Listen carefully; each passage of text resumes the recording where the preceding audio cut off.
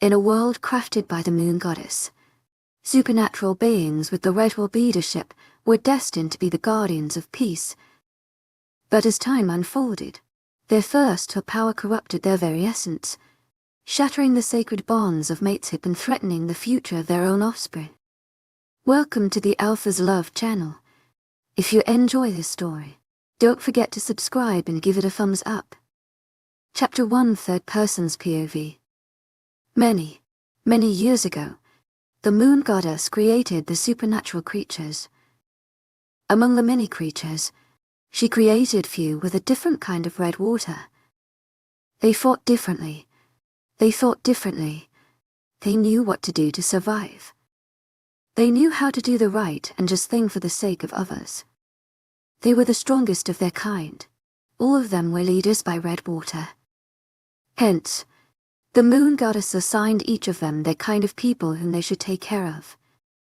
They were the people these leaders should fight for and guide during the dark hours they would face because of their special abilities. These creatures included werewolves, vampires, giants, demons, and so many more powerful creatures. To ensure their continuity, the moon goddess gave them mates. Mates were the ones with whom they would feel a connection at first sight. Not just any connection, a love connection that would bind them together for life.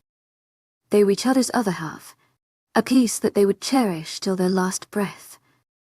They were there to complete each other, to love each other unconditionally and guide each other. Along with mates came a family, and with family came children. Just like all supernatural, the leaders had mates and children. Having the red water of the strongest of their kind running through their veins, the children were already leaders as they took their first breath. All these powerful creatures together were a force to reckon with, and with the wrong guidance, they could turn the world into hell. The leaders were there to ensure peace not only between the creatures but also between the human world and supernatural creatures.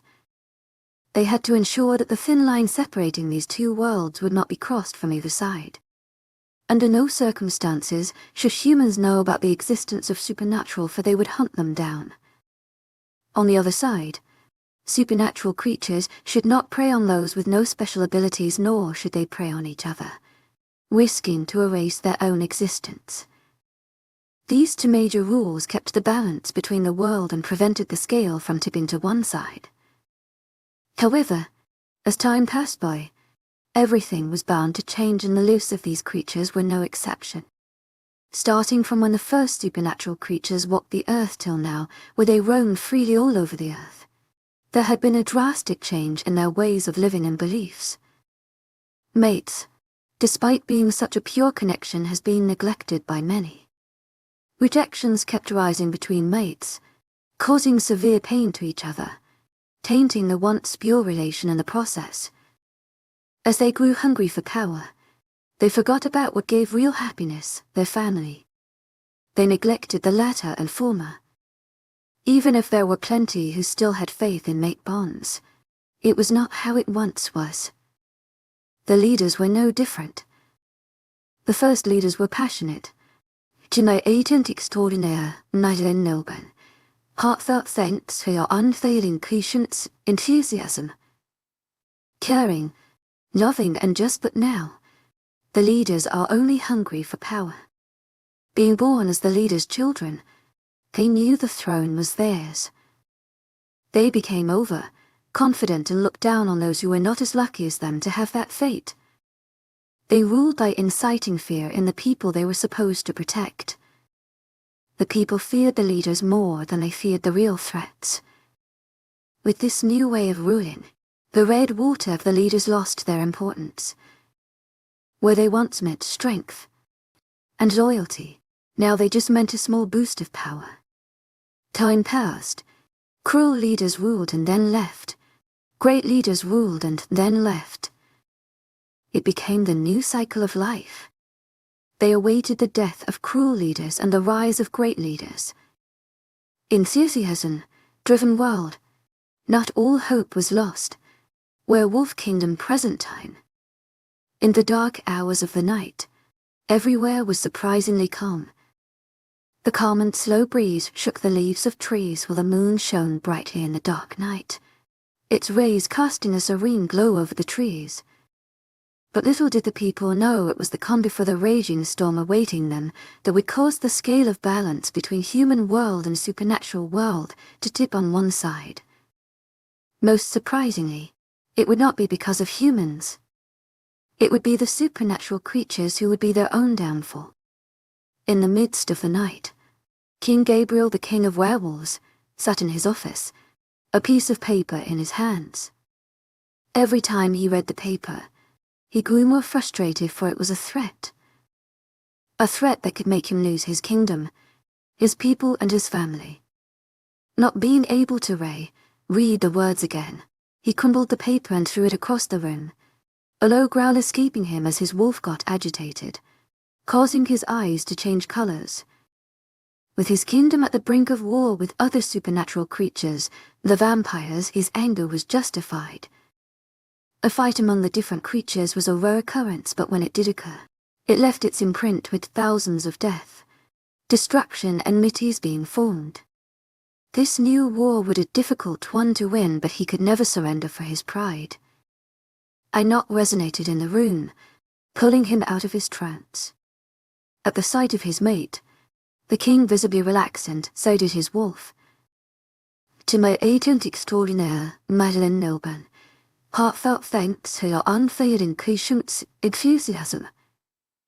Mates were also there to keep each other in control. Queen Isabella was a beautiful woman with the perfect height, slender figure and sharp facial features, but underneath all of this, there was a woman who only loved power.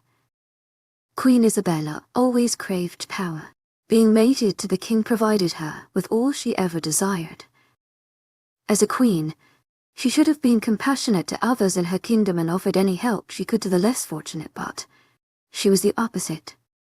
She kept to herself and was only in the company of others who had a high rank. She looked down on those of lower ranks. During the rare times she did help, it was for her reputation. Despite being a bad queen, she was a great mother and mate.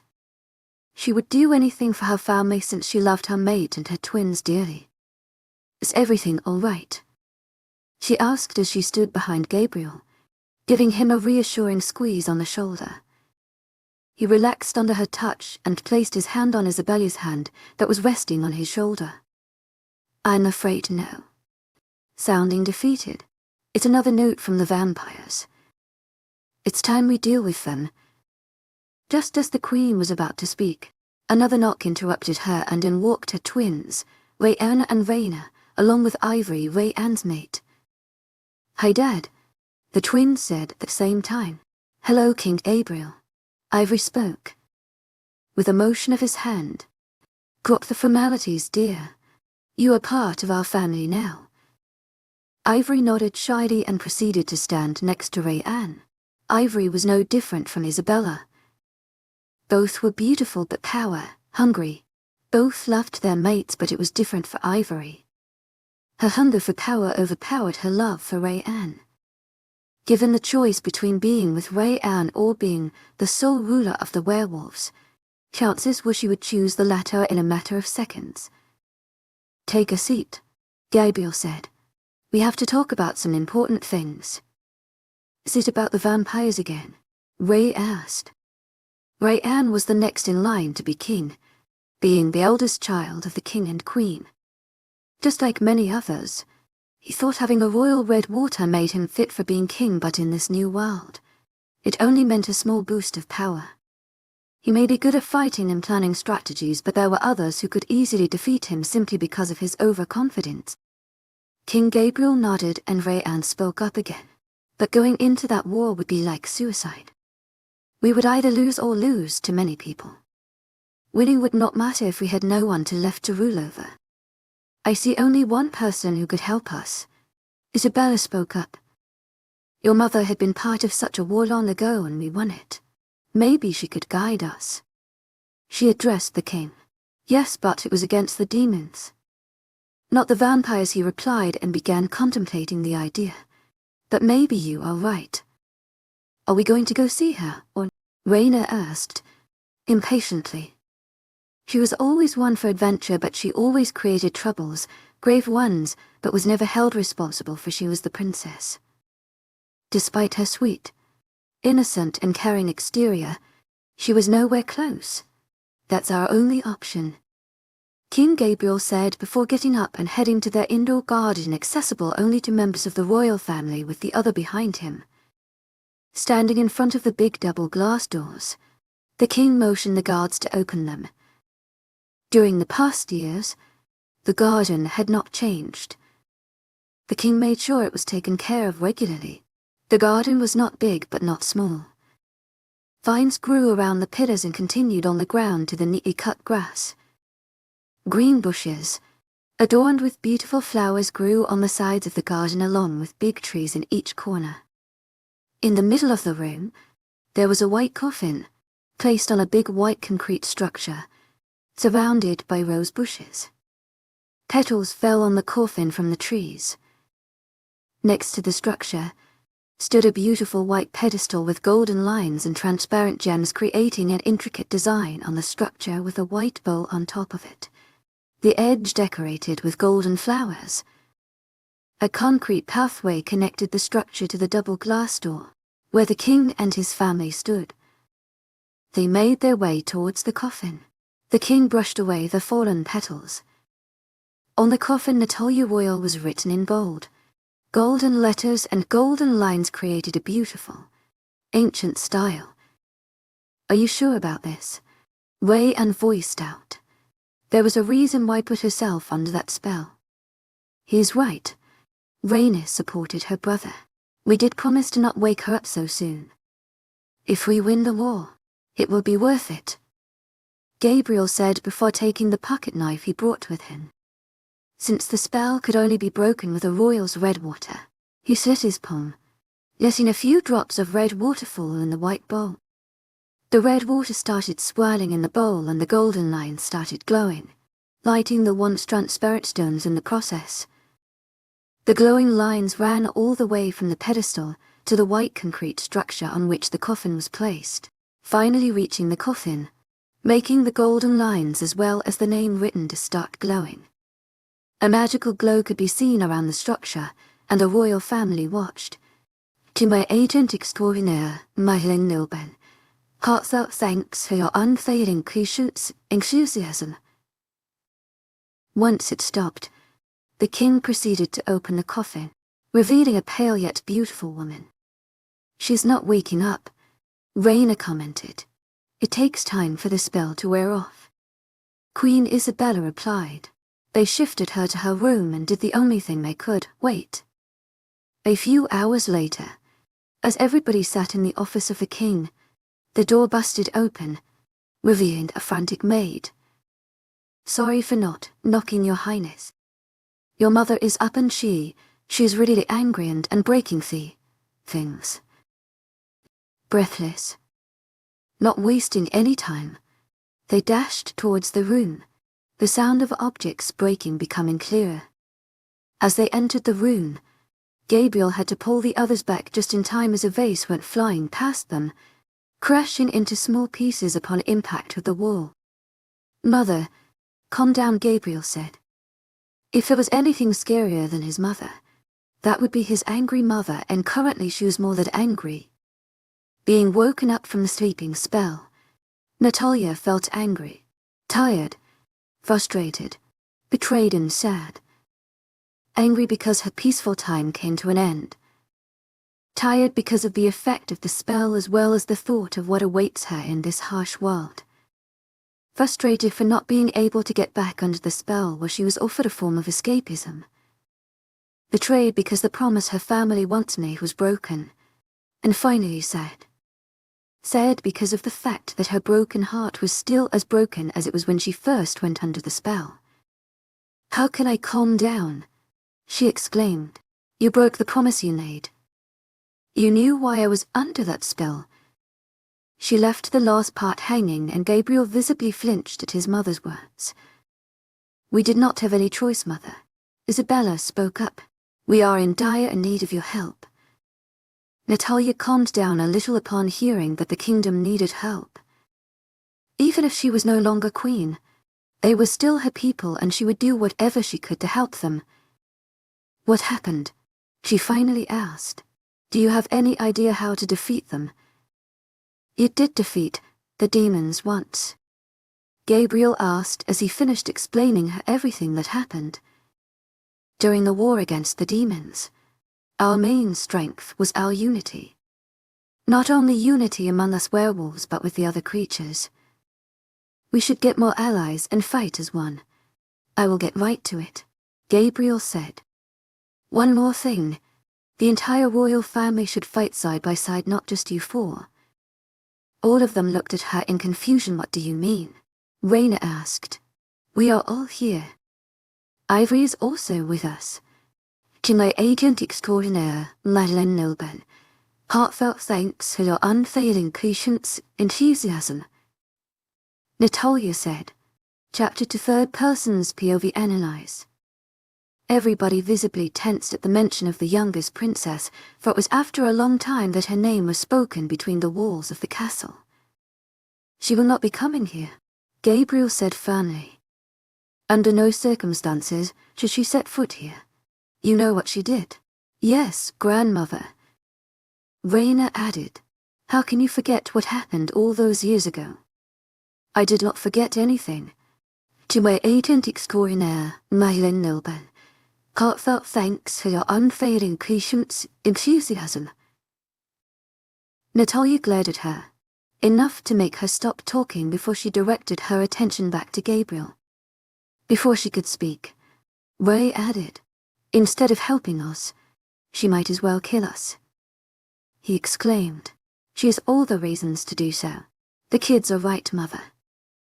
Gabriel supported them. She has not been at the castle for so long. Whose fault is that?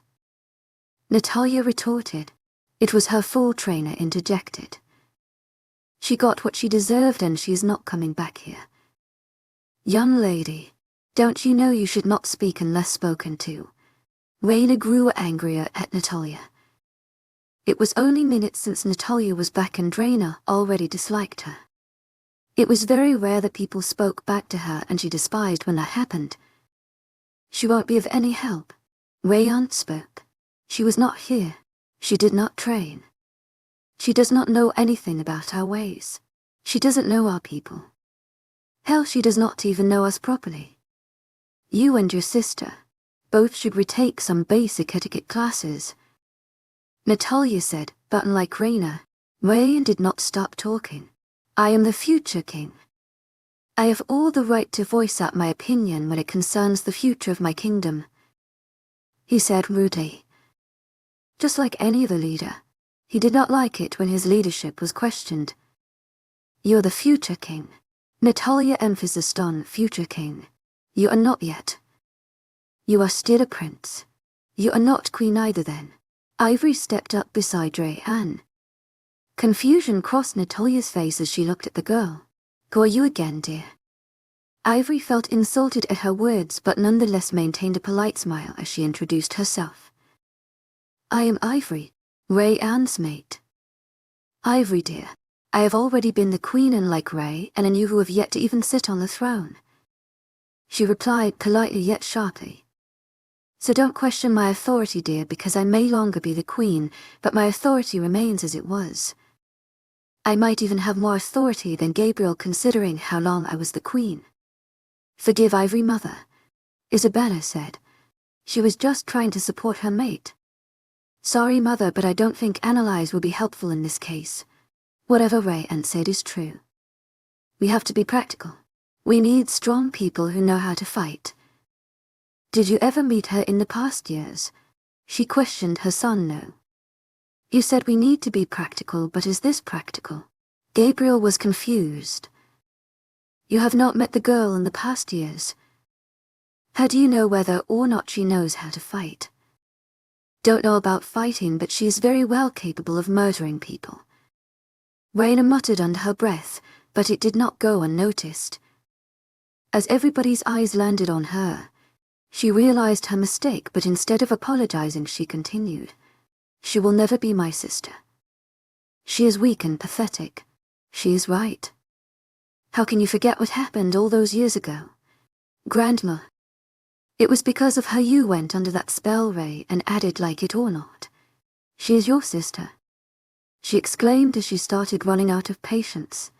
And she's your daughter. She is the princess. She is not needed here. Isabella intervened, taking her daughter's side. Ivory is like a sister to Raina and a daughter to me. Raina is also a princess. Isabella is right. Her absence or presence does not matter, Gabriel said firmly. Natalia scoffed, not believing her ears. I don't believe you all. She was a kid when that happened. It is clear that none of it was her fault, yet I don't know why you can't see it. So you forgive her? Gabriel asked, hatred coating his words now. There was nothing to forgive in the first place. What happened was not because of her. Get that clear in your head. She did not let them complete their sentence.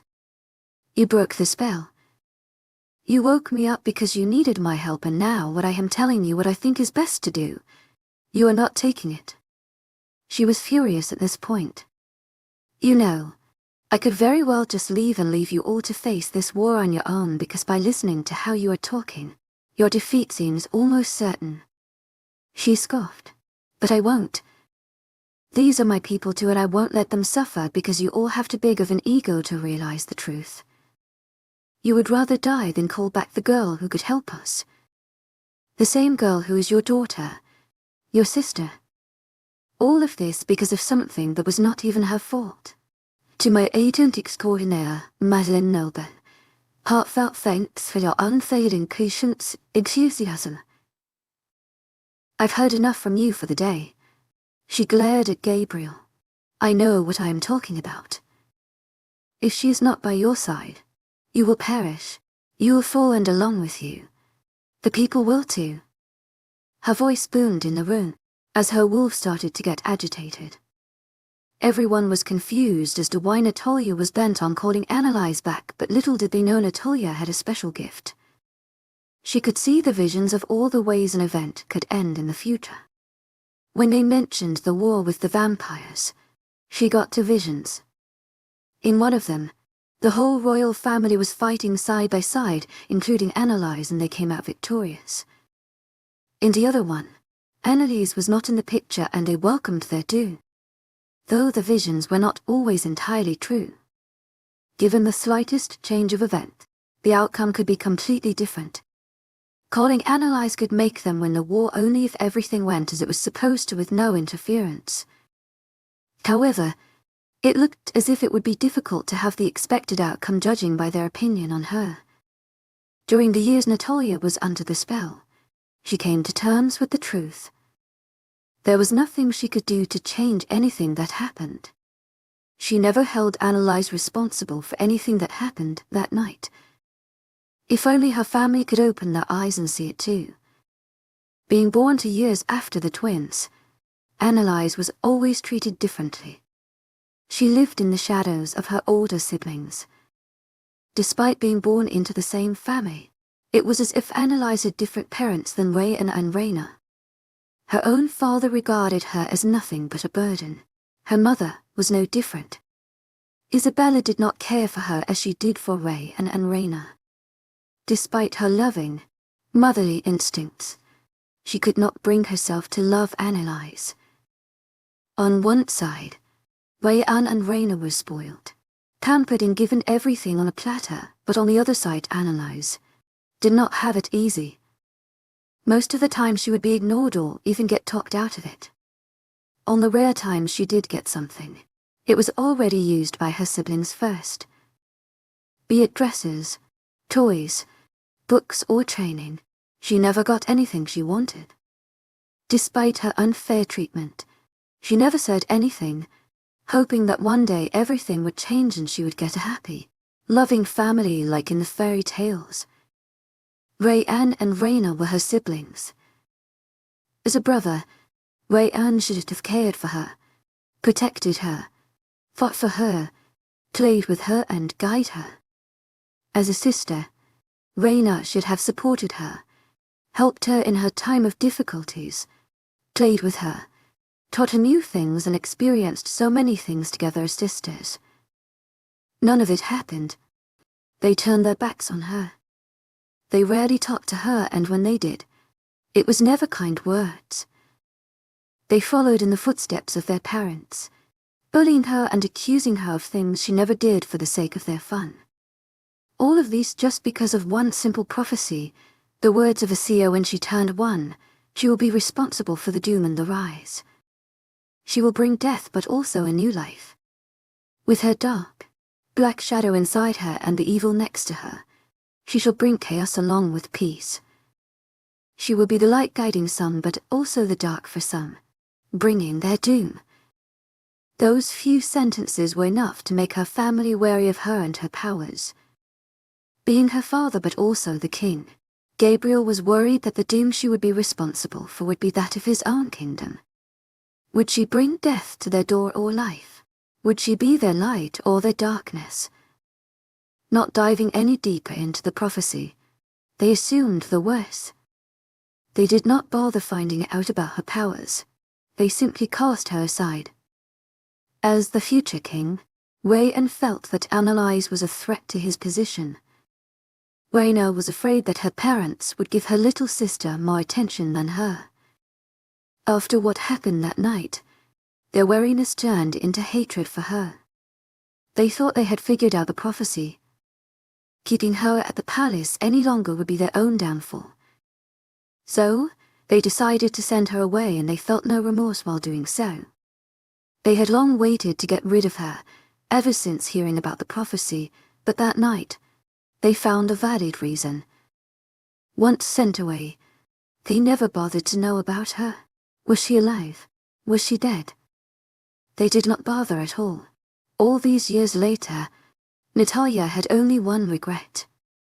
She regretted not being able to stop her family from doing their foolish things. She could not help that little girl, but now, she was willing to do anything to give her the life she deserved since the day she was born. "You will do as I say," Natalia said firmly, her voice firm and demanding obedience. "You call Annalise back and prepare to have that meeting." Not being able to refuse his mother, the king answered, "Yes, mother, but the only reason she will be here is because we trust you. Nothing else. Her presence will change nothing. She will never be my daughter again." With that, he turned and left the room, and the others followed, leaving Natalia to rest in her room. "I can't believe this. She is supposed to help us win this war," Gabriel exclaimed as he threw the doors to his office open. "Neither of us is pleased with this decision," Isabella said, "but we have to do it. Your mother must have her reasons if she is asking us to do this. We need to do everything we can to win this war. What if she will be our downfall?" "Remember the prophecy," Raina reminded them. "With all of us together as one, she will not be able to do anything." Ray answered, "I wonder if she even knows how to use her abilities or not. Imagine the person that supposedly will help us win this war cowering with fear." Raynal laughed. "Who is she actually?" "Your little sister," Ivory questioned. "Unfortunately," Raina informed her, "she is 2 years younger than us." Ivory had yet to meet Annalise. Today was the first time heard about her since all traces of Annalise were long gone from the castle. "Why does she not stay here?" "You don't have to worry about that," Rayan reassured her. "Just know that she deserved everything she got." "What if Mother is acting like this because of the spell?" Gabriel voiced out. "What if she does not mean it?" Isabella sighed. "The spell's effect has long worn out, Gabriel. As much as we hate this, we have to do it," he said, and began writing the letter to call her back. While they were all considering her weak, little did they know who she was meant to be since she took her first breath. Underestimating her would be their biggest mistake. Chapter 3 analyzes POV a few days. "Just 5 days. Then I can finally leave this place behind me." Eveline, my best friend, grumbled as she sat across me at the table. She frowned as she went through the last assignment of our school year. You have been repeating the same thing for the past hour, Evie. I think I got it. I said as I went over my own work. Flipping the last page, I closed the file. Because I need the motivation to do this. Irritation clear in her tone. Who gives an assignment during the last week of school?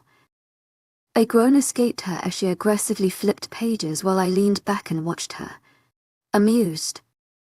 Mr. Johnson does. She sent me a glare. I just rolled my eyes at her. Done. She exclaimed, slamming her file shut and beaming at me, pride gleaming in her eyes. Keep it down, Miss Scott. The librarian's voice reached our table from not far away, and Evelyn just gave the old lady an awkward smile. You are so noisy, Miss Scott. I mimicked the librarian's voice, knowing very well what she would say when we passed her desk on our way out. You should learn the basic rules of being in a library, Evelyn added, grimacing. We both held our laughter in. Getting scolded by our librarian, a petite woman in her mid-60s, with a round face, pale skin with occasional wrinkles, always wearing a severe, strict face, has become a routine for Evelyn to the point we already know the exact words. I know the drill. I think everybody knows. Miss Evelyn Scott, the most famous name in the library, not for good reasons though. She rolled her eyes as I added the last part. Trust me, she will miss me once I get out of this hellhole. Why, she asked. Because she will not have anyone to scold anymore and her job will be boring. She answered her own question, glancing at the librarian. I highly doubt that. Speaking about leaving, what are you going to do? Suddenly the mood changed from a light, joyful one to a heavy, tense one as she raised the question I had been avoiding for so long. I have yet to decide. She frowned, waiting for me to continue. It's not an easy choice. You are not considering going back there, are you? I stayed quiet, knowing very well what there meant to my family honor. Eveline and I have been best friends for years now. When I first came to the school, she was not yet enrolled. The first day she came, I caught her crying alone. Her parents were Gazer in her pack. Hence, many people looked down on her and her family. She was bullied by fellow members of her pack. That day was our first conversation. Then with every passing day, we confided in each other, and now we were best friends. Over the years, Evelyn has changed a lot, and I could not wait for her to go back to her pack and show the people there what she's made up of. It's not an easy choice, Eddie, I sighed, fumbling with the pen in my hands. You know how difficult it is for me to decide. She placed her hands on mine, clasping them together, and looked me in the eyes, a warm feeling enveloping both of us. I know, I can't choose for you. However, if you need somewhere to go, you can come to my pack. My parents are Gazer. Nobody cares about what we do. You could stay with us. I am sure they would be more than happy to have you at our house. She gave me a small smile. You are not alone, Anna. I will always be with you. Don't let their words affect you anymore. This is your life. Their opinions don't matter, not after what they put you through. I may not have the best family, but I do have the best friend. I smiled at her. Thanks a lot, Evie, but I come to your pack. If your pack recognizes me as the werewolf princess, and word gets to my parents or even my siblings, things could get ugly. So you neither want to go to my pack nor back to your family, right? She questioned. I don't know. Maybe they changed. She gave me an incredulous look. It's been a long time since everything went down. My brother even got a mate, and my sister has also changed a lot. So maybe, you know. I left the last part hanging. It's good to have hope, Honor, but I really care for you, and right now, things are unlikely to turn out the way you are imagining. I let her words sink in. I don't think the people who treated you the way they did at the mere age of 7 would change. If they did, It would most probably be for the worst. My other option was settling in the city. Try to blend in with the humans and live a normal life. I could get a job and pursue some higher studies on the long run. You are a werewolf, Anna. The princess, she exclaimed, earning another retort from the librarian. You can't just completely let go of your origin and just live as a human. As time goes by, it will get harder.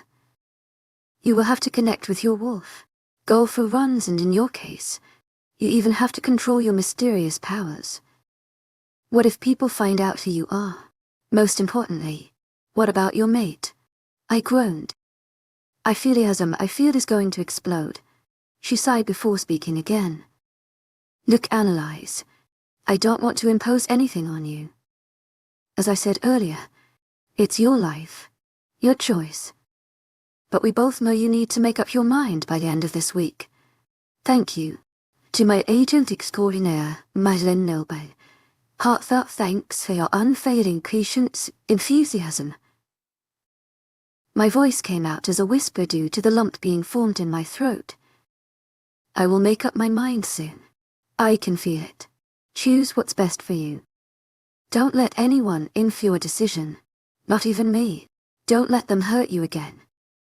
Her eyes turned glossy and I felt bad for ruining her mood with this discussion. I love you. I love you too. I forced a small laugh, blinking the tears away. Enough of this talk now. Why don't you go first? I have to return some of the books I took last time. She replied after a few seconds. I need to get back to my speech for graduation too. I have not even started yet. She quickly stuffed all her things in her bag, slung it over her shoulder, and was of the library in a flash. Perks of being a werewolf, but not before hearing the librarian's usual remark. As I packed up my things, I could not help but think about my plans after school. Despite what many others say, this school has been a safe place for me. If not for it, I would most probably be dead by now. Due to this school and the teachers, I was safe from the horrors lurking in the world outside.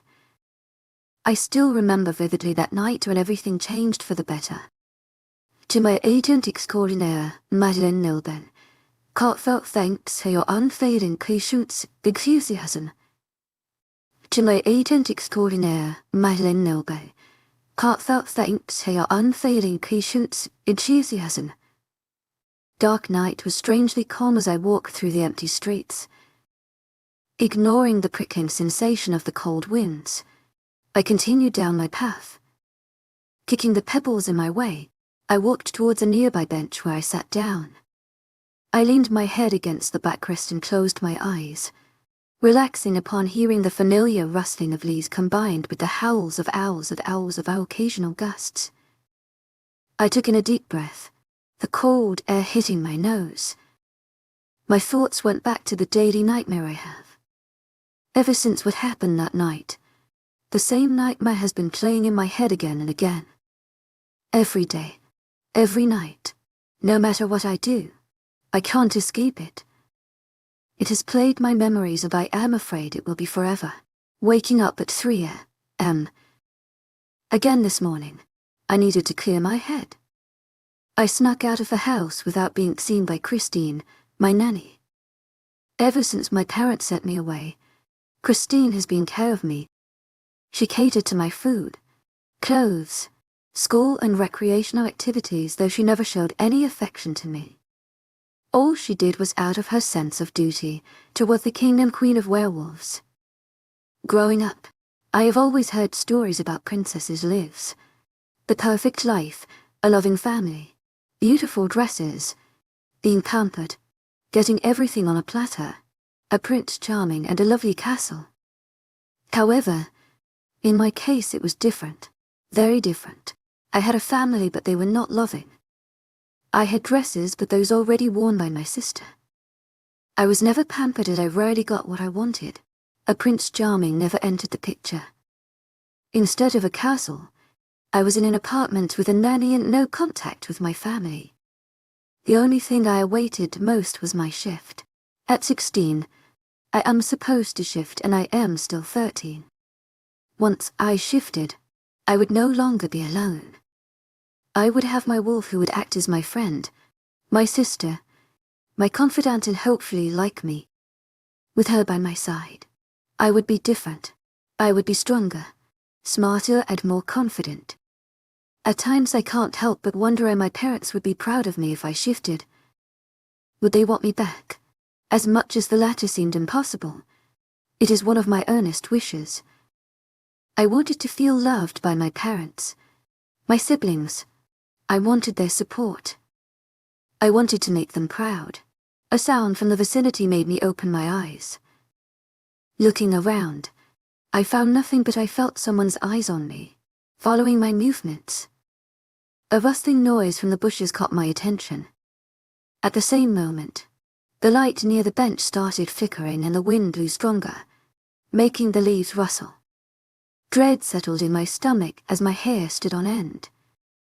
I took in deep, silent breaths, straining my ears. The rustling in the bushes became louder and more violent as I felt my heartbeat in my chest rapidly. Chapter 4 analyzes POV. I stood up despite the fear holding me like a vice. I took little steps backward, not wanting to make any noise. Sweat beads formed on my forehead and my hands trembled as different scary ideas flashed in my mind. My senses were overwhelmed by the fear. I was alone in the dark with nobody around to help me. I stopped breathing as I looked right into a pair of red, glowing eyes looking at me menacingly. My steps faltered as the latter came out from the bushes. His skin was pale with prominent veins under his eyes and red water dripped from the corner of his mouth, extended fangs, a vampire. He took slow, teasing steps towards me, playing with me like a predator did to its prey. With each of his steps forward, I took one backward. Suddenly he lunged at me. Letting out a scream, I shielded myself from him with my hands, waiting for the impact of our bodies colliding and his fangs buried in my neck. It never came when moving my hands. I saw the vampire on the ground, burnt marks on his body. Before I could be relieved, he started moving, groaning. Not thinking, I spun around and bolted in the opposite direction, towards my apartment. Looking back, I saw him getting to his feet before his eyes met mine, a wicked grin on his face. There was no way I could outrun him with his special abilities. I did not reach far before I saw a blur heading in my direction. I screamed as he collided with me in a matter of seconds, sending me flying against a nearby wall. I wheezed as I fell to the ground, on my knees. Placing my hands on the ground for support, I looked up at him. I felt red water dripping from my forehead. You are not human, are you? Malice was clear in his voice. He lifted me by the collar and slammed my body into the wall. I tried prying myself out of his hold, but it was impossible. I felt my air supply being cut off from the impact and my eyes watered. As my hands fell to my side, I sensed something next to me, a rod. Immediately, I took the rod and slung it at him with full force. It was not enough to hurt him, but he let go of me. I fell to the ground. I scrambled backward as he reached for me. Snatching the rod from my hand, he threw it to the side, earning a whimper from me. Tears pricked my eyes as I frantically looked around for another weapon. He tried grabbing me again, but I was quicker and rolled to the side. The rod was out of reach, but from the corner of my eyes, I saw a wooden stick and I got a little hope again. Before I could act, he was in front of me, hitting me in the face, and I stumbled backward. My vision blurred, my head spun as I wiped the red water from my lips. I felt him grab my hand and I yelped as he pulled me towards him. I felt a rush of adrenaline in my body and I resisted his hold, failing miserably. Swinging my hand, I managed to hit him in the face and his hold loosened. On instinct, I pulled away and fraction of the stick. Taking it in my hand, I swung it at a nearby wall with all my force, breaking it into two. I turned around just in time as the vampire approached me and buried the pointy end of the stick right in his heart. His body went limp and fell on me as his already pale skin got paler and his veins turned black. I released a breath as realization set in. I killed a vampire. Afraid there might be others lurking in the corner, I tried pushing him off me, but he was heavy and I was worn out from all the fighting. The adrenaline long gone. I grunted, not being able to move him, but then someone lifted him from me. Fearing it was another vampire, I held the other piece of stick in my hand, ready to defend myself as the body got lifted. "Well, calm down there. We are not going to hurt you," a voice said. His face came into view, and like the vampire, he looked normal, though I did not let my guard down. Scrambling to my feet, I moved away from him, the stick held firmly in my hands. He raised his hands, surrendering. "I am Malcolm. We are police officers who hunt bad guys like him." "He is." He struggled to find the words. "Signed," I said. "I know he is a vampire. Who are you?" He looked taken aback but composed himself quickly. "We are hunters." He motioned to his two other friends taking care of the body. "We hunt any supernatural creature who poses a threat to humans. Don't worry, you are safe now." He crouched down to my height and smiled lightly at me. His smile was comforting along with his eyes, which had a warm feeling to them, and I found it in myself to trust him. He extended his hand toward me. Reluctantly, I placed my free hand in his and he stood up to his full height. "You can let go of the stick now." I shook my head and he let out a small chuckle. "To my agent extraordinaire, Madeleine Noble, heartfelt thanks for your unfailing patience, enthusiasm." "So what's your name?" He led me away from the scene towards a bench nearby. Once seated, I answered his question. "To my agent extraordinaire, Madeleine Noble, heartfelt thanks for your unfailing patience, enthusiasm." I hesitated from giving any more information. He opened a water bottle and gave it to me. I eyed it suspiciously. Being nearly killed by a vampire has made me paranoid. "Drink it. You look worn out." Giving in, I took a sip before chugging down the whole bottle. "To my agent extraordinaire, Madeleine Noble, heartfelt thanks for your unfailing patience, enthusiasm."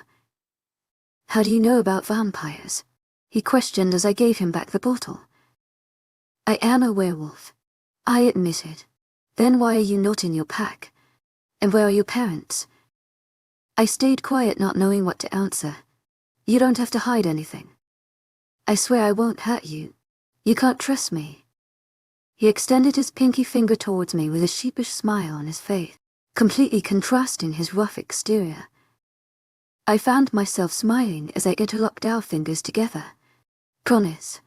To my agent extraordinaire, Madeleine Noble, heartfelt thanks for your unfailing patience, enthusiasm." "Well, I am Annalise Royal." He stayed silent, waiting for me to continue. "I am currently staying in an apartment a few blocks down from here with a nanny. That's it." "So you are the werewolf princess then?" His voice was calm. I nodded. "Well, I have a proposal for you. The organization I work for has a school for the supernatural like you. There you will not only learn more about your powers, but you will also get to know other people just like you. If you say yes, I will take care of everything for you." "Why?" I found myself asking. "Because you're a fighter. You killed a vampire without using your powers. Imagine the great things you can do when you learn about them." He said, and for once I felt proud of myself. "You are a fighter. If I could help you reach your potential, I would be most honored. What if my parents refuse?" "I will take care of them," he reassured me. "So is it a yes?" He acted as a show host, holding an invisible mic in front of me, earning a laugh from me. I nodded. He smiled at me and pulled me in a hug. Something about him just made me feel comfortable and protected. Ever since, this school had become my home. The other students have become my friends. Eveline is like a sister to me. The teachers have become a parent figure in my life, especially Malcolm. If it was not for him, I would most likely be dead or hiding somewhere because I could not control my power. Then, I also met my wolf. I shifted at the mere age of 14, a year after getting to the school. It was an unexpected and painful event. What made it worse was that I was alone in the forest, with no one to guide or support me. In the end, it was all worth it when I met my wolf Crescent, a black wolf with pure black, silky fur and silver eyes. Black wolves are rare among female wolves but a common occurrence for alphas and kings like my father. Furthermore, I possessed mysterious powers which I have yet to know the root of, and even if I was a werewolf, I was not affected by silver. I had the same powers as other werewolves, but somehow they were heightened. I could move faster and hear better than others, even alphas. The teachers have tried their best in finding a possible reason, but in vain. Many suspected it was something in the royal family, but there have been no such previous cases. With the help of my teachers, not only did I learn more about my power, but I was more under control. To my agent extraordinaire, Madeleine Nobel, heartfelt thanks for your unfailing patience, enthusiasm. Malcolm always told me that I had yet to reach my full potential. He believed I could do much more than was being taught at school. Chapter 5 analyzes POV. Red was the only thing I could see. On the bed, on the floor, on the ceiling, the table, the broken windows. Everywhere. It painted every inch of every surface. Ball rose up my throat looking at the lifeless, dismembered bodies on the floor, all in a pool of red water. Looking around the room, my eyes fell on a small figure huddled in a corner. She had her knees pulled in with her arms around them as she hugged them closer to her. Her face was buried in her arms, shielding her from her gruesome surrounding. Her messy hair cascaded down as she shook slightly. I gasped as she lifted her face. Looking at her surrounding, the girl was me. Years younger, with a round face, gentle features, cheeks tainted with red water and red, puffy, stained eyes. I could not believe my eyes. It is impossible, I chanted in my head, eyes fixed on her. Slowly, one by one, the dead bodies moved. To my agent extraordinaire, Madeleine Nobel, heartfelt thanks for your unfailing patience, enthusiasm. One lifted his head, then another moved his hand, another his feet.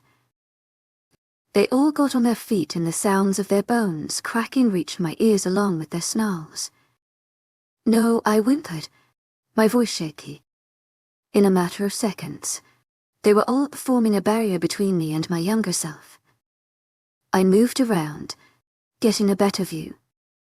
All of them moved simultaneously toward the same point, younger me. Panic settled in as I watched. She stayed rooted to her space, staring at bodies moving in her direction. I screamed for her to get up, to get out, to run, to shout for help, to defend herself, but it all fell on deaf ears. Not knowing what to do, I threw myself between her and the monsters walking toward her. I tried pushing them away with my magic, but it did not work. My magic was not working. Looking around frantically, I tried to grab a vase, but my hands passed right through it. I was helpless. I could not do anything. Before I knew it, they were in front of me, and on instinct I shielded myself with my hands. They walked right through me. I was invisible to them. They could not hurt me, and I could do nothing to protect the younger me. Turning around, a gasp left my mouth as I saw one lift his sword before bringing it down on her.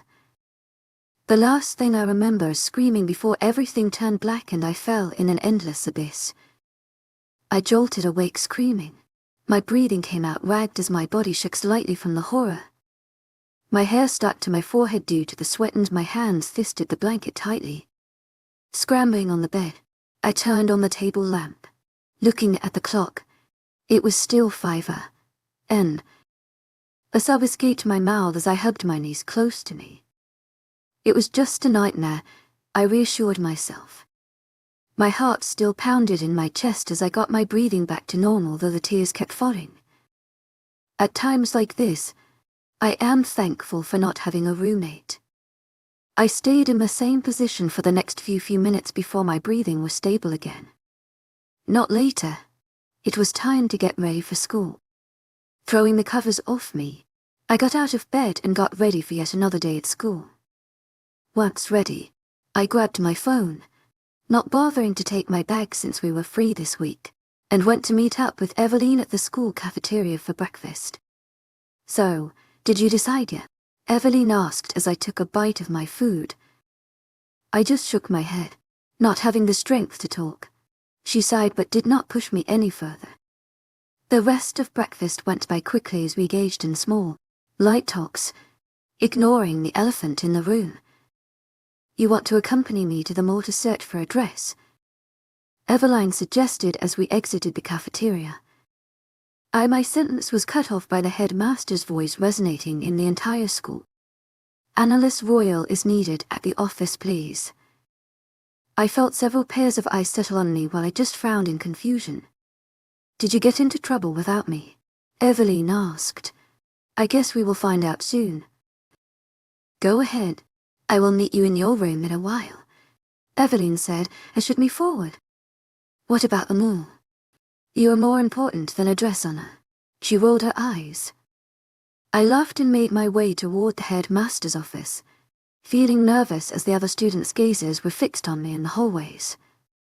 As I approached the office, I saw Miss Jennifer, the receptionist, looking stressed as always and typing furiously on the computer. Miss Jennifer was a beautiful woman in her early 40s with black hair, hazel eyes, round face, button nose and full lips. "Good morning, Miss Jennifer." I greeted her with a smile. She lifted her head and returned the smile. "Morning to you, Annalise. The headmaster is waiting for you. You can go in." "Thank you." I walked towards the office door. Knocking twice, I twisted the handle and entered the room. As always, the headmaster was sitting behind his big mahogany chair, several files displayed on the table as his glasses rested on the bridge of his nose. "Good morning, sir. Can I agent extraordinaire, Madeleine Nilben? Heartfelt thanks for your unfailing patience, enthusiasm." He acknowledged my presence. "Please take a seat." He motioned the chairs in front of him. As I took my place, he adjusted his glasses and closed the files on his table, stacking them on another. The office was plain with basic wood furniture into large, arch windows behind the headmaster's chair overlooking the courtyard and a large painting of the school's founder in the middle of the windows. On the other two sides of the room stood large shelves accommodating several books. "Where are you with your speech for tomorrow?" He asked while he searched for something in his drawer. "Great." I smiled even though I have yet to start it. "Good." He closed the drawer and placed an envelope in front of me. "I believe this is for you." "From your father?" Upon hearing the last part, I was confused. My family never tried contacting me, let alone my father. What could he want from me? I took the envelope in my hands and opened the seal, taking the piece of paper in my hands. I could not believe what I was reading. It was all too good to be true. "Your father called us yesterday." The headmaster started, and I put the letter back in the envelope. "He wants you back at the palace as you read in the letter. He informed us that a driver will be picking you up after your graduation tomorrow. To my agent extraordinaire, Madeleine Nilben, heartfelt thanks for your unfailing patience, enthusiasm." I gave him a little smile and got up, leaving the office. I was dumbfounded as I made my way to my room. They really wanted me back. Did they realize they were wrong and changed? Was I right? I would not hope for that much, Lizzie. "Crescent," my wolf commented, "what they did to you is unforgivable. Life is all about second chances, right? Don't get your hopes too high." Opening the door, I found Evelyn sprawled on my bed with her phone in her hands. As she realized I was back, she sat up straight. "So, what happened?" Impatiently, I walked to the bed and sat opposite her, giving her the envelope. I could not help but be nervous as she read the letter. "No way," she exclaimed, throwing the letter on the bed. "They do not get to choose if you are going to go back there or live on your own," she said, exasperated. "Who do they think they are to just send you away when they want and then call you back when they want? Do they take you for an object? To my agent extraordinaire, Madeleine Noble, heartfelt thanks for your unfailing patience, enthusiasm." I tried to calm her down. "I am going back. I have decided," I said firmly. And as he sighed, "Are you sure about this?" "The option of going to my pack is still up. I have made my choice. I will go back. Hopefully, they changed." I fumbled with my fingers. "But if they have not, then I will leave again. I will start a life in the human world. That's my decision. But if they ever do anything to hurt you in the slightest way, you better get out of there. No more chances for those idiots. We'll see," I said vaguely. She pulled me into a hug.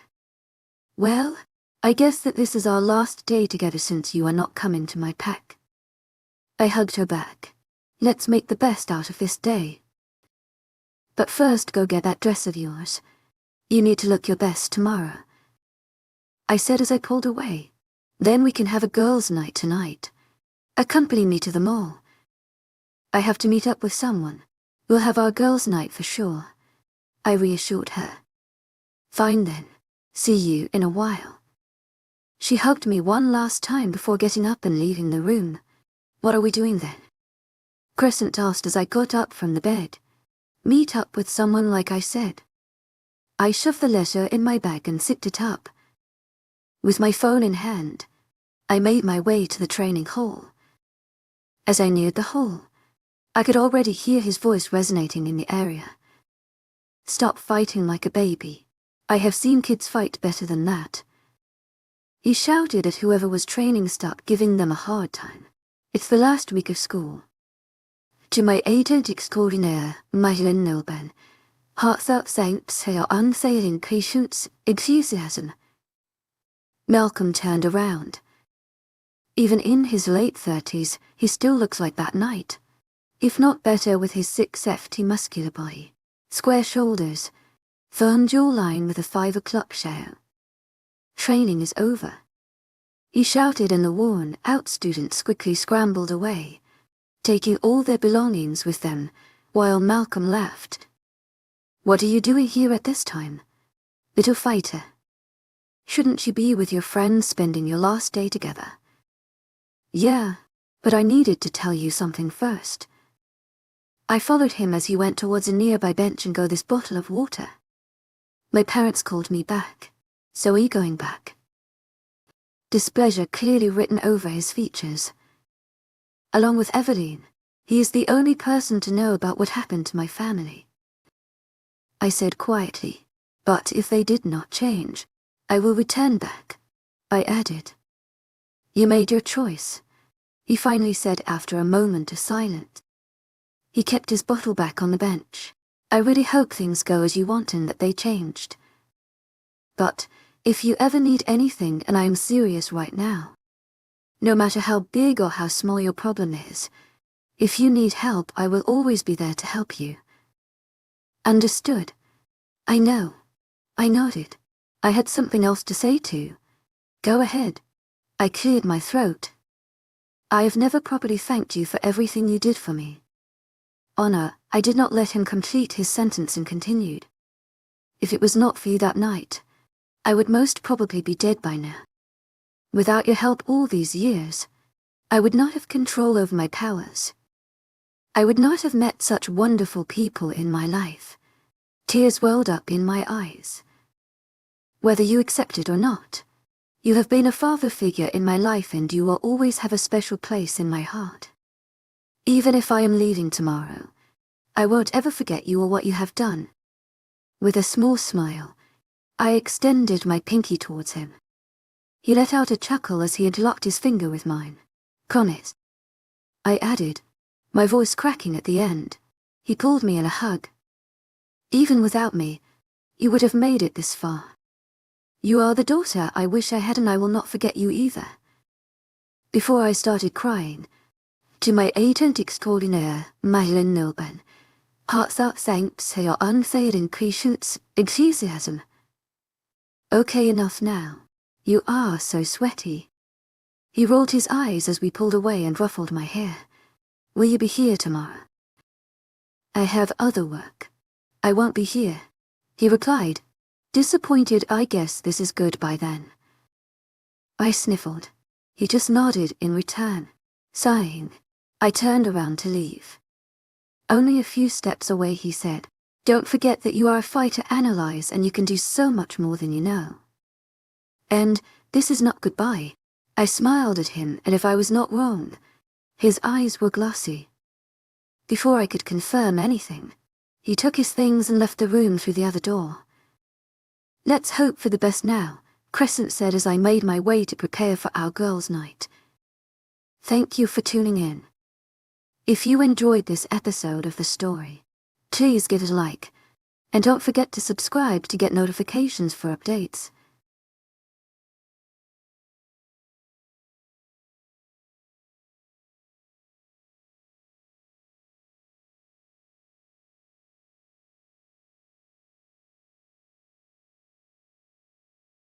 Crescent's words echoed in my mind as I stood at the crossroads of my fate, not knowing whether to embrace the darkness that had become my family's legacy or to carve my own path, shining with the silver light of my newfound power.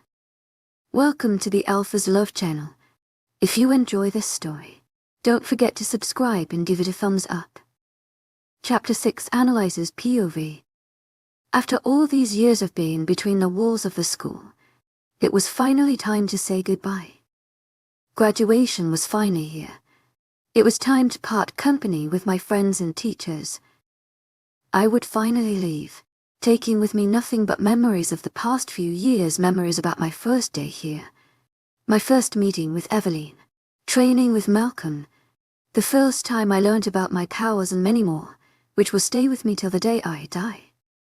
As I applied a last coat of mascara, I could not help the bundle of nerves in my stomach. With every passing second, it tightened, making me uneasy and on edge. My graduation speech was already a worry, but it was nothing compared to what awaited me once graduation was over. Enthusiasm, in my list of problems, the graduation speech was at the bottom, while the reunion with my family claimed first place. In 3 hours, graduation would be over. In 4 hours, I would be on my way back home. In 10 hours, I would be home with the people I called family. Just the thought was enough to make me feel several emotions at once: joy, sorrow, angst, anticipation, anxiousness. All of these emotions combined were enough to make me nearly throw up my breakfast. Looking in the mirror, I saw my reflection staring back at me. Even if time passed by and I changed, deep inside, I still saw the 7-year-old girl who craved her family's attention, who wanted to be loved and who did everything in her abilities to make her parents proud. And this time, there was a glimmer of hope in her eyes along with a familiar look of longing. Releasing a breath, I placed the mascara in my makeup bag before stuffing it in my suitcase. As I closed the bag, someone knocked on my door. Before opening the door, I already knew who it was, and a smile played on my lips. Swinging the door open, I was met with a beaming Eveline. "Ready for graduation?" She smiled. I nodded. "You look stunning, Evie." Indeed, in her black spaghetti strap jumpsuit with flared bottoms paired with simple gold accessories and black stilettos, she looked gorgeous. Her ethereal makeup and long, cold, dozy blonde hair made her facial features stand out. "Thanks, Anna," she whirled, showing me her entire outfit. "You look absolutely gorgeous too. I swear when the people at the palace will see you, They will swoon over your beauty and your stupid family will realize their mistakes. As for me, I was dressed in a knee-length beige dress with puffy sleeves and a belt of the same material, giving the whole dress an elegant and chic look. I paired it with nude heels and neutral make with my black hair in a half-up, half-down hairstyle. I let out a small laugh. "Let's go now.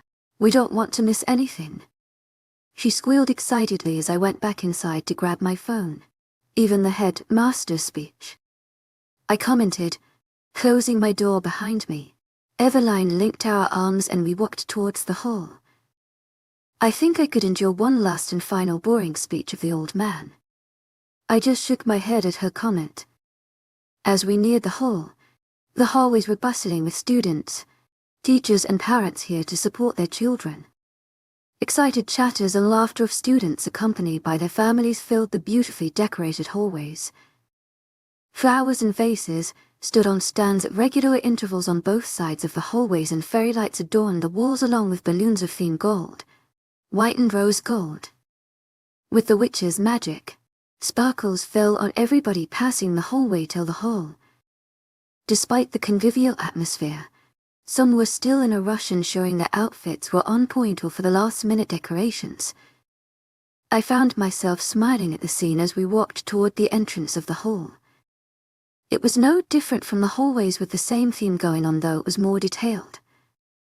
A big chandelier hung in the middle of the room with almond-shaped pendants strewn about. The lighting reflected in the glass, casting a spectrum of colors all over the place, being more prominent with a little touch of magic. Enthusiasm in the middle. A long red carpet was laid with stanchions on both sides. The two sides of the stanchions were filled with perfectly lined up rows of chairs. The usually dull stage was shining with the fairy lights handing over the place and smaller chandeliers hanging. Magical letters reading, "Happy Graduation," floated on the walls. On one side stood a mic and a podium. Not wasting any time, Eveline and I rushed to take our seats and waited for the ceremony to start as the excited chatter of students filled the room. A few minutes later, the hall was filled with attendees. The proud look on the parents did not go unnoticed as they sat and talked with their kids, and for a second I felt a pang of jealousy, but I pushed the feeling away as the headmaster, dressed in one of his finest suits I have seen him wear, went up the stage. Standing behind the podium, he cleared his throat. "Good morning to you all. I will start by congratulating the lot of you for making it up till here. It was only because of your hard work, patience and practice that you are all here today. Even if you cause a bit of trouble on the way here, you all truly deserve this day. I am proud that from the little troublemakers you were when you entered the school grounds, you are now grown-ups, who are mature and know what to do for the well-being of others. It was my honor to be able to contribute to your journey of becoming who you are today. The entire school is proud to have you amongst us, and I am sure you have also made your parents proud today." A round of applause went off in the audience. "I won't take any longer and torture you with my boring speeches today." The crowd laughed. "However, I hope you have a great life ahead of you. Make the right choice for you as well as others. Use your gifts carefully and wisely for good causes. I wish you all the best for the new, long journey awaiting you all. Thank you." More applause went off.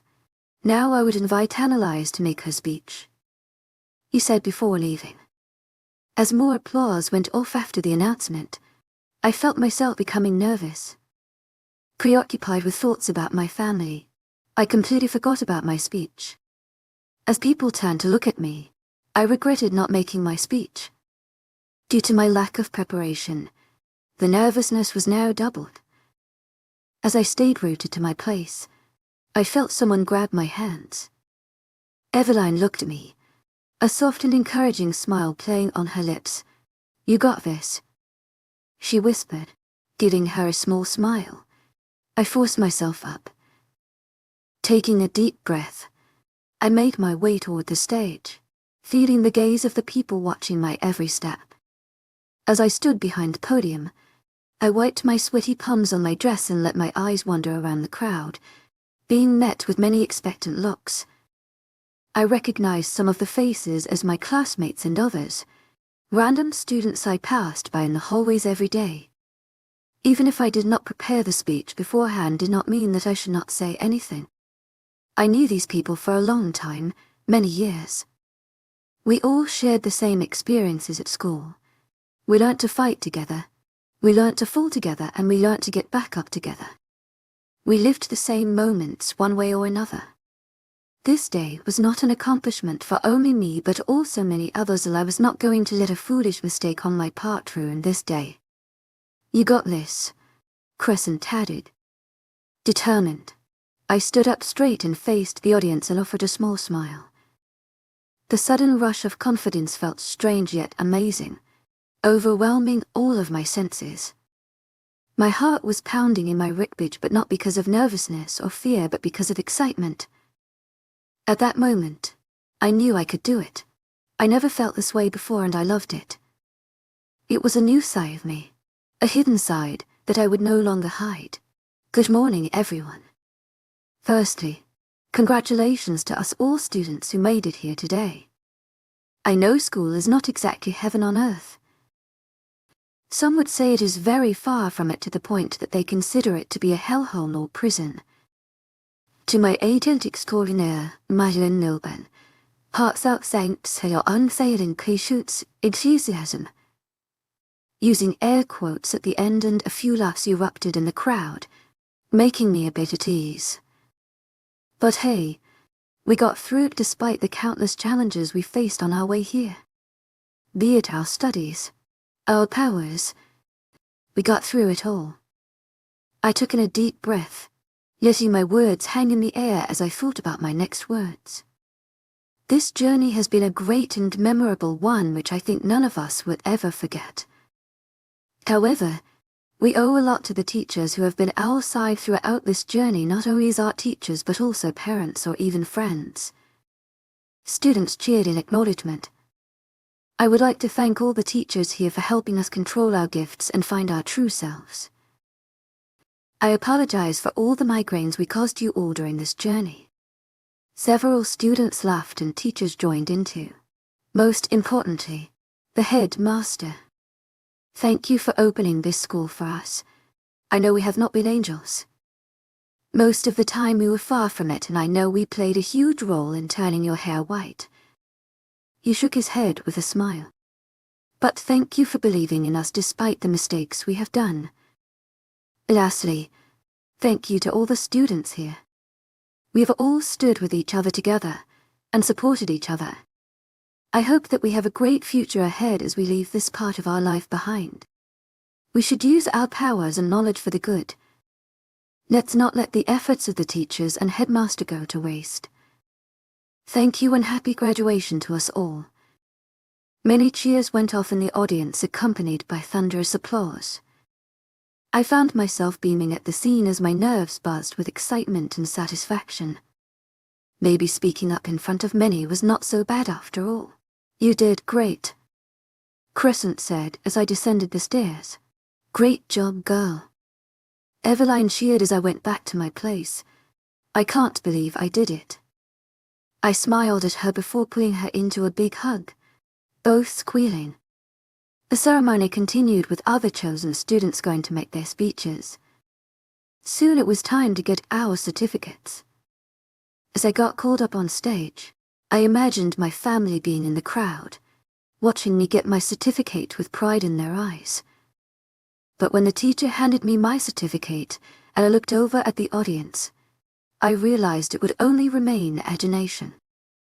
Lizzie, don't care about them right now, Crescent said. Don't spoil your mood because of people who did not realize your worth. It's their loss, not yours.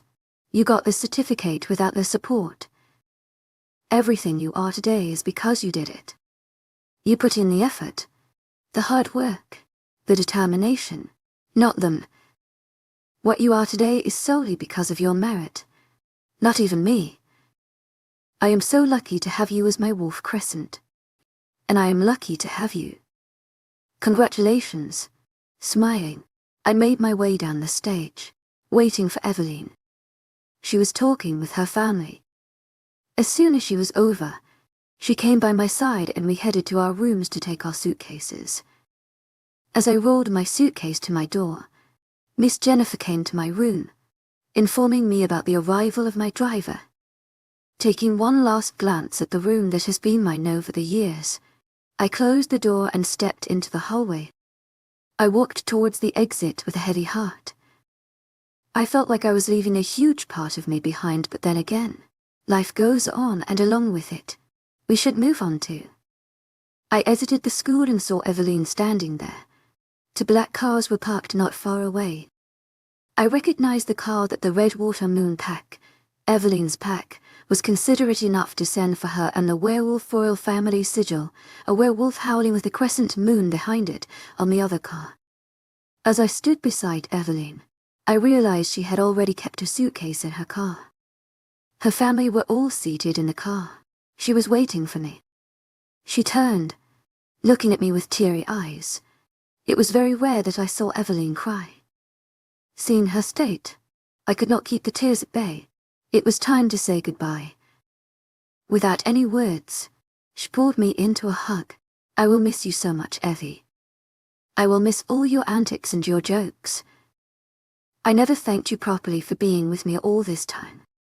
Thank you for being by my side, always listening to my problems. Thank you for not abandoning me despite the messed up life I have. If it was not for you, I would not have been able to stay strong all this time. You have been with me as my family. You have not only been my best friend, but also my sister. I hope I have done my part as your best friend. I love you. I will always do. To my agent extraordinaire, Madeleine Noble, heartfelt thanks for your unfailing crescents, enthusiasm. God, you know how to make me cry. She pulled away but held both my hands in hers. I will miss you, Tawana. You're not just my friend or best friend, but also the sister I never had. I will never forget the different memories I had with you. Even if you do not know it, without you, I would not be who I am. You also played a huge role in making me who I am today. You never treated me differently for not being part of the royal family. You were always there when I needed you and endured my childish rants. I am really lucky to have you. I love you. As she finished, her voice broke at the end. Her eyes were red as trailed freely down her flushed cheeks. I had no doubt that I looked the same, probably worse. One last hug. My voice came out as a whisper. She pulled me in a tight hug and we just stayed in the same position for some time, none of us talking. The silence spoke more than words ever could. Goodbye suck, she said as we pulled away. It's time to leave now. Good luck with whatever awaits you at the palace. Take care of yourself, and if they hurt you in the slightest way, please leave. All the best for your new life.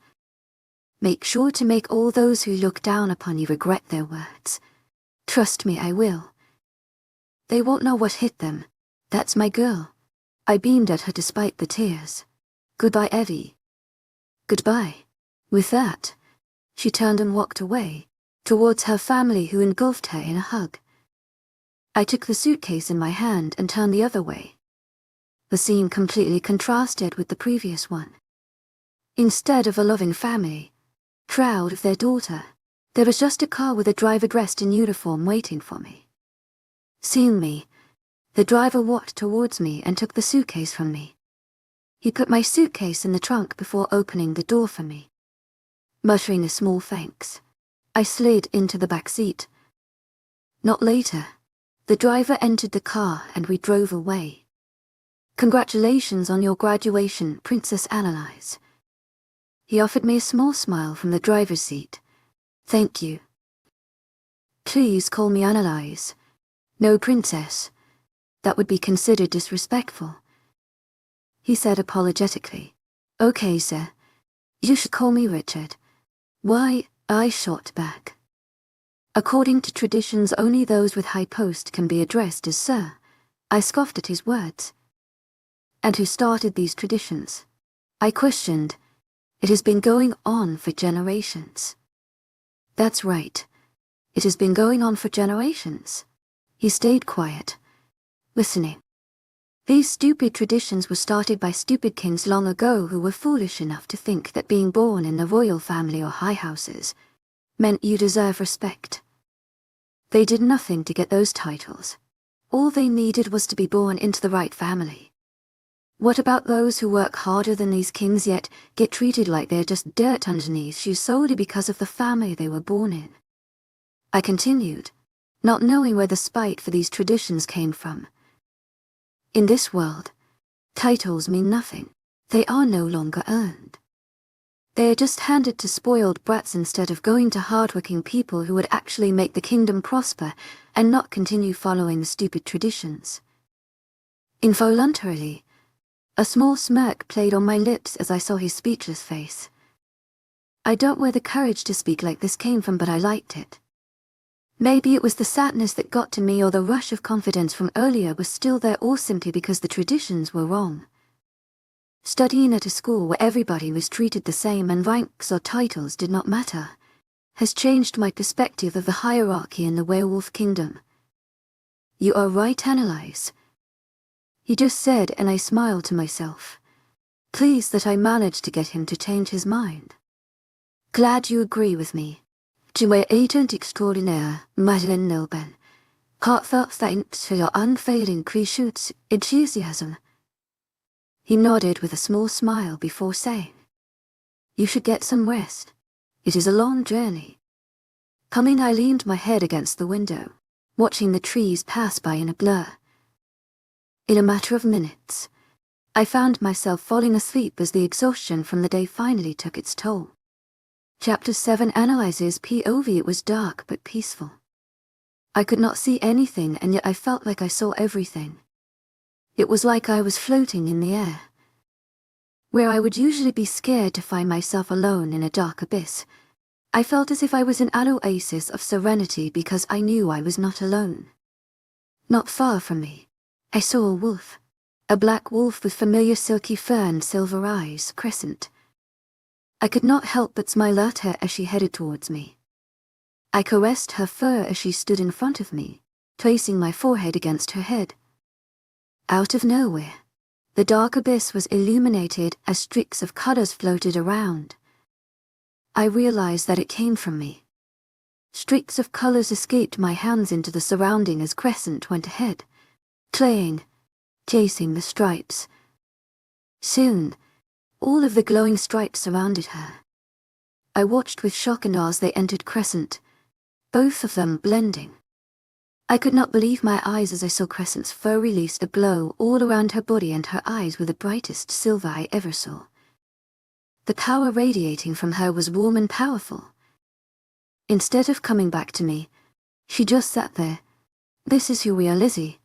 Don't forget that, she said as everything started to fade away.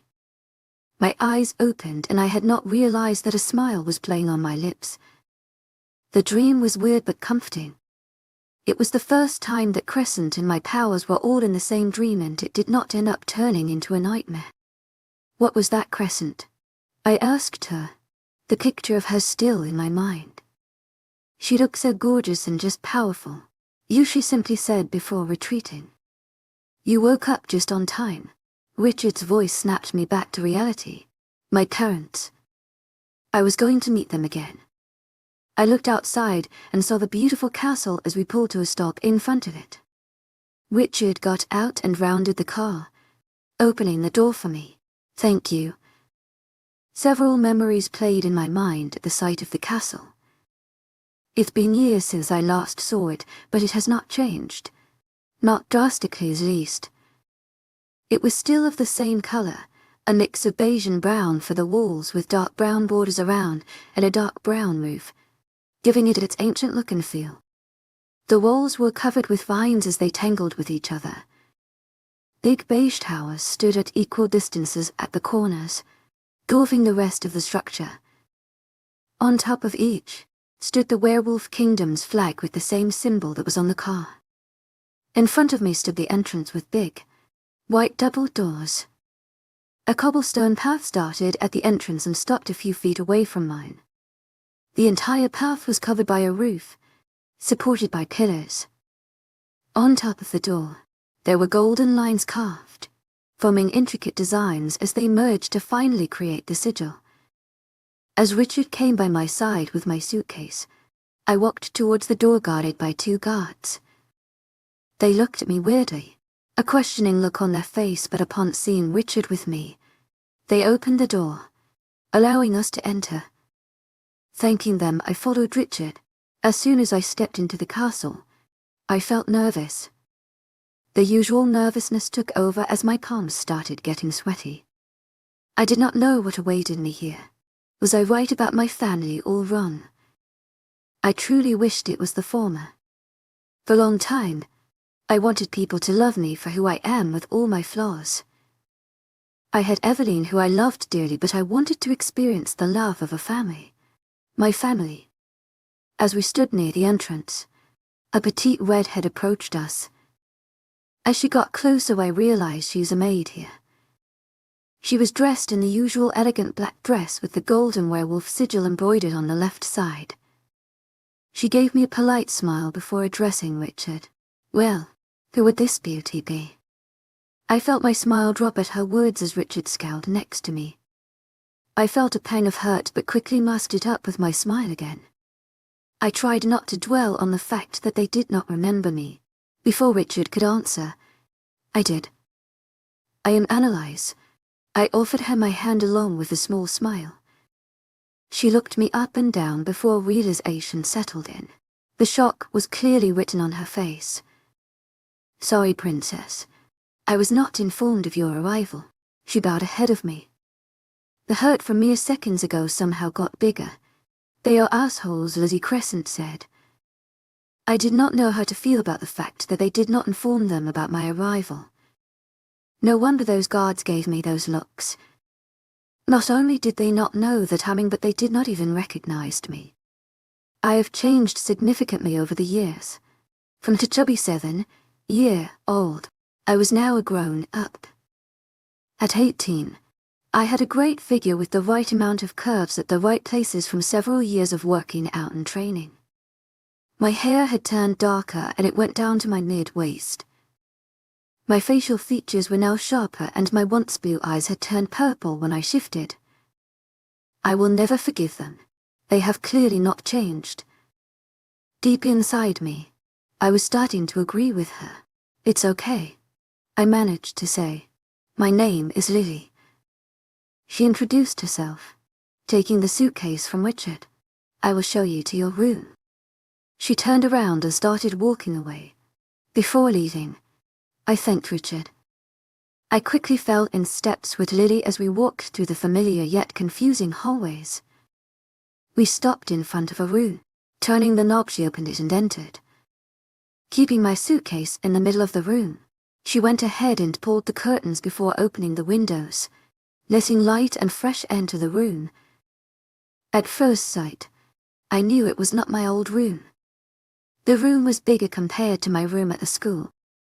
On my right, a queen-sized bed was pressed against the wall with a nightstand on each side. On the far right corner of the wall, there was a door leading to the bathroom.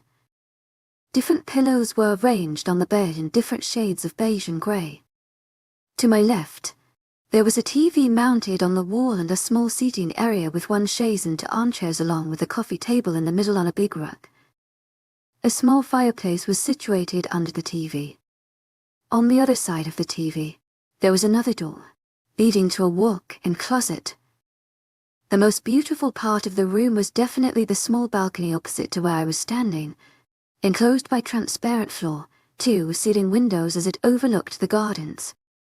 Dinner will be ready at 8, Lily informed me as she started to leave, but I stopped her. Where are my parents? They are not here, Princess. They will be back tomorrow. Oh. I had nothing to say. To my agent extraordinaire, Madeleine Noble, heartfelt thanks for your unfailing patience, enthusiasm. She nodded and left the room. Sighing, I rolled my suitcase to the walk-in closet and started unpacking and arranging my clothes to pass some time. I could not help but feel stupid. Eveline was right, they most probably have not changed. Firstly, they did not come to pick me up. Then, they did not inform anyone about my return. Lastly, they are not even here. It's not even been a day and their actions are proving me wrong. The thought of leaving occurred to me for a split second. As appealing as that was, I would not leave. Not now at least. They called me here for a reason which certainly was not because they missed anything judging by what they did, and I would not leave without knowing why I was here. Dismissing these thoughts, I changed into some more comfortable clothes, sweatpants and a hoodie. At 8, Yuri came knocking on my door, informing me about dinner, but instead of going to dine all in the dining room, I decided to eat in my room. Once I was done eating, I went to bed, dreading the next day when I would meet my family, with the excitement and hope fading away with every passing second. The next day they were here. This morning, when I had woken up, Yuri had brought my breakfast to my room, informing me that I would meet my parents for dinner. To pass the time, I tried calling Eveline, but she would not pick up. I was starting to get worried about her, but then I realized that she was one of the strongest persons I met in my life, and she was capable of taking care of her.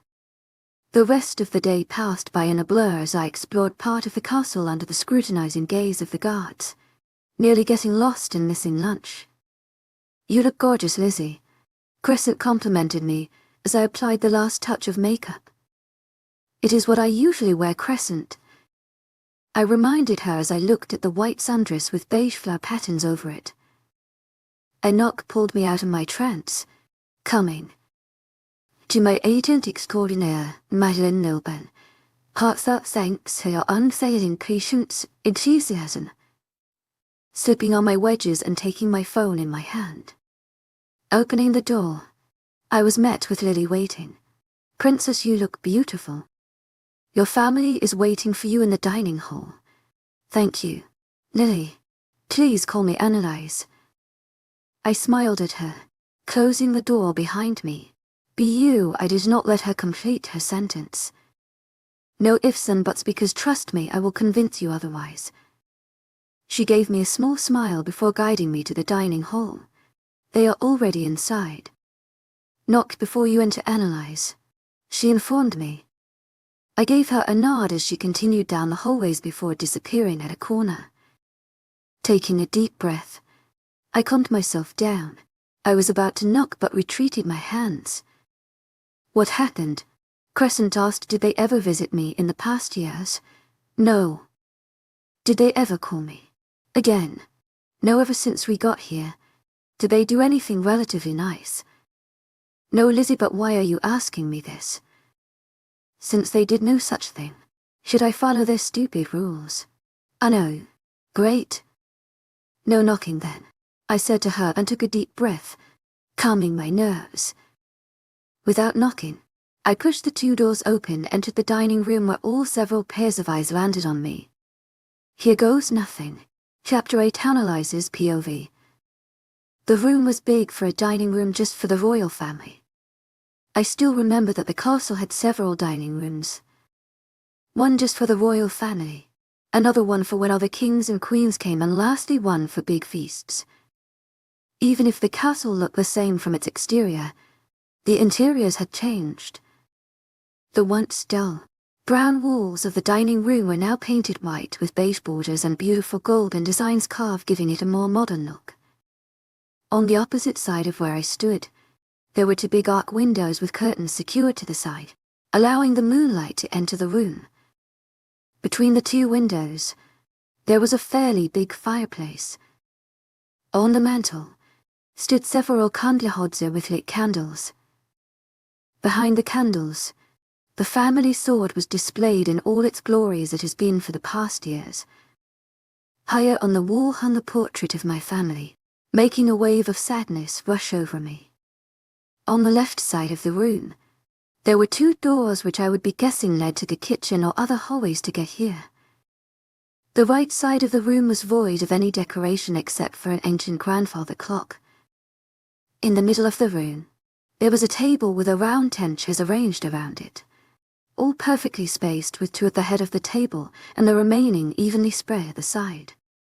Food was yet to be served as only cutleries were placed on the table along with a few small flower decorations in the middle, on a long table runner with a few candle holders. On top of the table hung 3 chandeliers, the middle one bigger than the ones at its sides.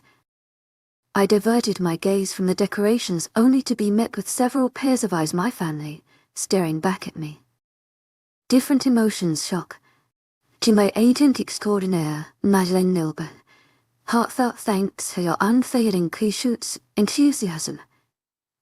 Loathing, hatred and even disgust swirled in their eyes, which they did not even try to hide from me.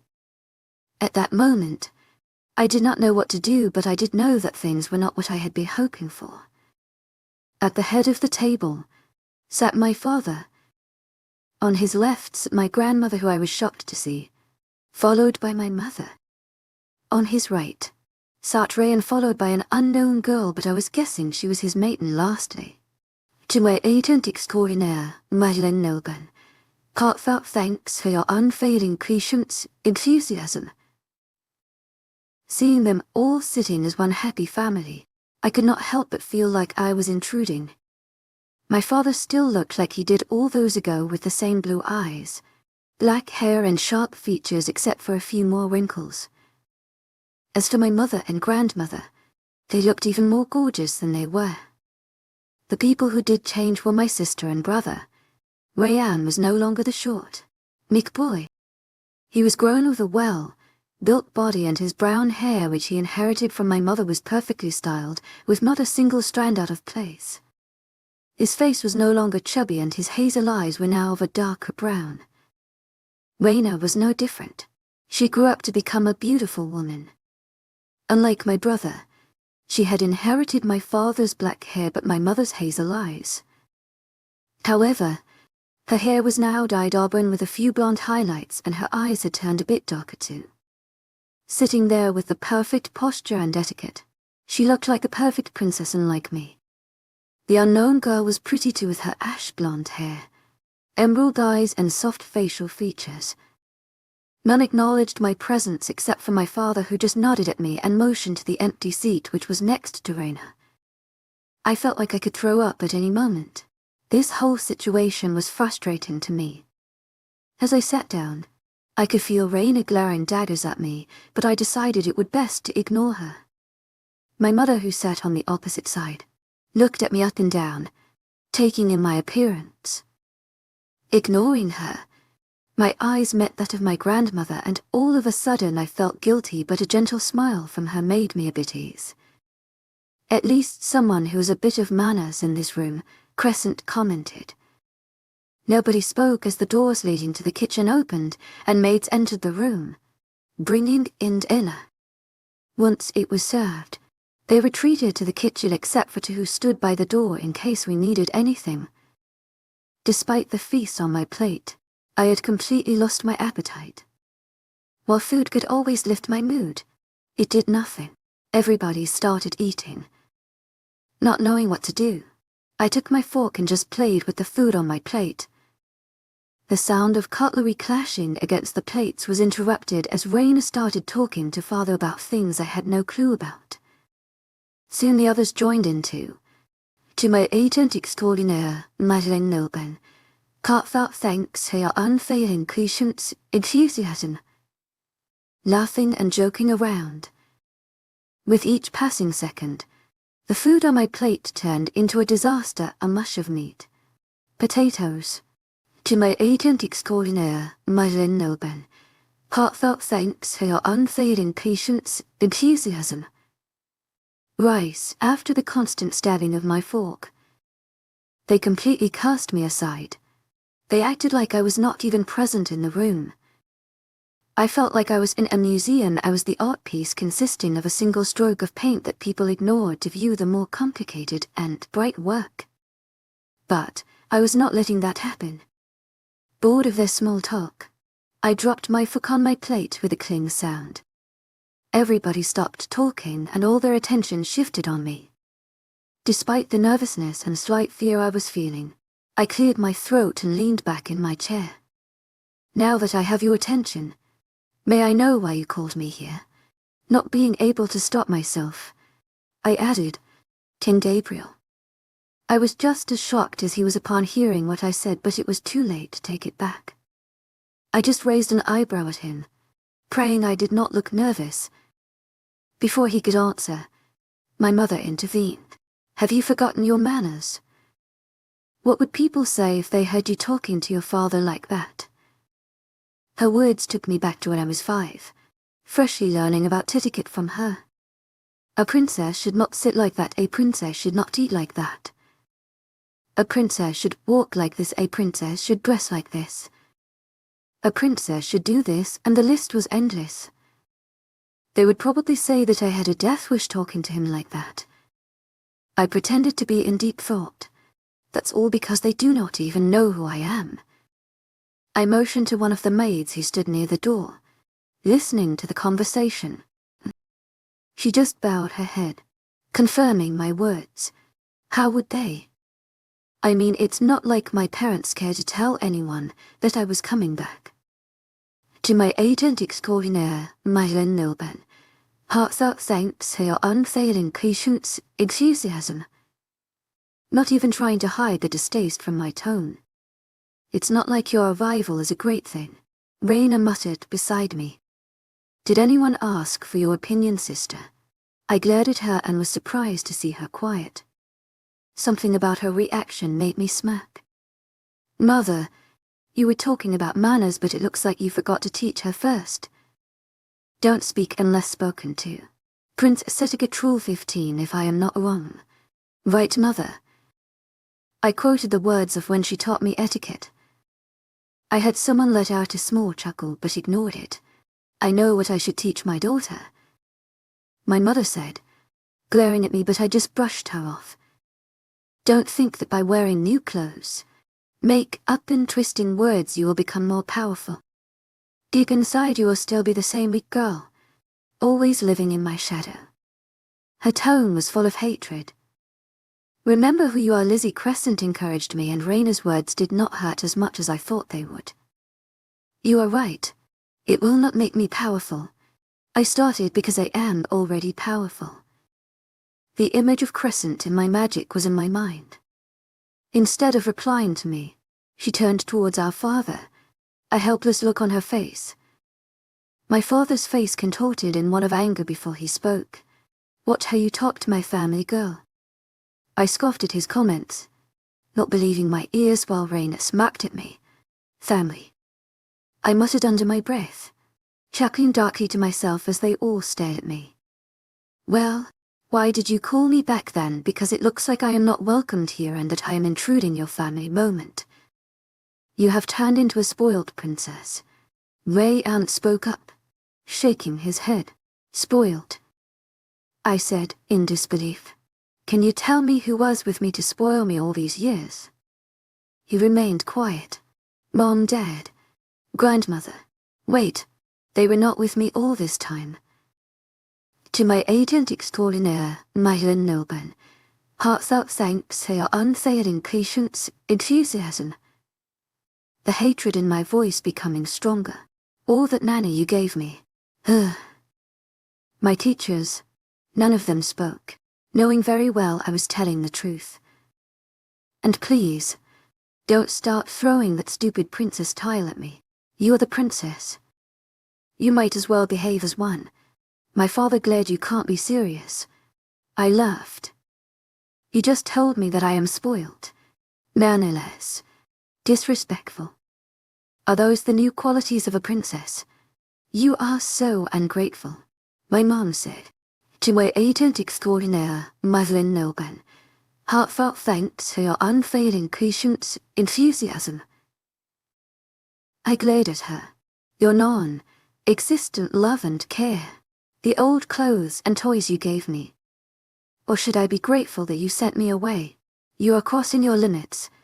To my agent extraordinaire, Myelin Nilben, heartfelt thanks for your unfailing patience, enthusiasm. Raina exclaimed, off, shocking myself and the others in the room. I had no idea where I got the courage to speak to them like that, but I had no remorse for what I was saying. It was nothing compared to what I endured. Talk to him with respect. He is your future king. The mysterious girl spoke. Another girl needing etiquette class, Crescent snickered. Who are you again? I asked nonchalantly. She is my mate and you better speak to her with respect. She is your future queen. Rayan defended his mate. Future queen. She is not a queen yet. I reminded him. Besides, what will you do, future king? I challenged him, stressing on the last part.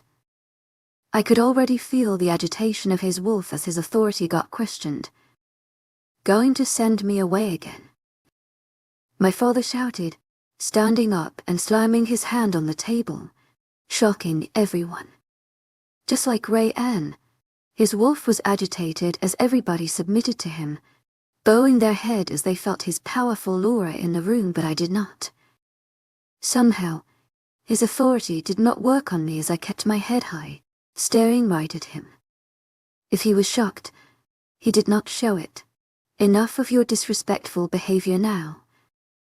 It's good that you do not want to be called the princess because you don't deserve that title. Your sister is right. You might have changed, but you will still be that weak, useless girl from all those years ago. He said as if it was nothing. Gabriel. Grandmother shouted at him, but he ignored her. You were never part of this family and will never be one. It would be better if you were not born. Smirking at me, an evil glint in his eyes as he relished seeing me break. You are strong, Lizzie. You saw it, Crescent reminded me. I don't want to be part of your family, I nearly shouted as I stood up, making my chair fall with a loud thud. Everybody else stood up and my father's eyes were already starting to glow. You want me gone? Great. I want to leave this place too, I exclaimed, not giving him a chance to say anything. Just tell me why you called me here, because I know very well it was not a damn family reunion. My father was about to speak, but grandmother beat him to it. Can I agent extraordinaire, Nigel Nilben? Heartfelt thanks for your unfailing patience, enthusiasm. Why don't you go rest? This dinner is clearly not going as expected, she said in a surprisingly gentle voice, looking at me proudly. We will speak about this tomorrow. Shaking my head, I stormed out of the room and went back to my room, ignoring the stares of the guards. I rushed to my room, keeping my emotions at bay. I masked the pain with a cold expression, hoping I did not look as shaken as I was on the inside. As soon as I got in my room, I slammed the door shut, releasing a little of my frustration. I did not find strength to walk to my bed as I slumped on the floor, leaning against the door. In a matter of seconds, I broke into tears.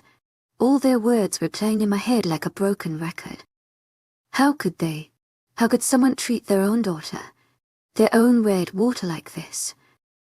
A family was supposed to be there to love you, cherish you, support you, take care of you, fight for you and protect you from the horrors of the world. But what if the family is the horrors of my world? What if they neglect you, hate you, break you and abandon you? Then what? Lizzie, calm down. Nothing seemed to calm me down as I hugged my niece closer to me. I did not bother holding back my sobs. Crescent tried her best to comfort me, but I just could not. It was too much to take at once. After being in the same position for an hour, I finally got enough courage to get up. I cringed as I looked at my reflection in the bathroom mirror. A broken version of me stared back at me. I saw the reflection of the little girl, but this time, the hope was gone and her eyes were dull. My eyes were red and my cheeks flushed with tears. Sighing, I washed my face before changing into some sleepwear. As I lay on the bed, I could not help but think about their words. I was stupid for thinking they could change. How foolish of me to think that I would get a happy family. I almost wanted to laugh at how dumb I was. Maybe they were right, I was weak. Angela, shut up, Crescent said, I am your wolf and I am not going to just let you drown in self-pity. If you don't believe in yourself, how do you expect others to do so? Are you seriously going to let their words get to you? The same people who neglected you all these years. They know nothing about you, about what you went through in life while they were here living their best life. For the first time, Crescent was so angry and she used my full name. You are saying that you are weak. That implied that I am also weak and I am not letting anyone call me weak.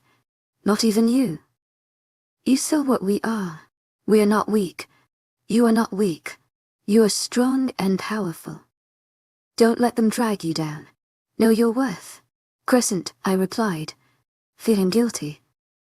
I did not mean to say you are weak. I am sorry, I sighed as I contemplated her words. I promise I won't let them tear me down anymore. You are right. I am powerful, and it's not only because I have you with me but because of what I went through. Everything I am today is because of my own work. They did nothing and they don't have the right to question me. All this time, I have been on my own. I survived. I will get through this. Besides, I have you and Eveline with me and Malcolm too. Only you three matter to me. Nobody else. I will be strong. Not for me but for both of us. I will not fail you. That's my girl. They won't even know what hit them. I chuckled at her. Good night, Crescent. I love you, I said. Love you too, she said as she retreated.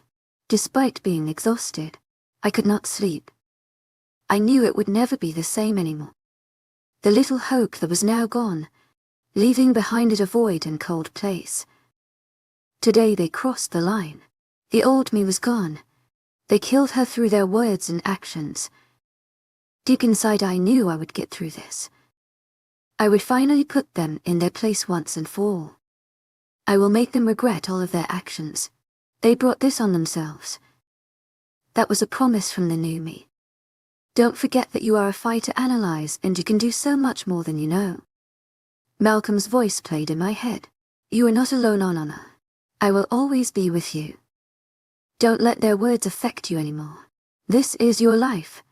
Their opinions don't matter. Eveline's words floated around in my head. I am a fighter. I am not alone.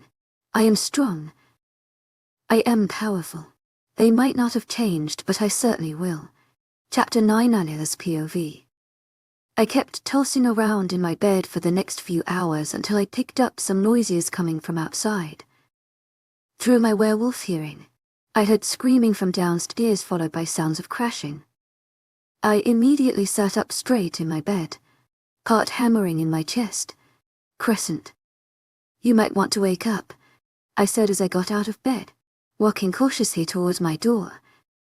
I heard a low growl from Crescent, and I knew she was up and would be ready to back me up at any time. Pressing my ear on the door, I listened for the next few seconds. The commotion from the other side of the castle. I did hear footsteps near me, but all were going in the opposite direction. They were most probably guards going to see whatever was happening. To be able to move around without being detected easily, I covered mine and Crescent's scent with a spell I learned at school. Sighing, I opened the door a little, just enough to get a peek at the hallway. Everybody was gone. Closing the door behind me, I stepped into the hallway. Since I was still confused about where the hallways led, I let my hearing guide me, keeping my eyes peeled for any signs of danger. Soon I found myself standing in the foyer. Everything was a wreck. Crimson color stained the walls and the strong smell of metallic water reached my nose. The vases that once stood on the table were reduced to pieces on the floor, and the furniture was nothing but pieces of wood.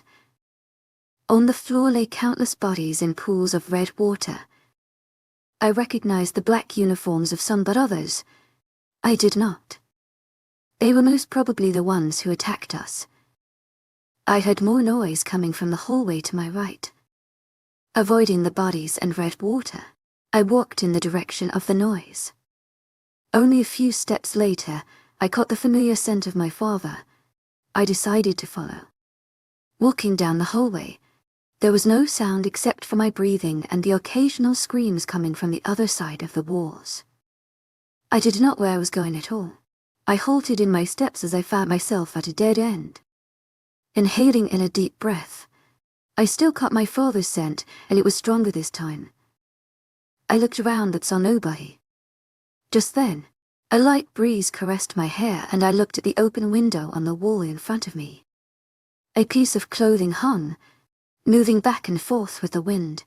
Jumping, I caught it in my hand. This is what led me here, my father's clothing, Crescent said, alarmed. At the same time, I felt something behind me. I quickly turned around only to find nothing. Another blur passed on my side. Judging by his scent, I could tell he was not a werewolf. Slowly, I backed into the wall, keeping my eyes on his movements. Just as my back touched the wall, he stopped, but I could not see him because of the dark shadow. As he stepped out from it, I instantly recognized him by his red eyes, a vampire. What is a simple human like you doing alone in this castle full of predators? Smelling the air, an evil smile etched on his pale face. Since he could not get any scent, he mistook me for a human. The last time I saw a vampire was the night I met Malcolm, and I managed to kill him without using any magic. This time not only did I have magic but also training. The school trained us to control our power and also learn how to fight without magic, though we never used it in real situations. I guess this would be a great place to finally put it into practice. Should I be scared right now? I rolled my eyes, feeling confident in myself. To my agent extraordinaire, Madeleine Nolban, heartfelt thanks for your unfailing patience, enthusiasm. The talk with Crescent did help. He looked at me in confusion. You are about to die, girl. Eyes turning red with his fangs extending. I would like to see you try. I stood my ground, a daring look in my eyes. Just as I expected, he lunged at me using his speed, but I was faster. As he stood confused in front of the wall, I was already behind him. He sensed my presence but was too late. I took the piece of clothing that was still in my hand and wrapped it around his neck, tightening it with my force.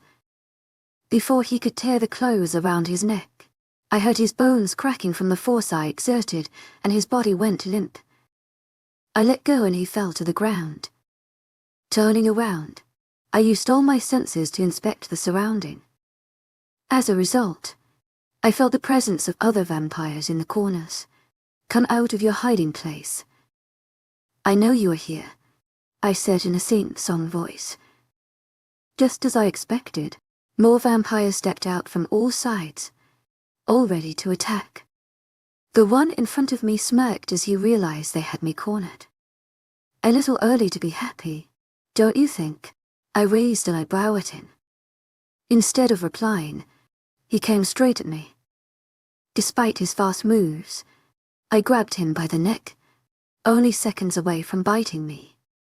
He looked at me in shock, but it was short, lived as I threw him against a wall and sounds of bones cracking reached my ears.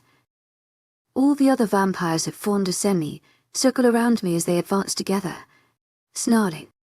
Using my speed, I bolted to my left side where I snapped one of the vampire's necks, causing him to drop dead on the floor. I moved to the next one, delivering a punch to his face as he stumbled backward. I kicked the next one in the stomach before colliding his face with my knee and throwing him against the wall. I moved to the next two at once, grabbing both by the neck and colliding their heads together before throwing them where their friends were. Not stopping, I moved to the last one, punching him in the stomach followed by a roundhouse kick before regaining my position near the wall. I watched as they all lay on the floor, clutching their head, stomach or legs. Maybe this fight was not so bad at all. It was helping me release a lot of my pent-up emotions. It felt good to be able to defeat them, to show them what I was made of. I felt strong, powerful, confident and in control. The feeling that had engulfed my senses as I gave my graduation speech was back. Only this time, it is stronger. Crescent was right. If I did not believe in myself, then nobody would. Both of these times, I believed in myself and the feeling was exhilarating. It was at these things that I shone the most. I was good at this. Maybe even great. The vampires were now back up, having healed from my previous attack. One of them lunged at me, but I sidestepped him, grabbed the back of his neck, slamming his head against the wall before snapping his neck. This time, all of them came together. As the first one came at me, I extended my claws, ripping his chest open as he fell to the ground. My eyes had started glowing silver. Retracting my claws, I grabbed another one's arms as he tried to strangle me. Without thinking, I plunged my hand into his chest and ripped out his heart before letting go of his body. Throwing his heart next to his body, I moved to the remaining 3 as they both surrounded me. At the same time, I extended my hands forward, whipping their heart out in one swift motion using my magic. Once sure they were all dead, I moved to another hallway. I rounded several corners but yet found nothing. They should really provide a map or something for this place. I reached a double door but heard nothing. Opening it, I saw one of the other dining rooms empty. Just as I turned to exit, someone kicked me in the stomach, sending me flying backward and landing near the dining table. Not again. I groaned. The door opened wider, and more vampires entered the room. Without wasting any time, I got on my feet, took the nearest chair and slammed it against the pillar a few feet away. As it turned to pieces, I picked up a long and pointed one just in time as the vampire grabbed me by the neck and raised me above the floor. I stabbed him in the heart and he let me go. Coughing, I got back to my feet. "Get her!" One of the vampires yelled before charging. I removed the wood from the dead vampire's body and threw it at the next one, hitting him straight in the heart. Another one came at me, and I simply cracked his neck. The others stopped dead in their track and I saw the fear start to set in as they slowly backed away. Leaving already. With one flick of my wrist, the doors closed. What to see some magic? The remaining 5 vampires looked at each other, confused. I placed my left hand in front of me, and the vampire standing closest to me levitated above the floor, holding his neck and gasping for air. I turned my wrist and all his pain stopped. He died. The others stood frozen in their spot. Who's next? I sounded like a psychopath to my own ears. "Yeah, but I like this version of you a lot," Crescent said. One of them tried to run away but in vain. Just as he took his first step, I lifted a piece of the broken chair with my magic before sending it straight in his direction. He dropped dead as the wood pierced his heart from the back. "TSK. You can't get out of here alive. You have seen my powers," I said before snapping their necks with a flick of my wrist. I smirked as their bodies dropped to the floor with a thud. I left the room and finally made it to a hallway where the guards were fighting off some vampires. I also cut the scent of my father along with the others nearby. One of the guards saw me in the hallway and was approaching me when his eyes widened. "Watch out, princess." His words attracted the attention of the others. At the same time, I felt a vampire move behind me. In no time he was in front of me, but he stopped, his skin turning pale, the veins around his eyes getting darker as I ripped his heart out. "Is this your new hobby, Lizzie?" Despite their disapproval, I helped the guards fight the remaining vampires.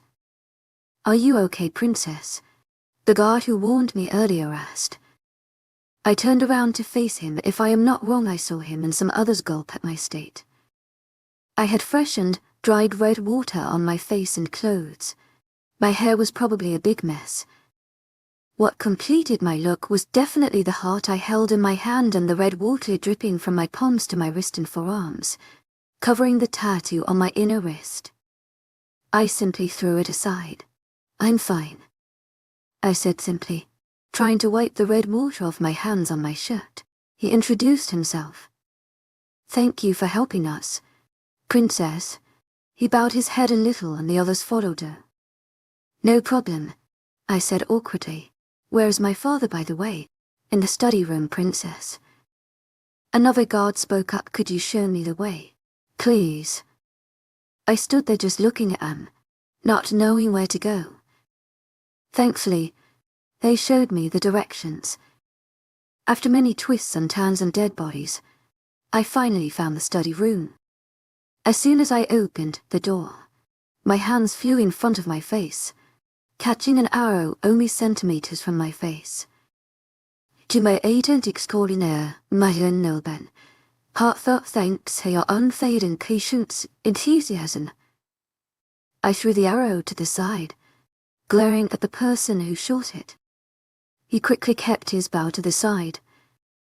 Looking around, I found my father and brother along with a few guards standing behind the big mahogany table in the middle of the room, their hair disheveled and clothes stained with splotches of red water. Other than that, they looked all right. In the corner of my room, I saw my mother, Raina, Ivory and grandmother standing with guards surrounding them, arms drawn out in a protective stance. Before I could speak, someone knocked at the door and a guard entered. The vampires are dead, some escaped. He lowered his head in shame. My dad let out an irritated sigh before slamming his hand on the table. How could you let them escape? He hid in this room the entire time and has the audacity to shout at the guards who protected him. Crescent commented. If he ordered and the guard exited the room. I felt several pairs of eyes on me and I turned towards where my mom stood and I was right. They were looking me up and down. What? Irritated, you look gross. Raina commented, scrunching her nose. Because unlike you, I do not have guards who babysit me. I mocked her, not waiting for her to answer. I addressed my father. So why am I here? I demanded firmly. He motioned for the guards to leave the room, leaving only me and my family. We need your help. It looked like he was having difficulty saying the words out loud. To my agent extraordinaire, Nocturnal, heartfelt thanks for your unfailing patience, enthusiasm. Why would you need the help of someone weak and useless? I used their own words against them. He glared at me, but then my grandmother proceeded to explain the situation around the vampire. So you called me here just to use me? I huffed with disbelief. Maybe I should side with vampires and kill them myself. Grandma said we have a better chance with you on our side. Ray Ernst spoke up. What do I get out of this? I asked curiously. Anything you want, my father replied. And remember, we are only doing this because Mother said it. Don't get your hopes high and wish for things that will not happen. My mother said and I rolled my eyes. To my agent extraordinaire, Nocturnal, heartfelt thanks for your unfailing patience, enthusiasm. Firstly, once this whole war thing is over, I want everything between us to be over. You don't know me and I don't know you. You never try to contact me no matter what happens. All ties binding me to you and to the royal family should be broken, and I will not be the princess. Just a normal werewolf. Anything else? My father asked.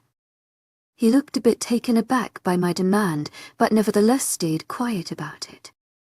During my stay here, I should be able to do what I want and go as I please without any questions.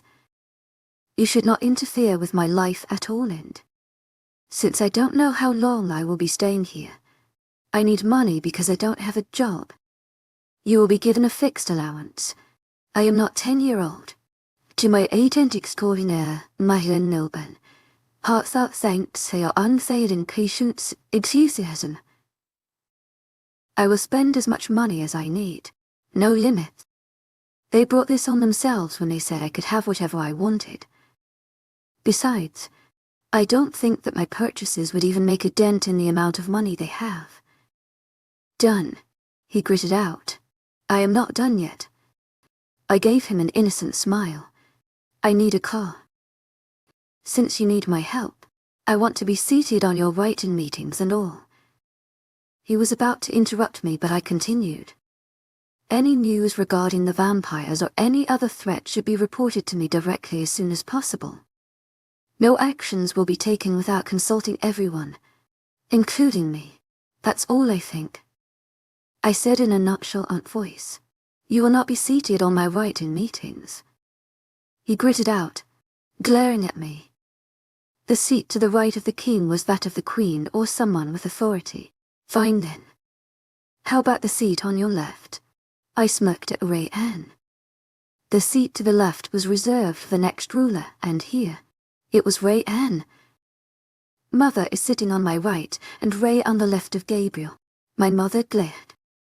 If you want, you can sit next to Mother. I ignored her and addressed my father. So what will it be?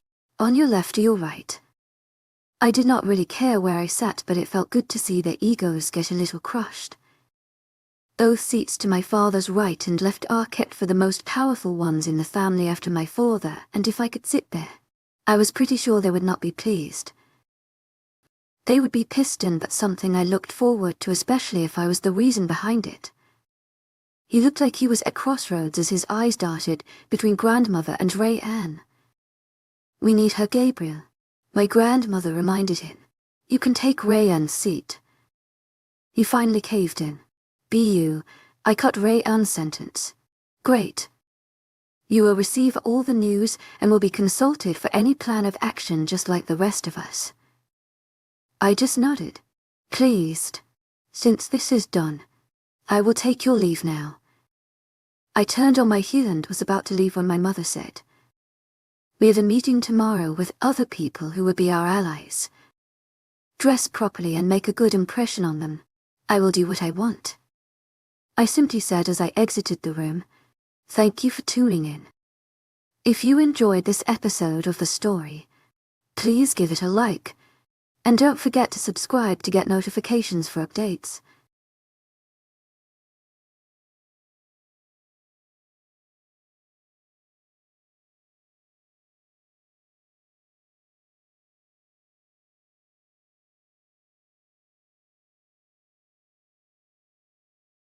Enthusiasm, in this story, Annalise is confronted with familial disapproval and doubts about her self-worth. She is not only openly told by her mother that she would rather not have her as a daughter, but she also has to face her deep-seated longing for and hatred of her family. Welcome to the Alpha's Love channel.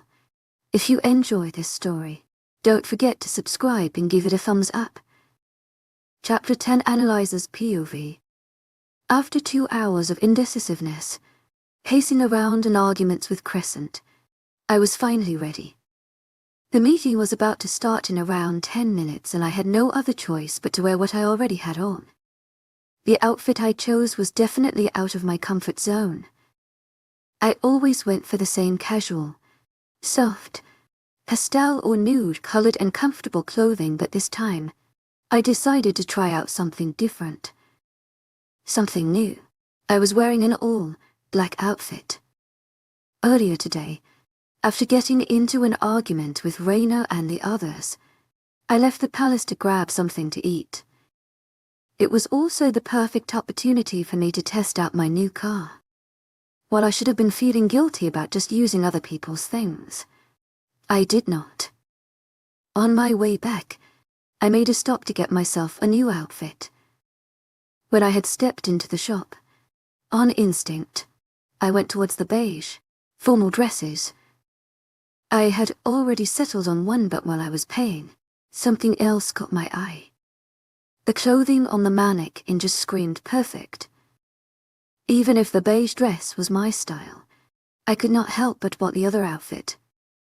I was a bit skeptical about the idea of wearing such an outfit for the first time in front of a lot of people, strangers, but in the end, with a little help from Crescent, I ended up buying both of them. I stood in front of the mirror in my brand new clothes in a totally different style.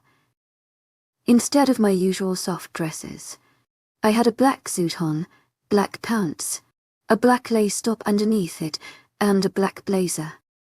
I smoothed the blazer for the millionth time, turning to the sides and looking at the outfit again. My hands hovered above the middle button of the blazer, itching to just button it up and hide the lace top underneath it. "Don't you dare," Crescent warned me. "It looks great. You look great. You look hot. We look hot." End of discussion. I let out a sigh, dropping my hands to my sides. It was not a scandalous outfit, but the laced top showed bits of skin here and there through its design. I caught sight of the beige dress I had on minutes ago, now all crumpled up on the floor only a few feet away. I shook my head and started putting my accessories on before all the second guessing made me change my mind. I paired the outfit with a silver chain, a cuff and a watch. I slipped on my nude stilettos and did a last check on my makeup. I tried to do something different with my makeup, but after several tries and failing horribly, I decided on just simple golden eyeshadow, soft-winged eyeliner and nude lipstick. My hair was done in a loose half braid. It looks great. I look great. I look hot. We look hot. I repeated Crescent's words as I grabbed my phone and made my way to the door. The hallways were heavily guarded, especially after Day's attack. The guards bowed to me as I made my way toward the study room. The hallways were clean with no signs of yesterday's massacre. As I entered the room, everybody went quiet. They were all seated on the couches, all dressed formally. My father and Rayan both wore navy blue suits with pocket handkerchiefs matching their mate's dress. Rayan was the spitting image of my father as they stood next to each other with the same posture, same expression and not a single hair out of place. As for the ladies, my grandmother wore a long-sleeve maroon dress with a boat neckline that ended above her knees, minimal makeup, a neat bun and heels. My mother wore a white, one-shoulder dress ending a bit above her knees with her hair in a twisted low braid and minimal makeup except for her red lips which matched her shoes. As for Raina, she wore a red asymmetrical neckline dress that flared from her waist before stopping a bit above her knees along with black heels, minimal makeup and a half crown braid. Lastly, Ivory was dressed in a fitted, blue off-shoulder dress stopping above her knees with white heels, nude make-up and a similar hairstyle to Raina. To my agent extraordinaire, Madeline Nilban, heartfelt thanks for your unfailing patience, enthusiasm. They all looked classy and just great. They really painted the picture of a perfect family. Can't you cover up the top? My mother said as she eyed me up and down before resting her eyes on the lace top. It was the question I awaited with dread from the moment I put this outfit on. It's not appropriate for a princess to dress like that. Rayan added, "Stand your ground, Lizzie." The outfit is great. I look great. I look hot. We look hot. I chanted in my head. Finally, did you already forget about what I asked yesterday? Let me refresh your memory. To my agent extraordinaire, Madeline Nilban, heartfelt thanks for your unfailing patience, enthusiasm. Second thing I asked. I put 2 fingers in the air. I will do what I want and you won't interfere. To my agent extraordinaire, Madeline Nilban, heartfelt thanks for your unfailing patience, enthusiasm.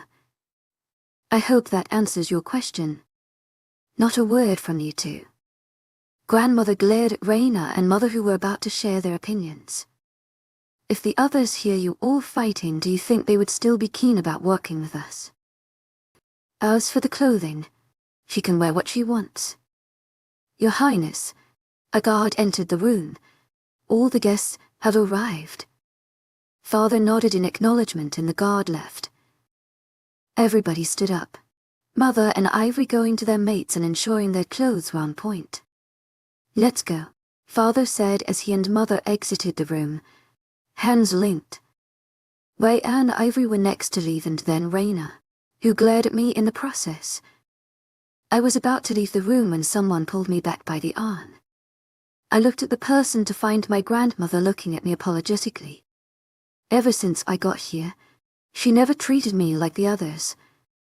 She never said hurtful words or held me responsible for anything, but neither has she defended me. She did not speak up when the others went on their rants about how bad I am. Well, it could be because she was the one who suggested they needed me. I could not bring myself to look her in the eyes. Everybody blamed me for what happened that night, and she had a better reason, if not the best, than anyone else to hate me. My eyes rested on the floor as her hands drifted down my arms until they held both my hands in hers. Slowly, I felt her pulling me towards the couch near us. She said as she sat down, pulling me next to her, "Don't you think we should get going? The meeting is starting." I said, awkwardly glancing at the door, hoping a guard would barge in the room and tell us to hurry up. "Honey, do you think they will start the meeting if I am not there?" She said, somewhat cocky with a small smile. "Not really," I said under my breath. "So you wanted to talk about something? When would this be over?" "Yes." I felt one of her hands under my chin as she lifted my chin to meet her eyes. "I know this is difficult for you to analyze. When I suggested the idea of calling you back, there was some disagreement regarding the matter." "That's definitely putting it in a nice way," I said and let out a small laugh. I thought that maybe these years were enough for all of us. I got a little moment of peace. Gabriel and the others would move on and everything would get back to normal. But clearly, that was not the case, she continued. "I never imagined that their hatred for you would grow so much that they would be blinded to see the truth. I am really sorry about they treated you not only yesterday but during all these years. It was not your fault. I mustered enough courage to look her in the eyes. If anyone should apologize, it is me. I am really sorry for that night. That's in the past, dear, and I don't hold you responsible for anything. Not now. Not then." "Then why did you leave?" "Emotions," she simply said. "To my agent extraordinaire, Madeleine Nilbe, heartfelt thanks for your unfailing patience, enthusiasm. You most probably want to leave from here and get back to the life you had planned, but I hope you stay analyze. I know what I am telling, and we need you. Don't let what they say discourage you. I am not doing it for them. To my agent extraordinaire, Madeleine Nilben, heartfelt thanks for your unfailing patience, enthusiasm. Referring to my family. For all I care, they could all die." I admitted, and I felt no shame in doing so. It was truth, and it was obvious now. What was surprising was the smile pulled at her lips at my words. "I am doing this for all the other werewolves. The innocents. I have issues with my family. Not the thousands of innocents who never harmed me in any way. They should not suffer because of my personal issues. You have grown so much over the years, Annalise." She smiled at me with pride in her eyes. "I wish I was there to help you all these years, but, like you said, it's all in the past." I intervened, not wanting her to feel guilty about anything. "You had your reasons for what you did, and I understand it. Besides, even if you were here, I don't think they would have treated me any better. You never know," she tried consoling me. "I am sure about this," I said firmly. "They never liked me since the beginning. I might have realized this a bit late, but it's the harsh truth, and I have come to terms with it now. What happened that night was just an opportunity for them to finally send me away. Don't worry about them, Annalise. Sooner or later they will realize their mistake." I did not answer to that because I knew that the chances of that happening were equivalent to that of hell freezing over. "You have grown into a beautiful, independent and strong girl, Annalise. Just like a leader should be. Don't let their words or actions affect you." I gave her a small smile, not knowing how to react. A specific part of her words kept replaying in my head. "Just like a leader," she sighed, getting up. "Let's go." I followed her out, not getting the opportunity to ask the new question arising in my head. "Crescent, do you know what it meant?" I tried asking Crescent, but received no answer, which was very weird of Crescent. "There you are," Father said, relieved as he saw both of us. We thought something had happened. He looked at me for a split second. I mentally scoffed. Did he really think I would attempt any stunt right now? When the palace was properly guarded and full of other creatures who would be ready to separate my head from my body at a simple command. If I was actually going to attempt doing anything, it would be during the night when I would use my spells to disguise my scents and put the guards under some sleeping spell. Then I would most probably tie my dear family up cell with silver chains and slowly torture them every day, relishing the feeling of watching the light fade from their eyes. Under no circumstances was I going to give them a quick death. If I was going to kill anybody, I would start with my father first. After the talk with my grandmother, she was out of my list. Someone cleared their throat, distracting me from the murder schemes in my head. I looked at Ray, and who was awaiting an answer. "What did you say?" He rolled his eyes. "Stop dreaming. We are going in," I sighed as I straightened my blazer one last time. I heard the guard on the other side announce our presence to the other guests. This tradition has been going on since I can remember. Whenever there would be any events taking place in our castle, the arrival of each member of the royal family would be announced by the guards. It was no different in other kingdoms too. I remember whenever we went to other kingdoms, the guards would always announce the arrival of the leaders. They announced the arrival of my grandmother, who entered the room at the same time. The guard continued, and it was already Raina's turn, and after her, "To my agent extraordinaire, Myron Nilbe, heartfelt thanks for your unfailing patience, enthusiasm." Most of the people, if not all of them, did not even know me. I am sure over the course of the years, they have met the others but not me, and I was sure they never heard of me either. For the first time in many years, I was not feeling nervous about stepping in front of so many people that all the attention would be on me, even if it was just for a few seconds. Without any doubt, the speech at graduation, coupled with the confrontation with my parents and the talks with Crescent, Eveline and Malcolm, had a play in it. I am a fighter. I am not alone. I am strong. I am powerful. I am beautiful. I am independent. My outfit is great. I look great. I look hot. We look hot, I chanted what had become my new motivational anthem in my head with the addition of my grandmother's words. Princess Annalise Royal. I heard my name being announced, and I entered the room, feeling the curious gaze of everybody on me, eyeing me up and down. I maintained a straight face as I advanced my designated seat, the seat to my father's left. I could see the confused looks of the others as they looked at me. I thought their attention would be on me only for a few seconds, but I was wrong.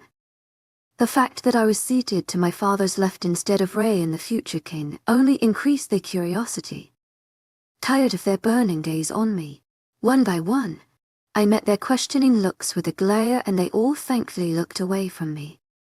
The table was bigger than the one in our regular dining hall. It accommodated around 30 people. I identified a lot of the leaders due to the classes they made us take at school. All the leaders were accompanied by their mates.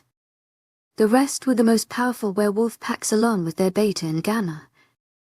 Before I could identify each pack, my father cleared his throat and spoke. "I am grateful for your presence here today despite such short notice.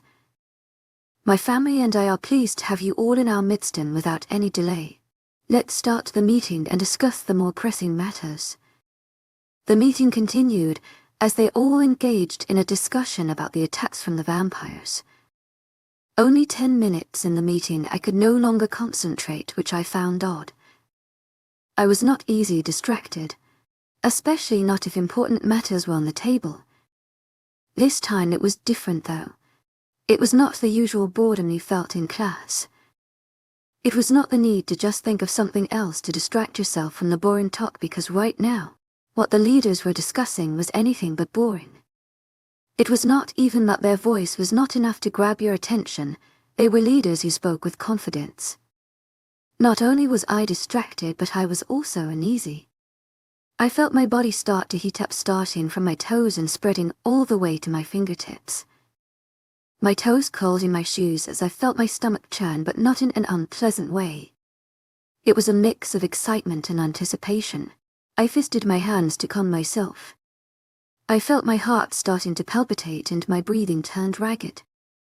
If this was a few days ago, I would think it was nervousness. I would associate it with the presence of so many strangers judging me since the moment I set foot in this room. But I knew better.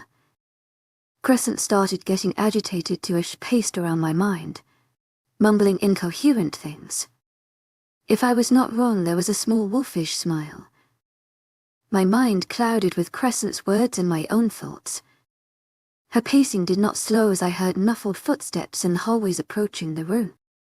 I looked around, but nobody seemed to be aware of it, not even my father. I guessed it was because of my enhanced werewolf abilities. I did not know who they were. They could be other guests, but everybody was already here. They could even be vampires about to attack. However, at that moment I could not concentrate at all. I just wanted out of this place and get some fresh air. As the footsteps sat even closer and clearer, a strange yet warm scent, wood, spices with a hint of peppermint, filled the room, but it looked like I was the only one being affected by it. My mind went haywire at that time and I could not process anything happening around me. I gripped the sides of my chair, keeping myself under control as the feeling got worse. Maybe these past few days were finally taking their toll on me and I was losing my mind. I did not even realize that the footsteps were right outside the door except when it busted open and it felt like I could finally breathe. Chapter 11 analyzes POV. Did I interrupt anything? The stranger's voice, with a hint of muck, boomed in the hall, making everybody's attention snap to him, including mine. The only difference between them and me was that it was not only his voice that caught my attention. It felt like there was an entire connection, a bond that made me focus all my attention on him. I had only heard his voice, but it felt like I knew him.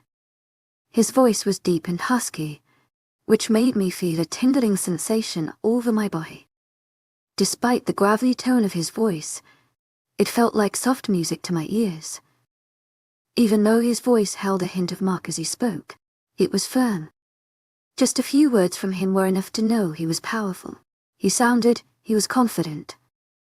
I never thought I would say this, but I think I might have a crush Zoe on someone's voice.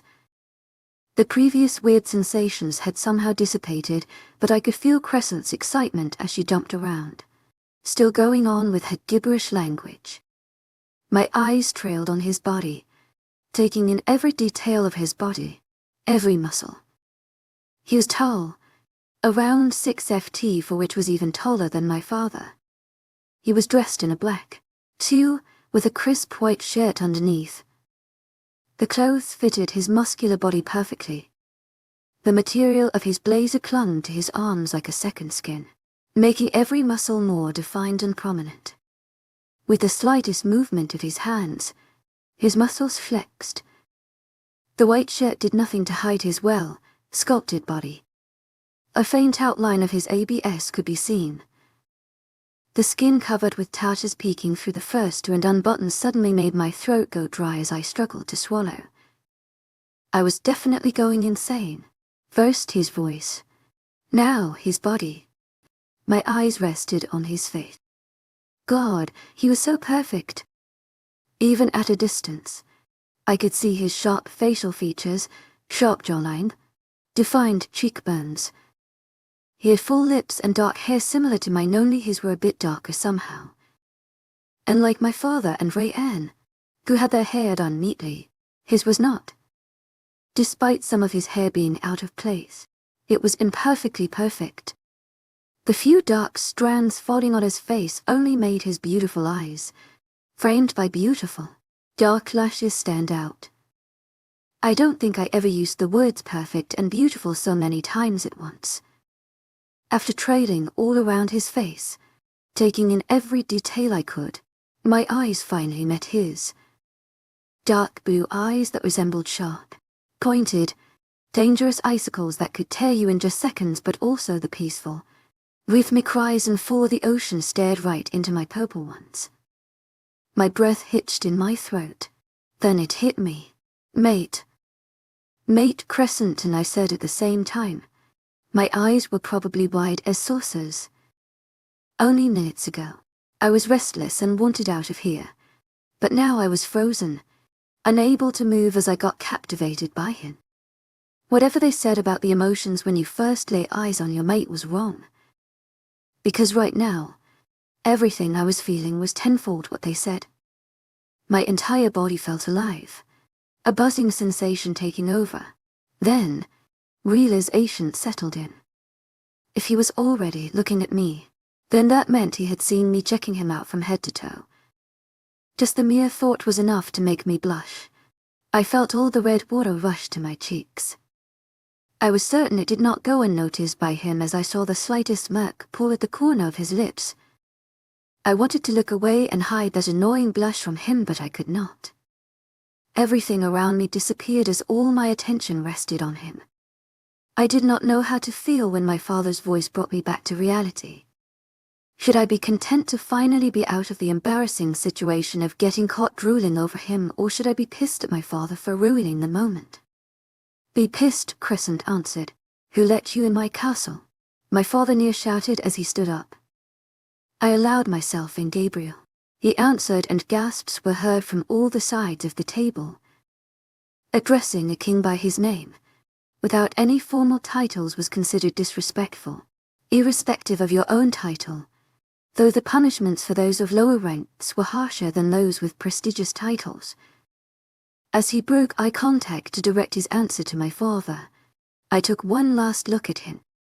Despite his muscular body, he held himself with grace. His posture screamed power, and confidence oozed from every part of him. His face was cold, his expression indescribable. The aura surrounding him screamed danger and warned you to keep your distance. Judging by his overall behavior, it could be said that he had a lot of authority in him. You cannot talk to my father like that. Rayan got up from the seat next to me. I just leaned back on my seat, a small smirk on my lips as I watched the scene unfold in front of me. Your son has to do the talking for now, Gabriel. He taunted. Shame. He is the future king. He has all the right to speak up when he wants. My father retorted. Does not seem like it to me. His gaze landed on me, and so did my father's and brother's. That is none of your problem. Rayan said. You are not needed here. I don't take orders from you, Rayan.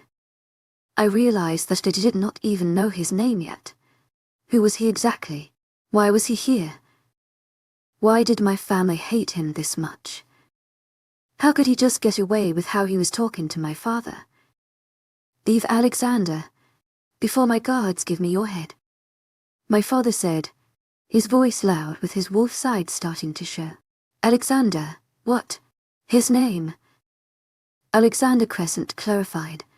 One question was answered, the left unanswered. The guards, you are currently surrounded by my people. To my agent extraordinaire, Mahilin Noble, heartfelt thanks for your unfailing patience, enthusiasm. Walking towards the table and claiming a vacant chair. He leaned back in the chair, placing one leg on the other, and one of his hands rested on his bent knee. Don't you think they would already be here if they knew I was here? Damn, he looks hot. That's not true. Rayan snapped, and Alexander just shrugged. Rayan and father both went quiet, but then I realized they were communicating through the mind link through to the rest of my family. I just sat there, avoiding looking at Alexander as I waited for them to be over. Tell your men to leave. My father spat angrily. They are not hurting anyone. They are merely restraining them from carrying out any foolish orders of you two. The atmosphere got more tense as the argument continued. While my father and Rayan looked like they were about to explode anytime soon or let their wolves take over, Alexander looked totally calm. Despite being in our castle, with our guards at every corner, He was more in control and he knew it. This was just a mere game where all the odds were in his favor. Hell, he even controlled his competitors' pawns. Using silver is just a form of restraint to you. My father said, silver is fatal to werewolves, which gives me more reasons why I should use it against you. Leave right now, and you might live a few more years, Ray answered. I will live way more than a few more years, Alexander replied. To me it looks like this might be the last year of your life. I did not know whether he was referring to the fact that his men had us surrounded or the looming war with the vampires. Alexander, we are in the middle of something very important. Alexander did not let my father finish. Which is why I am here. I heard you need help, he taunted. The day where I will accept any help from you will never come. At this point, my father was just frustrated with not having things under control. Unfortunately, that day, Easter Day, father looked at him in confusion. Because you don't get to choose whose help you will take or not. You are in dire need of allies for your war with the vampires. You are not concerned with this war, so why are you insisting on helping? This time Mother spoke. You might be their main target, but that does not mean they are not attacking others. My kingdom was also attacked. Many others in the room agreed with him. Kingdom. I guess he is a king to then, or maybe a prince because he looks kind of young. Around Ray Ann's age. But which kingdom? If my people are being threatened, I will do anything to eradicate that threat. Even if it means working with you. Before anyone else could say anything regarding the matter, grandmother stood up. Sorry everybody, but we need a moment to discuss something. Since nobody else in my family stood up, I remained seated, but on their way out, grandmother tapped me and Ray on the shoulder, indicating us to follow them. We went into the hallways, which was now deserted. I did not know exactly what Alexander or his people did to the guards, but they were no longer here. I need him out of here, were the first words my father said as he ran his hand through his hair, ruling his perfectly styled hair. No, he can help us, grandmother said firmly. He is willing to put aside our long-time differences to aid his people. To aid thousands of innocents who will lose their lives if the vampires are not stopped. Judging by her words, I would say the werewolf and whatever Alexander was, were not on good terms for a very long time. You want us to work with her, Ray Ann motioned at me. And now, that demon king. He is the king of demons, I reminded her. What about the war that happened against them years ago? What if it's a trap and he backstabs us? Or worse, what if he is actually with the vampires? He continued. If he was with the vampires, don't you think he would have already killed us? Especially since he already has all of our guards under his control. I deadpan. You don't get a say in this. Ray Ann glared at me. Do I need to remind you of the terms you agreed to yesterday? I glared back. Maybe I should make a copy and give one to each of you, since you clearly can't memorize 5 simple terms.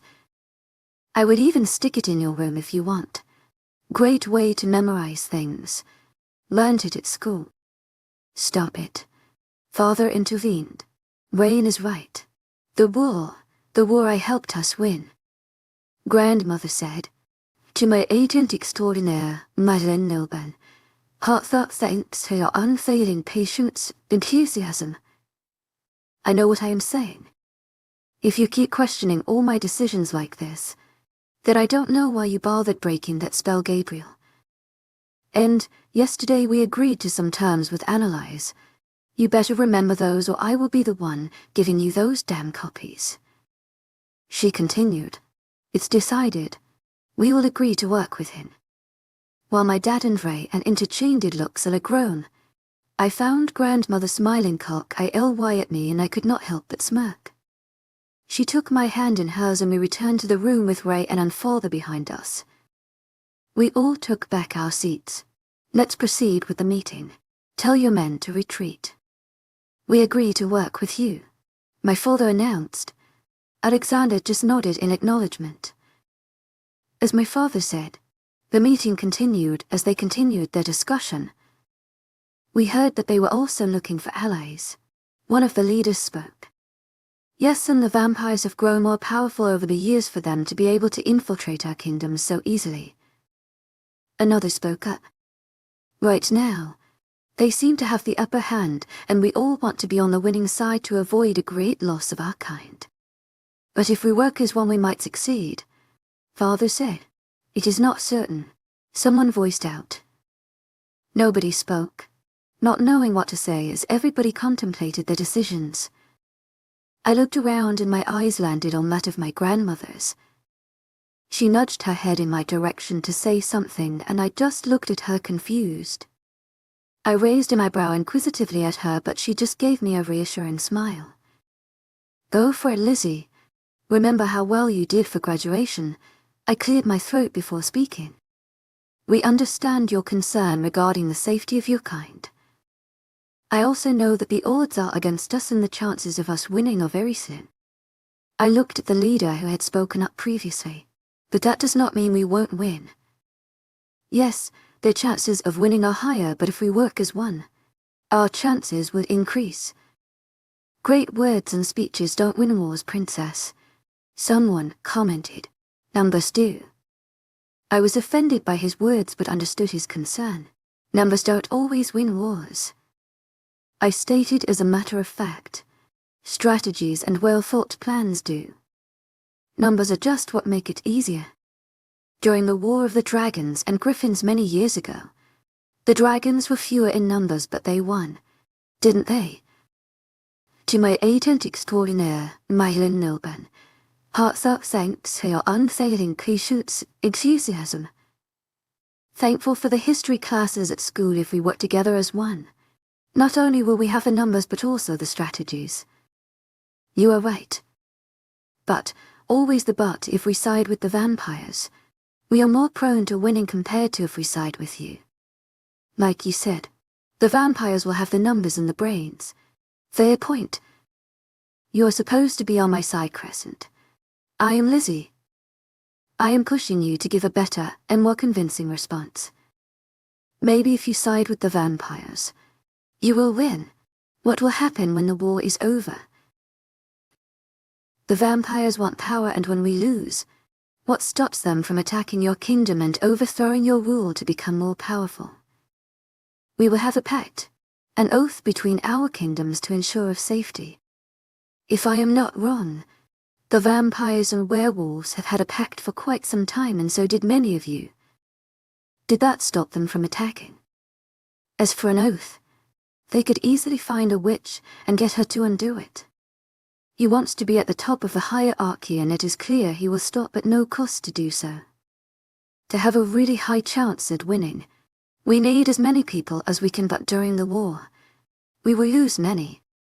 I understand. This is why I think we should not impose our decisions on them. They should have the liberty to choose whether they want to fight or not, because many of them have families. I suggested, and those who may die will die an honorable death while serving their kingdoms. Grandmother supported me. I request you all to take your time before coming to a final decision. If we fight as one and win this war, the threat of the vampires will finally be over. Grandmother smiled proudly at me.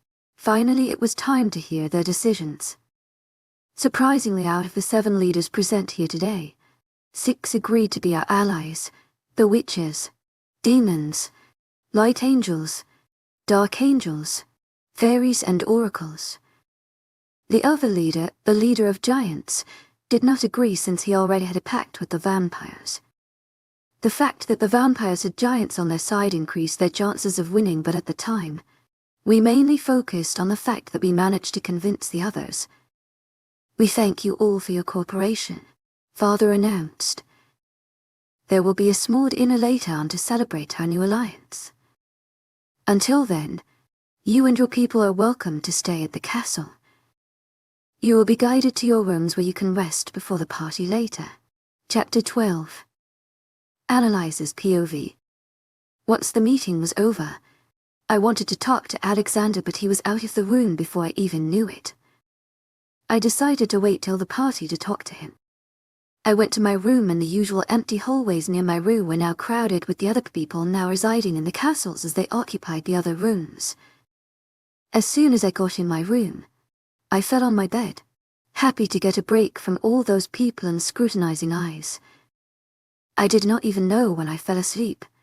I was woken up when I felt a strange vibration. My ears picked up the noise of music drifting through the walls of the castle and muffled noise. I shot out of bed as I realized about the party. Scrambling around, I took my phone that was lying on the bed and checked the time. I was late. 30 minutes late. 30 minutes is not that bad. Unless you want to make that 30-minute into an hour. I suggest you start getting ready, Crescent said, and I realized I was still in my outfit from earlier. I groaned as I went into the closet, rummaging through my stash of clothes. I had no idea there would be a party tonight. So, I did not buy any dress, and the beige dress that was still on the floor from earlier was a bit too formal. Besides, I think I liked my new style. Not only did it look pretty, but I also felt pretty in it. Hot is the word you are looking for. Letting out a small laugh, I looked for something with similar style to the suit I was wearing. I really need to get some new clothes. I was about to get up and attend the party when a bag sitting in the corner caught my eye. Eveline had forced me to buy this dress only last year when we had our usual prom at school, but I did not wear it because it was an unusual style for me. I did not even go to the prom. The dress has been sitting in my closet since that day, still in its bag. I guess today would be a day to wear it since I'm trying on new things. I took the bag and went back into the room. Taking it out of the bag, the lavender silk felt soft to the touch, and a small smile played at my lips as I remembered how much Eveline and I bickered that day before I finally bought this dress.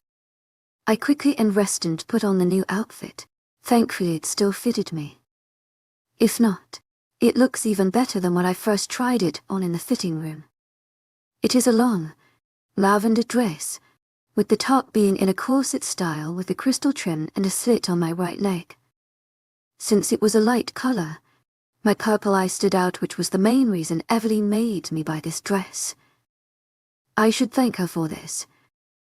I decided to leave my makeup and accessories untouched but switched my heels for white ones. I took my phone and left my room. The muffled voices were now clearer as a soft melody played in the hall. The guards bowed to me and opened the door, allowing me in. I was glad I decided to wear this dress because everybody else was dressed in elegant dresses. I spotted my family in the corner, talking among themselves, and I made my way towards them. They had all changed out of their previous attires. When they saw me, Raina was the first to speak. "You are late. 1 hour to be precise." I smiled at her, to which she scowled. "Not only are you late, but you also disrespect us. Come up with something new, Raina." If they can even be called one, are getting lame and boring. I rolled my eyes. "Can you stop being a brat right now? Tu m'as agent extraordinaire, Madeleine Nilben. Heartfelt thanks for your unfading patience, enthusiasm." We are in a room full of people. My mother looked ready to kill me as she grabbed my arm and nearly squeezed the life out of it. Though she applied a lot of pressure, it would take a lot more than that to hurt me now. I glared at her and grabbed her hand that was around my arm. "In a room full of people who can hear everything you are saying," I reminded her as I squeezed her hand. For a split second, her angry facade slipped as she winced at the pressure on her hand. I removed her hand from mine. "And don't touch me," I said through gritted teeth, my eyes narrowing on her, no hiding my inner feelings. The music is there to reduce that enhanced hearing analyze. Grandmother informed me. It distracts them, and since there are so many sounds to pick up, they can't really hear clearly except if they focus a lot. Well, their music did not work on everybody because I could hear clearly what was happening around me, even on the other side of the room. "And Isabella, she is your daughter. Treat her like one." She glared at her. I would rather not have a daughter than have to call her that. She muttered as it was nothing. There was no sign of regret as those words left her mouth. The only emotion was hatred. In her words, in her soul and in her heart.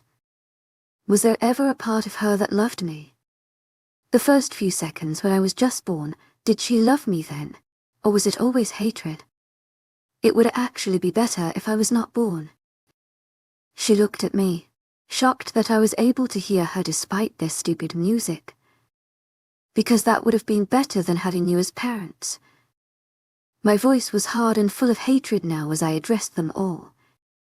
But I am here and you can't do anything about it. Continue treating me like shit and I will give you an actual reason to hate me. My father started saying something but I tuned him out, letting his words fall on deaf ears. I waited past at the same time and I took one of the champagne flutes. I brought it to my lips and downed its content at once, the liquid feeling cold as I swallowed it. If I was going to get through this night without murdering someone, I needed some alcohol in my system. Sorry, I did not hear what you said. Do you mind repeating it? I addresses my dad as I placed the flute back on the tray only to take another one. Anger was evident on my father's face as he realized I did not listen to whatever he just ranted. I let out a sigh as I heard someone approaching us. King Gabriel. He greeted and I turned around, coming face to face with the leader of Dark Angels, King Tarsal. Father greeted them as they shook hands. King Tarsal introduced his family and my father did the same, introducing us to him, though I am pretty sure King Tarsal already knew. Tonight Agent Extraordinaire, Nilben. Heartfelt thanks for your unfailing patience, enthusiasm. My father introduced me as King Tarsal extended his hand. Nice to meet you, Princess. I smiled at him. You were wonderful earlier, Princess. You must be proud to have her as your daughter, King Gabriel. My father did not say anything other than nodding. Thank you, King Tarsal, I said politely. How come we never met before at any event? He asked curiously. She just came back to the palace, King Tarsal, my father said. She was always a bright child.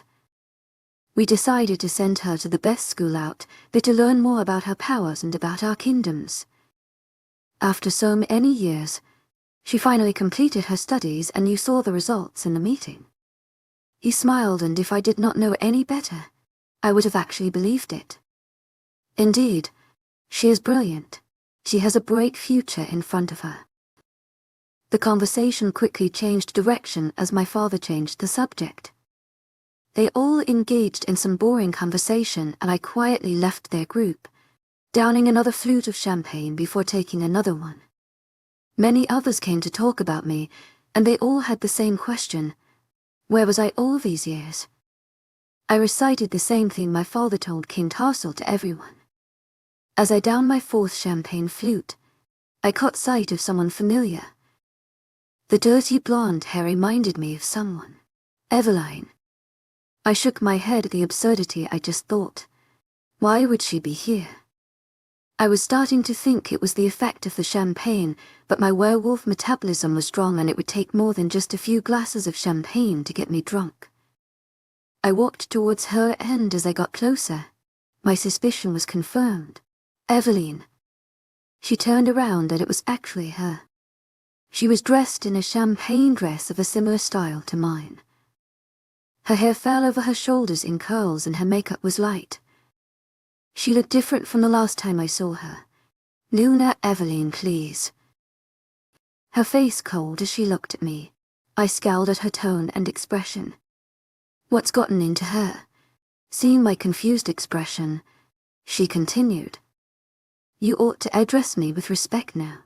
Things have changed. To a agent extraordinaire, Nilben. Heartfelt thanks for your unfailing patience, enthusiasm. I will not tolerate any disrespect. We are no longer teenagers in school. Something was definitely wrong with her. I was about to question her again when she started laughing. I looked at her weirdly and then I realized that she was just teasing me. I instantly felt relieved. I am joking, Honor. Should I call you Princess Analyze now? How about Princess Honor? I pulled her into a hug, relieved to have someone I knew around.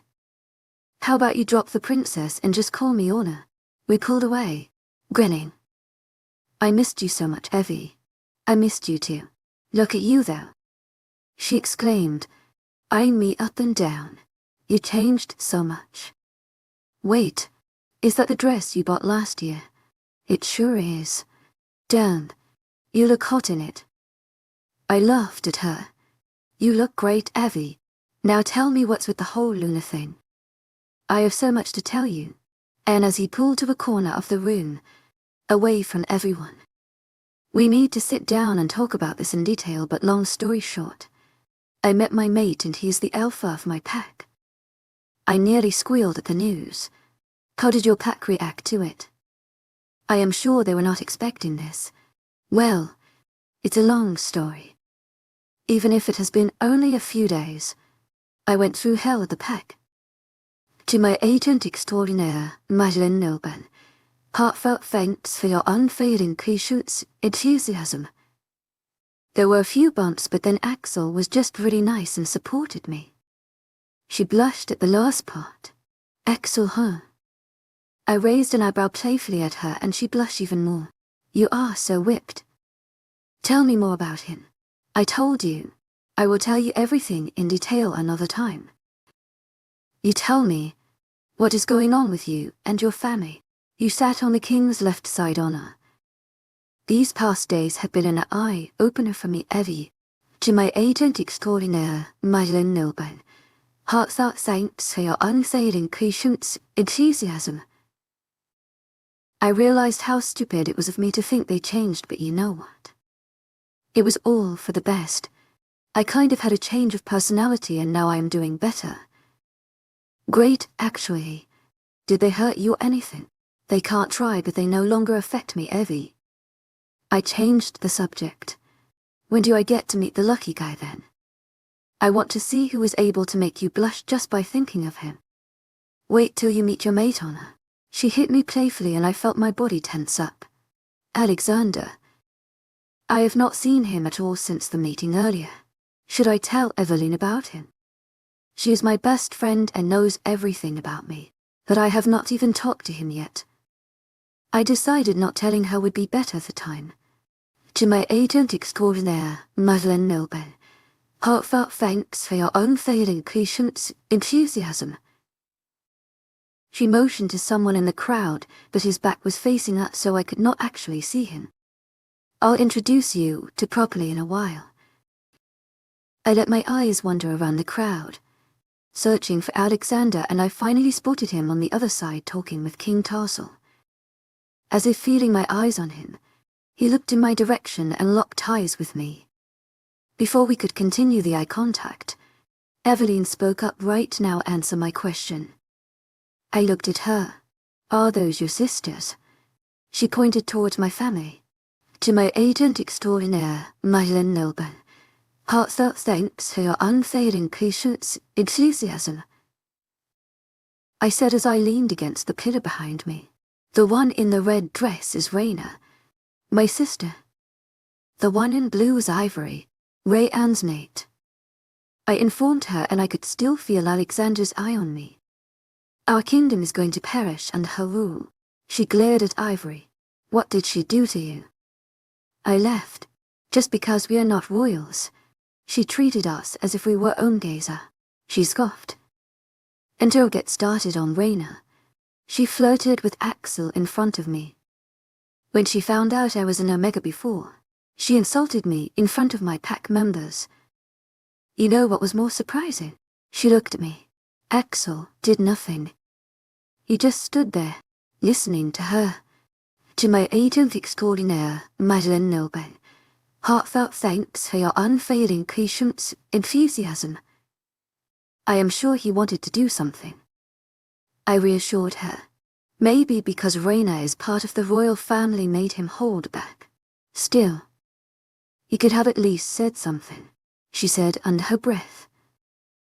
To my agent extraordinaire, Nilben, heartfelt thanks for your unfailing patience, enthusiasm. Are you serious right now? I asked her and she looked at me in confusion. You are one of the strongest people I know. You always encouraged me and pushed me to strive. Are you really waiting for someone else to defend you? She looked down. I know he's your mate, but you are more than capable enough to defend yourself against her. Like you said, she is part of the royal family. So am I. To my agent extraordinaire, Nilben, heartfelt thanks for your unfailing patience, enthusiasm. Next time she tries anything, don't be shy and just give her everything she deserves. Put all those training and lectures into practice, Evie. She smiled at me. How the roles have been reversed. Laughing. I really need to speak with Axel about this because I need to know why he did not say anything. Determination was clear on her face. Hey Angel, someone said as he stood behind Eveline. I saw Eveline blush and I immediately knew who it was. Eveline did not turn around though. We need to talk. His voice was kind of pleading and it looked kind of funny to have someone tall and muscular like him pleading. I am busy, Eveline said firmly, motioning towards me. Princess Annalise. Axel said, his voice turning from pleading to one with authority as he bowed his head. Please call me Annalise. Alpha Axel, right? I asked as I extended my hand. Axel, please, he said as we shook hands. It was weird how he could just change his entire personality when he talked to Eveline and when he talked to me. We are in the middle of something here, Axel, Eveline reminded him. I smiled as Axel wrapped his hand around her, resting his face on her shoulder. My best friend is right here. Don't mind me, I joked. We were done anyway. I threw a wink at Eveline who glared at me. Axel just nodded at me. I turned around before Eveline could say anything. I stopped in my tracks as I felt Raina and Ivory behind me. What do you want? I turned around. I just wanted to let you know that just because all these people are talking to you does not mean you are great or anything. Ivory said, why am I not surprised that you are just like the others? Look, Annalise. Just because you are back does not change anything. You are still what you were. Weak and pathetic. So original. I rolled my eyes. I don't want to waste my time arguing with people who have a negative IQ. Started walking away. You know, you do everything in your abilities to prove Mom and Dad's words. You should not have been born. Too bad we can't control anything. I responded and leaned towards the exit. Pissed off. Chapter 13 analyzes POV. I had no idea where I was going. All I needed was to get out of that place. I wanted to be alone for some time. I had a lot going on in my mind and I needed to sort my thoughts. I rounded corners and passed guards until I finally exited the castle. I found myself in one of the outdoor gardens. As everybody was inside, enjoying the party, it was empty, the perfect place for me.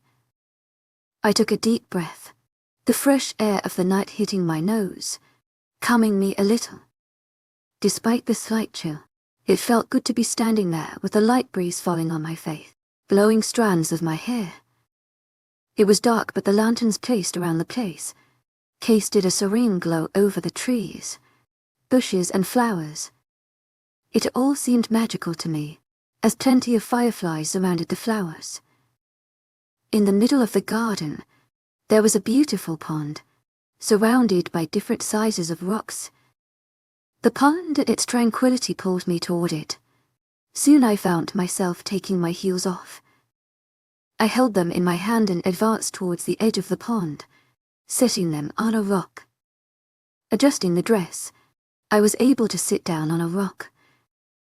The water was clear and I could see the various fishes swimming around, carefree and oblivious to what was happening. If only my life could be so simple. I sighed and stared at the water, feeling sad all of a sudden. My solemn reflection contrasted with the carefree nature of the fish. not knowing why my mood suddenly shifted. Was it because everything but happened since I got here or for something that was about to happen? I didn't know. All I knew was that the uneasy feeling kept growing. To be able to get my emotions under control, I closed my eyes, taking in deep breaths, and tried to focus on only one thought. To my agent extraordinaire, Madeleine Nilben, heartfelt thanks for your unfailing patience, enthusiasm. Everything was clear. It was like each thought was represented by one thread in my mind, but as time passed, it all became tangled together, creating a big ball of threads. Graduation, my family, my mother's words, the war with the vampires, my father, Evelyn's words, the talk with my grandmother, Malcolm, Crescent. I did not even realize that I was crying until I felt a single tear roll down my cheeks. How did I end up crying? Maybe I should keep my distance from alcohol. Lizzie, is it because of what your parents said about your birth? No, Crescent. I promise you it is not. Trust me, their words no longer affect me. It is no surprise they want me dead. Then what? It's complicated. I did not know what to say. Grandmother said that they would realize their mistake. Then what? What do I do if they actually realize their mistakes? Lizzie, she sighed. The chances of that happening are very slim, but what if it does happen? Do I forgive them? Should I forgive them? That's your choice. Lizzie, it is hard to decide. I admit it. I know it should have been a clear choice, especially after what happened these past few days. Not only these past days, but for a long time. They never contacted me when I was in school. Never visited me. Then, when I came back here, all of those hurtful words they said. I should not forgive them, but they are my family. I could not believe that I was actually saying this. No, just because they are my family does not mean I should forgive. They regret that I was born, for God's sake. They are ashamed of me as their daughter, as their sister. I think the choice is pretty clear now, Lizzie. You are right. I hugged my knees closer to me, the cold getting to me, and just stared at the water and ripples created as the fish swam. All these thoughts drained me emotionally as the tears fell one by one out a sob as I realized how messed up my life currently was. I don't know what happened, but I got hit by an onslaught of sadness, my heart feeling heavy yet empty at the same time. However, I also knew that I was no longer that old little girl. Yes, I still wanted a family and people to love me, but these people were not my family. There was no way they were getting the honor of being called my family. I know my worth now, and I know that they are not worthy of me. Exactly. I let out a half cry and half laugh at her. I could not believe I was actually going to waste my tears on these people. My fingers, on their own, grazed the tattoo on my right inner wrist. It was a tattoo I got a few years ago. It consisted of an open book. The left page had a black wolf with silver eyes standing, facing the right page. On the right page, there was a girl with her hands extended to touch the wolf's head, reaching to the left page. I got it done as a reminder that I was never alone. I have another question. Crescent. Shoot. What did grandmother mean when she said, just like a leader? No answer. Crescent. Mate. Mate. She said happily, confusing me, but then I felt it. A strong presence around us. A powerful aura that engulfed the entire garden. I wiped the tear stains on my cheeks and turned around, hoping I no longer looked like an emotional wreck. Alexander was standing a few feet away from me, his blue eyes fixed on mine. Even in the darkness, he looked handsome. The presence of the glowing lanterns and fireflies around him only made him stand out, especially his eyes. He had also changed out of his clothes from earlier. He had black slacks on and a black shirt tucked in. The sleeves were rolled up and just like earlier. His two top buttons were undone. He held his blazer in one hand and the other hand was stuffed in his front pocket as he studied me. After the whole emotional and draining experience, all the excitement from when I first saw him had vanished into thin air. I did not know what to do. I did not know what to say. My mind was blank. I was exhausted, and trying to start a conversation right now was too much work for me. I simply let out a small sigh and turned back to the pond. What are you doing here? Great first impression, Lizzie. Crescent, we already had our first impression on him, and it was of me drooling over him, I reminded her. I could ask you the same thing. His voice made me feel something, just like it did in the meeting. I felt him step closer and I saw his reflection in the water as he stood behind me. Our gazes locked in the water. I needed air. I simply said, and he hummed in response. Why don't you tell him about your family, Lizzie? He will understand. He is our mate. He must be able to do something. To my agent extraordinaire, Madeleine Nilban, heartfelt thanks for your unfailing patience, enthusiasm. He is the king of demons. Maybe he could send them to hell since demons are always associated with hell. I am not taking that risk, Crescent. It's not even been a day since we met in this ascent. He is our mate.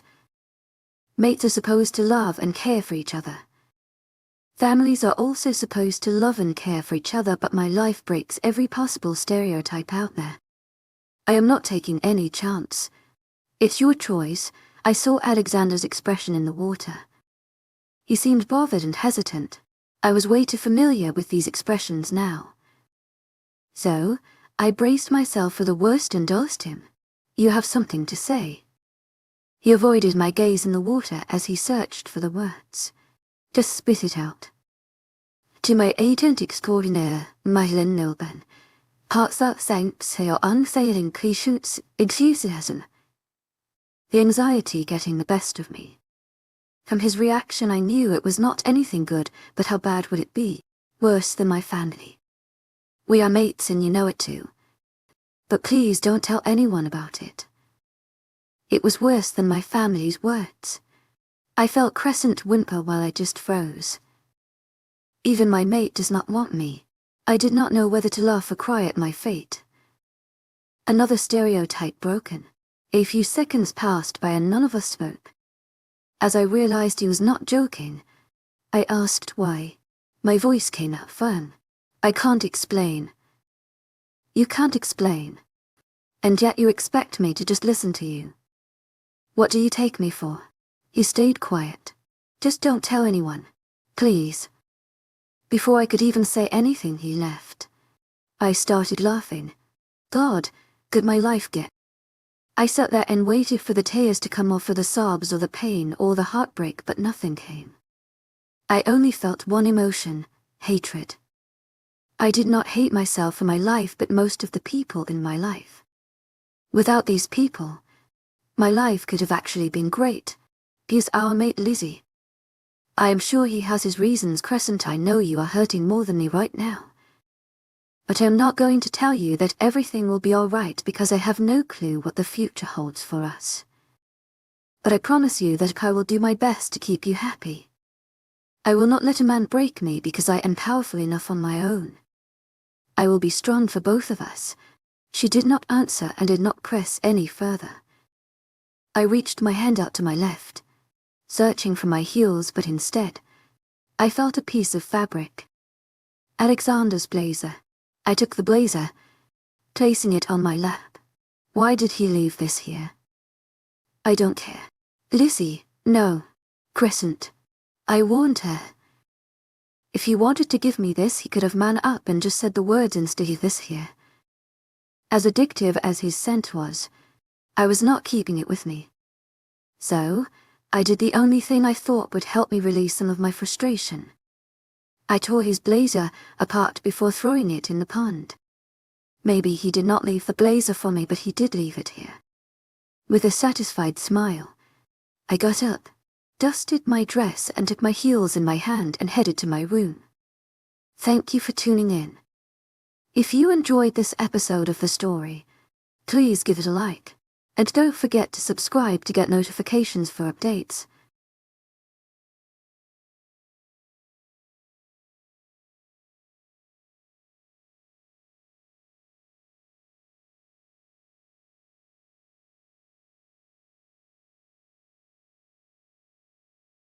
When Annalise discovers that her family status is unexpectedly intertwined with her personal love life, she is shocked. Her family member Raina once rejected the future alpha, only for Eveline to later become his second chance mate. Welcome to the Alpha's Love channel. If you enjoy this story, don't forget to subscribe and give it a thumbs up. Chapter 14 analyzes POV. Are you serious? I exclaimed, shocked at the bomb Eveline just dropped on me. Please tell me this is a joke, Evie. I am serious, Honor. She was sprawled on my bed as I sat on her side, looking down on her. Raina is Axel's mate, or was Axel's mate. Evie, you can't just barge in my room and tell me that Raina and Axel are mate without any explanations. To my agent extraordinaire, Madeleine Nobel, heartfelt thanks for your unfailing patience, enthusiasm. She corrected me. To my agent extraordinaire, Madeleine Nobel, heartfelt thanks for your unfailing patience, enthusiasm. I need an explanation, a detailed one. I nearly whined as I laid next to her on my side. Calm down. I'm getting to the explanation. She turned on her side, facing me. So, remember I told you she was flirting with Axel and insulted me in front of them, but Axel remained quiet. I hummed in response. I confronted Axel later about that. Basically, a few years ago, your family were visiting the packs. Raina met Axel during their stay at my pack. That time, it had been less than a year since Axel was alpha and our pack was not high up in the rankings like it is presently. So Raina rejected him. I never expected that from her. I admitted. Yeah, she can be really rude and obnoxious sometimes. She interrupted me. Okay. I rolled my eyes, but I thought she would love her mate. I guess what they say is true then. The mate bond no longer has the same significance it did long ago. My mind drifted to what happened last night at the pond. She agreed. When I went back to my back after graduation, I met Axel and it turned out I was his second chance mate. I don't understand something. If you are Axel's second chance, then was he your second chance or your first mate? Because if he was your first mate and Raina did not reject him, then what would happen? It's very rare to have second chance mates. I never thought about that, she admitted. Let's make as if he my second chance mate too. What about my first mate then? Is he dead? This is confusing. She sat up straight, let out an irritated groan. But maybe he is your first and only mate, I suggested. I hope so because I am not interested in having complications in my life. Since we are talking about mates and complications, I have to tell you something, I admitted. After thinking about this, I finally decided to tell her about Alexander. She was my best friend and she could help me figure this out. Before I could speak, my mother barged in the room. I sat up straight on the bed and said in an irritated tone, "You talk about etiquette all the time but don't know about knocking." She was about to say something when she realized Eveline was here too. Oh dear, I thought. Her voice came out soft and caring. I rolled my eyes. Drop the act. She knows everything. She looked taken aback for some time but composed herself quickly. You missed lunch. You know that it meant disrespect to the other leaders. Nobody actually minded Honor. Eveline reassured me. Luna, Eveline, you are not familiar with the ways around here in the royal family, she said sternly. Oh well, go ahead, Your Highness. I would love to learn more about how the royal family treat their daughter. She glared at my mother. From what I heard, it seemed kind of unique. I am just teaching my daughter the basic manners. If you are here for another speech of how I should behave, the door is right there. I pointed behind her. No offense, Your Highness, but even if we did not have etiquette classes at school, most of us have better manners than those who learned etiquette here. I knew who Eveline was referring to and bit back a smile. Maybe the person teaching is not exactly suitable. Thank you for your concern, Luna, my mother said with a fake smile. No worries, Your Highness. Eveline nodded, not letting my mother continue whatever she was saying. To my agent extraordinaire, Madeleine Nilban, heartfelt thanks for your unfailing patience, enthusiasm. We want the best for our kingdom. Yes, she said before addressing me. You are expected at lunch to discuss matters. I am sure your gossip could wait. Certainly. I gave her a fake smile. She turned on her heels and exited my room, slamming the door behind her, and both Eveline and I started laughing. To my agent extraordinaire, Madeleine Nilban, heartfelt thanks for your unfailing patience, enthusiasm. What did you have to say? I'll tell you later. To my agent extraordinaire, Madeleine Nilban, heartfelt thanks for your unfailing patience, enthusiasm. I'll see you at lunch. She nodded as we parted ways, as we both needed to get ready. I desperately need some new clothes, I muttered, tossing clothes around. Changing style overnight, so annoying. Finally I decided to wear my blue jeans and a black cropped top. I threw on my blazer from yesterday's outfit and put on some accessories, did my hair and makeup, and finally left my room. Arriving at the hall, I released a relieved breath. I was not late. Since this was not an official meeting, everybody got to sit wherever they wanted, irrespective of their titles and power. My mother and father sat at the head, while my grandmother between the Queen of the Witches and Queen of Dark Angels. All three engaged in a conversation. Rayanne was seated next to an alpha I did not recognize, while Ivory interacted with the sum of the Lunas. I took a seat next to Eveline, which unfortunately was also next to Raina. Thankfully, Rayanne did not say anything as I sat next to her. Thank God you came. I was about to murder your sister. Not caring anyone hurt her. You should have told me. I would have brought some popcorn. I left. Once everybody was here. They maids brought in the food, but I had no appetite. Yesterday's events were still fresh in my mind, and it only worsened my mood. On top of that, Crescent has not spoken to me at all since last night. To make matters worse, Raina decided to speak. Isn't that too much food for you? She whispered, laughing at her words. Thanks for the advice, Raina, but I don't remember asking you. To my agent extraordinaire, Madeleine Nilban, heartfelt thanks for your unfailing patience, enthusiasm. Not wanting to deal with her, thankfully she did not say anything further. What's wrong with you? Eveline nudged me in the arm as I played around with the food in my plate. What? You are not eating. She motioned to my food. Not really hungry. She looked at me skeptical-eyed but did not press any further. Did you kiss King Enver, perhaps? I looked at her, confused. Who's that now? King Alexander Denver, she stated. You did not know. No, and why do you think I kissed him off? He keeps looking at you.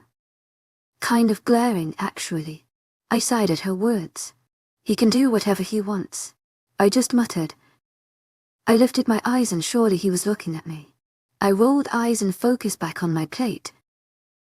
The meeting started. We don't know when the vampires will attack next, but we need to already start planning. I hope we will do this as one and peacefully. My father punctuated his last word with a glare in Alexander's direction. Anyone has any idea how to proceed? A peace treaty, the leader of Light Angels suggested. So Original Crescent made her presence known. I was starting to get worried about you, Crescent. Why were you not talking, and what got you in such a foul mood? You know what? Don't answer that. I already know. My inner conversation with Crescent was cut short as I heard my name. Caught off guard, I could do nothing but just look back at the leader of Light Angels, who had a questioning look on her face.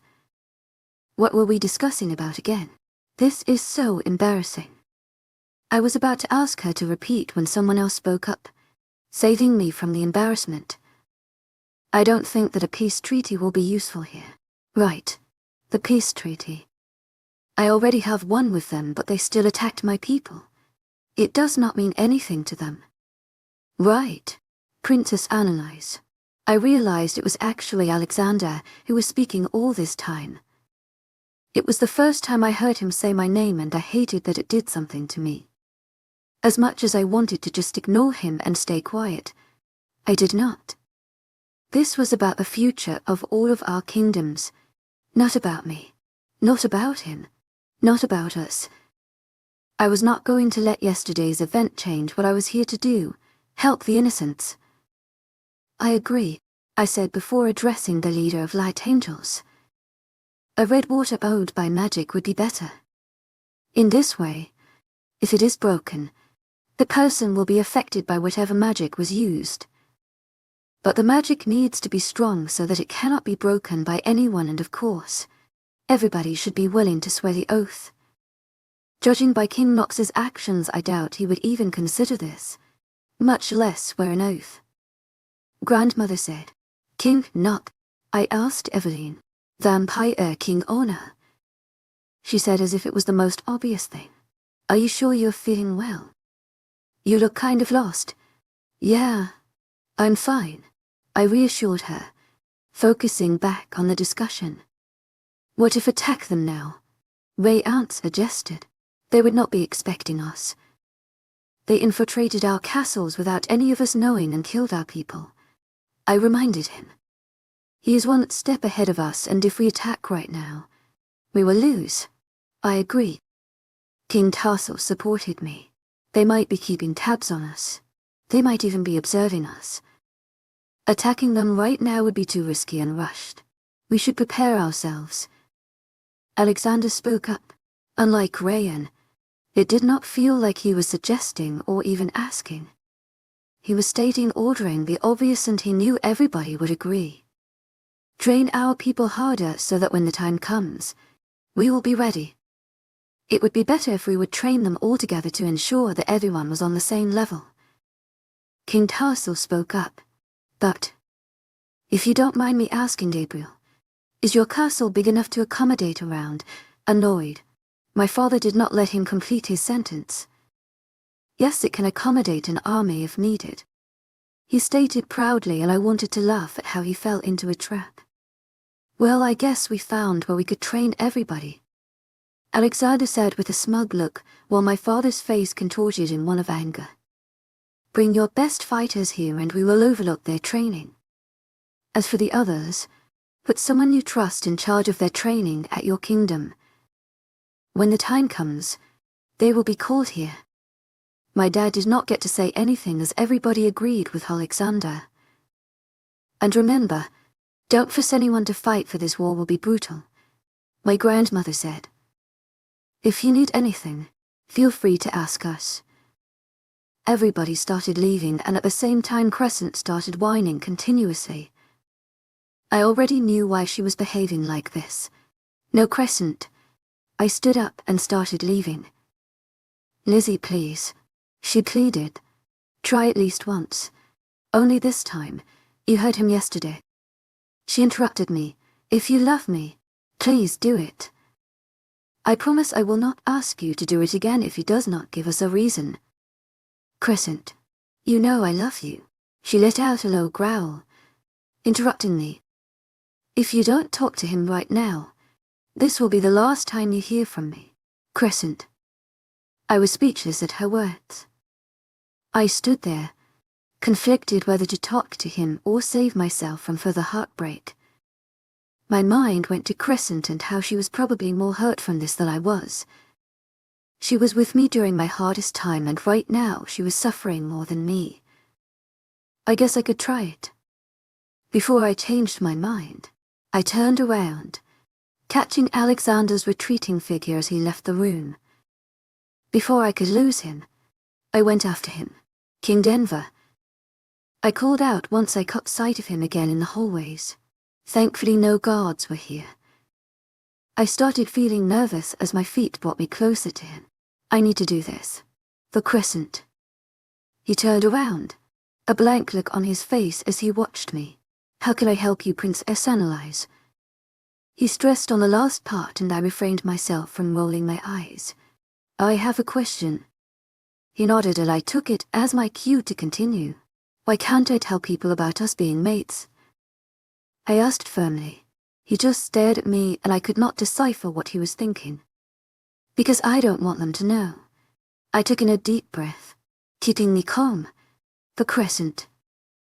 That's not a reason. Don't tell anyone. He was speaking as if we were discussing mundane things. He was behaving as if we were not talking about what was between us or what we could have. It is actually simple. It would be simpler if I knew the damn reason behind it, because you can't just order me around to do things that I am your puppet or something. It would be better if we kept our distance. He answered and I did not bother hiding my irritation. Do you need the definition of the term reason? I glared at him. Because whatever shit you are saying is not a reason, I said as I grew more agitated. Crescent was already restless in my mind, and his words were doing nothing to make me keep my calm. I don't like repeating myself, he said through gritted teeth, clearly displeased by my disrespect. I do not want people to know. He emphasized on each word. I nearly laughed. If you would just tell me the reason, you would not have to repeat yourself. You are the one making this more complicated. His jaw clenched as he looked at me dead in the eyes. Despite his composed exterior, I could see the raging cyclone in his eyes. I really hope we don't see other in the next few days. To my agent extraordinaire, Madeleine Nobel, heartfelt thanks for your unfailing patience, enthusiasm. I emphasized on the last part. Lizzie, before anyone could say anything, someone else did. To my agent extraordinaire, Madeleine Nobel, heartfelt thanks for your unfailing patience, enthusiasm. That's no way to talk to a guest. Raina came next to me. Great. She looped her arms with mine, pretending we have the best sister bond. Fed up with her act, I removed her hand immediately as she touched me. I am really sorry, Alexander. King Alexander, Princess Raina, he reminded her. I saw Raina blush a little, but she continued. To my agent extraordinaire, Madeleine Nobel, heartfelt thanks for your unfailing patience, enthusiasm.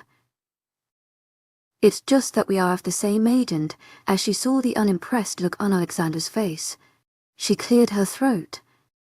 I apologize for my sister's rude behavior. She just came back here and has yet to adjust with the ways around here. Alexander looked at me, but I looked away.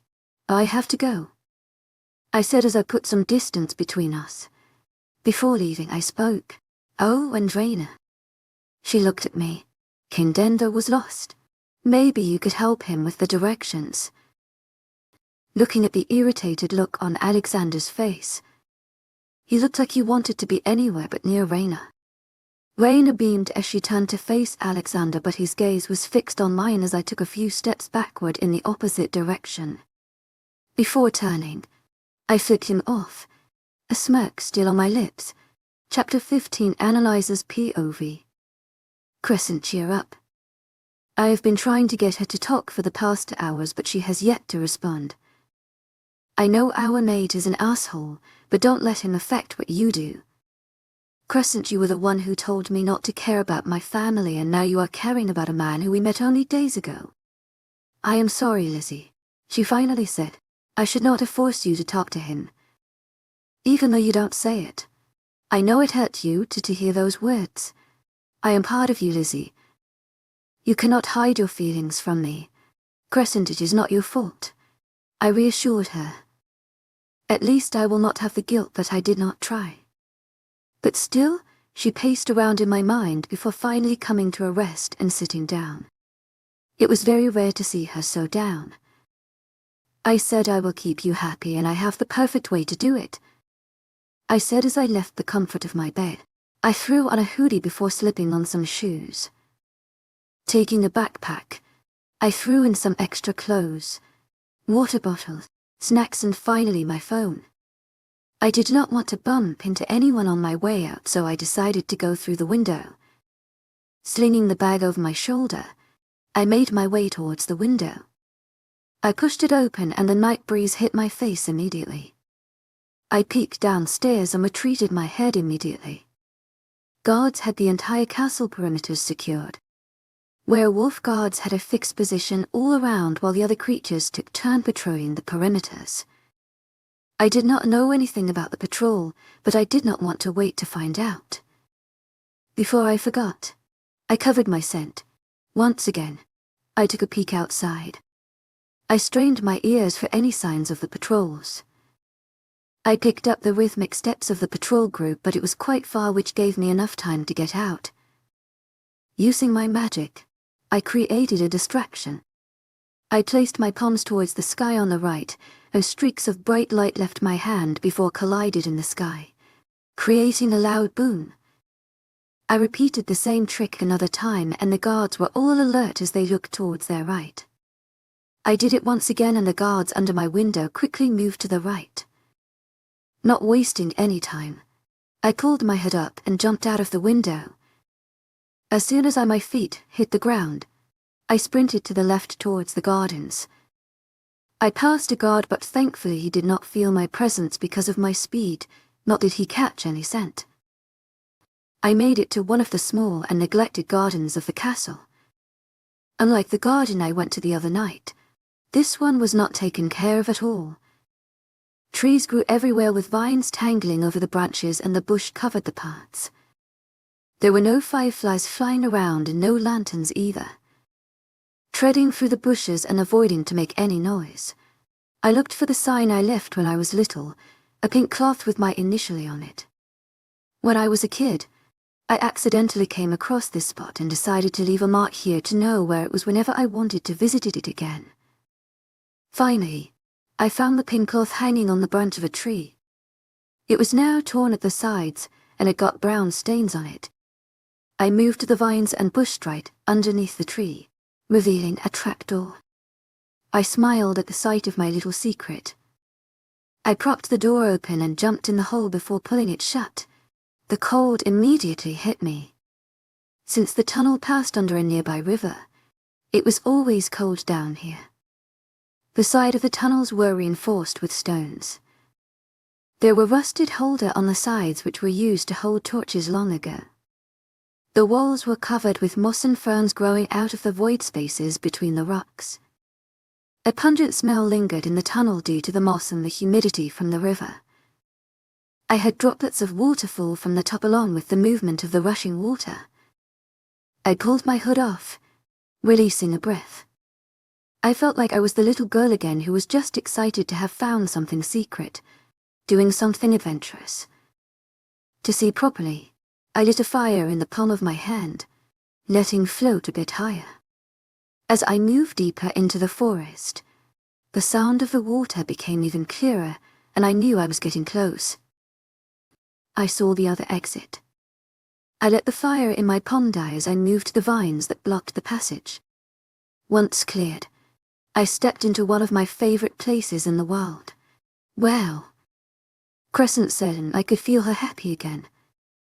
Lighting another fire in my palm, I let it float up before separating it into four smaller flames and letting them float to the corners of the cave, providing enough light to see clearly.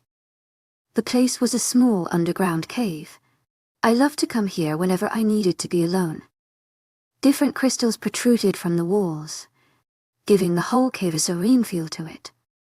Water from the river fell into the cave from a hole on the right corner of the cave, creating a small waterfall which created a deep water pool. The body of water was clear, surrounded by rocks and crystals. "This is great, Lizzie.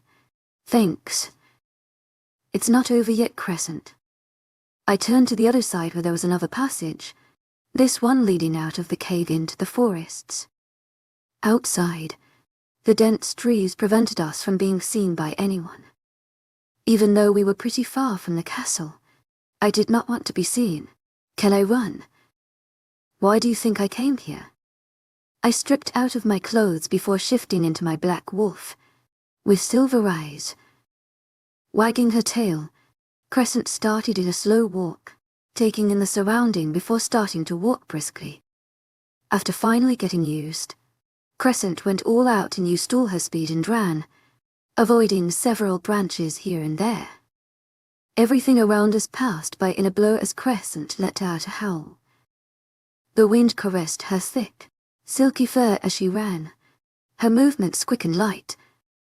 After running for another hour, she finally started walking back to the cave. However, she stopped as we both felt the presence of someone else in the cave. She sniffed the air and caught a familiar scent, but I could not put a name on it. Shift Crescent. I was back in my human form. Muttering a quick spell, I got my clothes on me since I forgot my bag in the cave. I approached the cave carefully, careful not to make any noise. I entered the cave and stopped dead in my steps. Grandmother, to my authentic extraordinaire,丨Nocturnal. Heartfelt thanks for your unfailing patience, enthusiasm. Surprised. She was sitting next to the pool, her feet dipped into the cool water. I was waiting for you. She patted the space next to her. How did you know I was here? I asked her as I sat next to her, bringing my knees close to my chest. I know a lot of things, Analyze. I just hummed in response, not knowing what to say to that. So why are you here? I asked awkwardly. I need to talk to you. She gave me a small smile. Something has been bothering me recently, she admitted, and I can help with that. It is related to you. She moved her gaze from water and looked at me. I want to know something and answer me honestly. I nodded, my throat going dry at her tone. If your parents realize their mistakes, are you going to forgive them now? The answer came out easy and firm. It's too late. I gave them not one but many chances to prove to me that they had changed, but we know how that turned out. To my agent extraordinaire,丨Nocturnal. Heartfelt thanks for your unfailing patience, enthusiasm. Like I said earlier, once this war is over, I am leaving. I don't want anything to do with them. I might sound selfish right now, but this is the best thing to do. I don't want to waste my time trying to change them or acquire their love and just obtain pain in return. I continued, and even if they do change, what will be the whole point if they end up breaking the entire before that happens? The decision I took is the right one and the best. I will not let anyone convince me otherwise. You are right. She smiled. It is the right thing to do. If you would have chosen to forgive them, I would have been let down by you, oh. I simply said, slightly taken aback by her reaction. But then again, she has been nothing but nice and supporting to me ever since I got here. I love them dearly, but they are wrong. No matter what they do now, I don't think it will forgive their previous actions. I truly regret not being here all this time.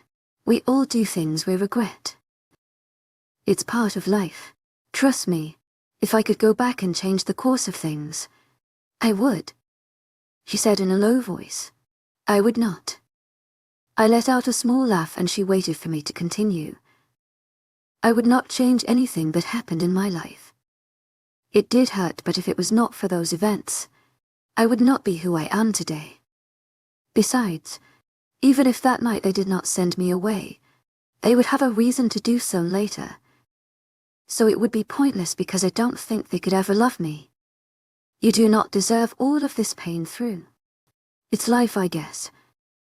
Enough with these depressing topics now. She shook her head. Tell me about your love life. I cleared my throat awkwardly. I don't have a love life. Why, what about your mate? Did not meet him yet, I simply said, avoiding eye contact. You have not met your mate yet. She sounded surprised and I looked at her suspiciously.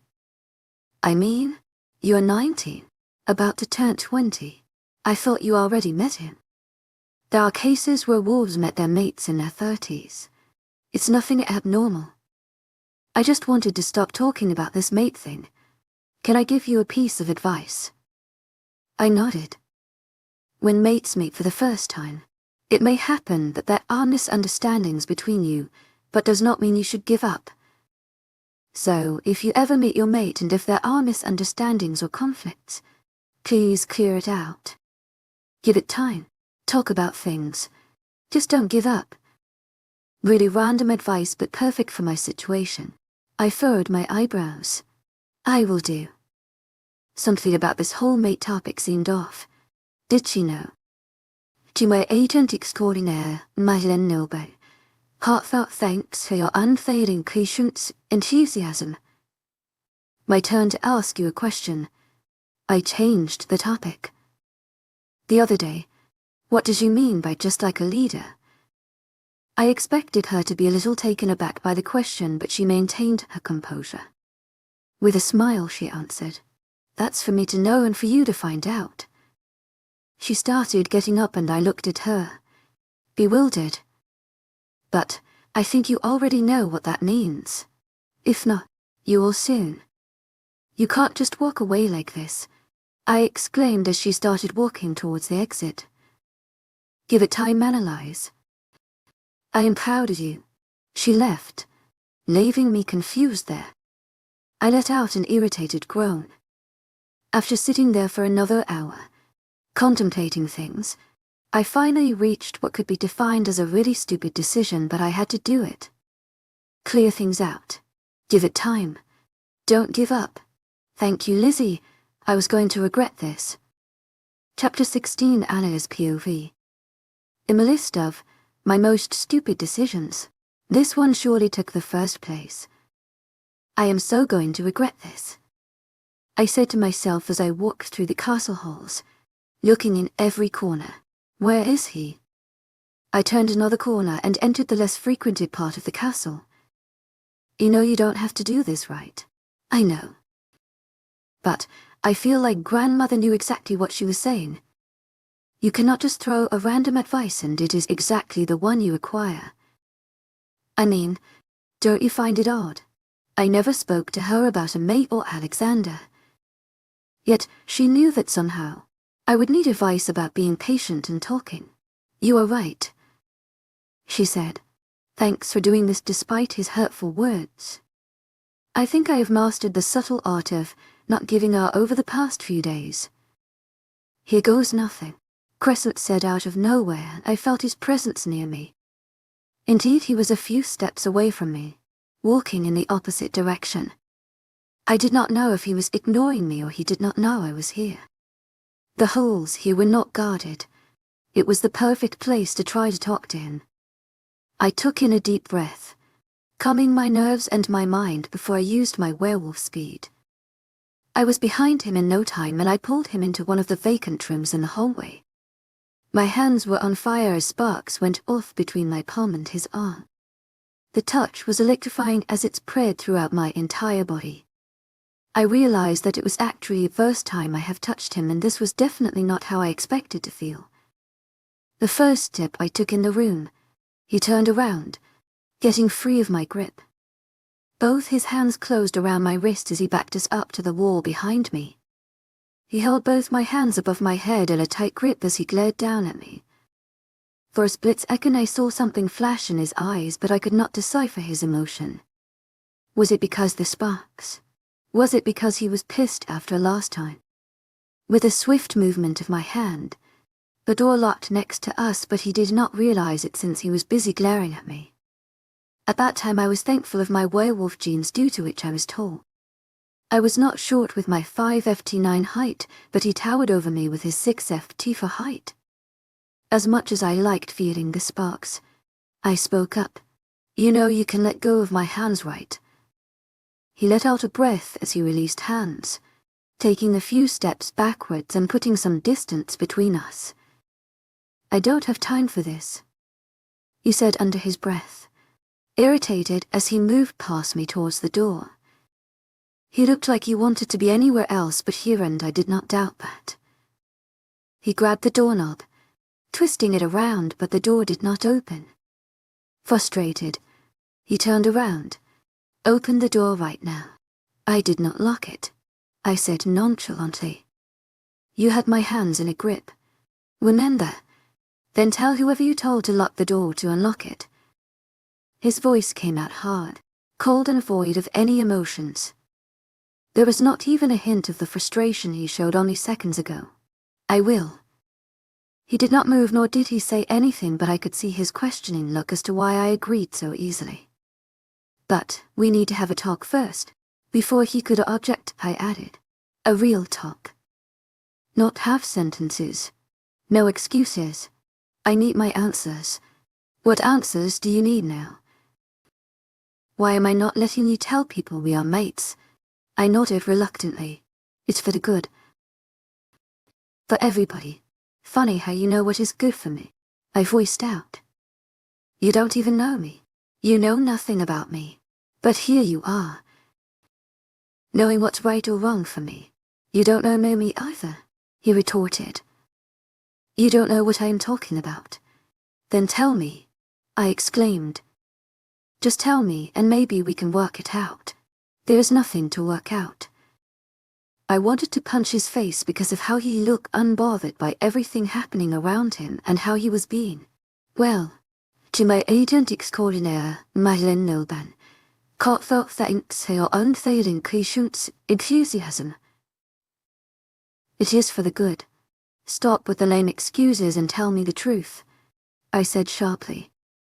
He stayed quiet, an icy expression on his face that could make the frozen tundra of Greenland look like tropical islands. "If you really want what is good, then why are you here? Why are you not leaving? Your presence here has caused nothing but nuisances. First with my dad, then my brother, my sister and me. In case you forgot, Princess, your family needed help." He threw the princess title around like an insult. "If I am not mistaken, you are the one who came here uninvited," I reminded him. "Nobody will have any objection." I cocked my head to the side.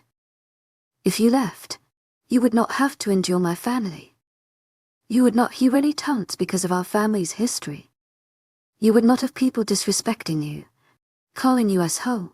You have more people than we do. You have allies who would not hesitate to fight for you. You could defeat the vampires." His expression did not budge in the slightest way. "You would no longer have to see me. Then why are you staying here?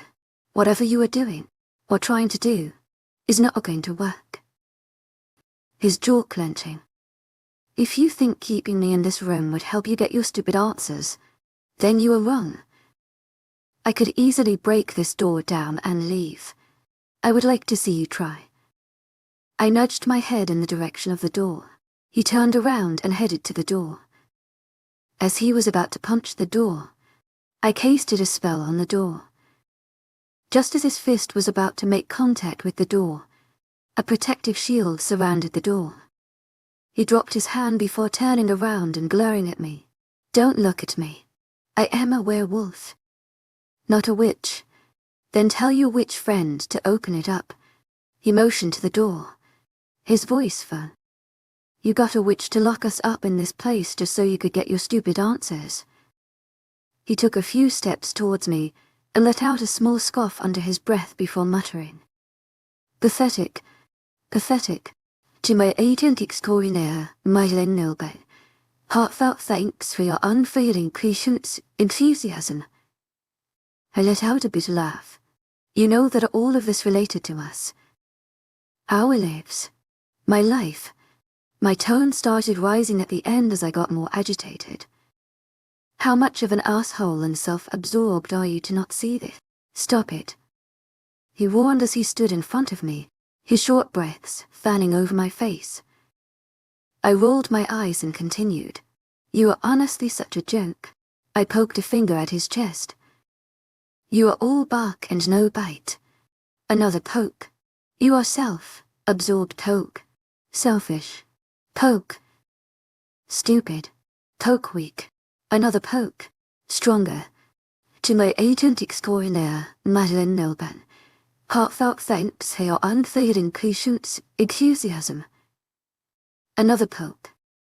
Someone afraid to tell the truth. Little kids are better than you. As I poked his chest again, he caught my hand in his. He was pissed. Don't talk to me like that, he said as he closed the little distance between us, but I did not budge. I stayed rooted in my place, looking at him dead in the eyes. Why? Your fragile ego cannot handle it, I commented. The people around you never had the guts to tell you how you are not actually some god. You don't know what you are talking about, he hissed in my ear. Or is it because some pathetic girl is able to get on your nerves so easily with her stupid questions? I taunted him. You are not pathetic, he said, and for once I actually heard some emotion in his voice. You had other thoughts about that previously, I reminded him. You're nothing but an asshole. Just because you are my mate does not mean you can talk to me like that, really. I am your mate now, I said in disbelief. Then tell me, why were you with my sister last night? If I am your mate, why were you with her? Alone, at night, in the garden. I bit out, as the image of them together flashed in my mind.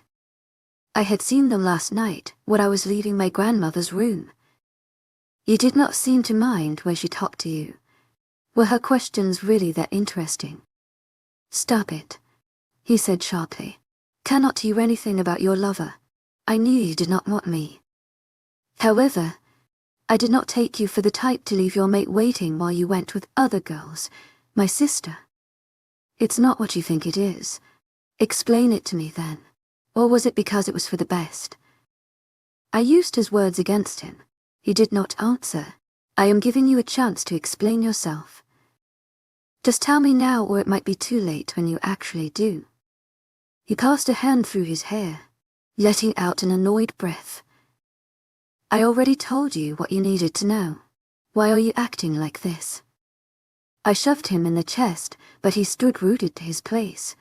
It is infuriating, for God's sake. I grew frustrated as the next words left my mouth. You know what is actually the best thing to do right now? I took in a deep breath. Just reject me. Get it over with. To my agent extraordinaire, Nilben. Heartfelt thanks for your unfailing patience, enthusiasm. Determined. You will be free. Nobody would be asking you any questions. You could go with any girl you liked. You would no longer have a pathetic and stupid girl bothering you. I've had enough of you now. He gripped my upper arm, pulling me close to him until our faces were centimeters apart. His blue eyes held a fire in them, a fury, and he looked to be having an internal battle with himself. I will not reject you, he said slowly, as if he was letting the words sink. I am not interested in your sister. He did not let me speak. You are not stupid nor pathetic. Sounding defeated, I was surprised when he leaned down, resting his forehead on mine. Never say that again, please. My entire body tensed at our close proximity, and I realized how much I'd actually wanted this. How much I wanted to have a mate, someone to love me and care for me, be by my side, support me, be my safety net for when I fall. Why are you acting like this? My voice came out as a whisper. I removed his hand and moved a few feet back. As much as I wanted this, I would not allow him to just play with my feelings like this. If he wanted me, he should just man up and say it, and if he did not want me, then reject me. One time you act like you don't care, then you act like you care. I don't want all of this. It was my time to sigh. It's depressing, draining. To my agent extraordinaire, Nilben. Heartfelt thanks for your unfading patience, enthusiasm. Frustrating. And I am tired of all of this. His jaw hard, and at my words, and his expression looked to have been shaped out of granite.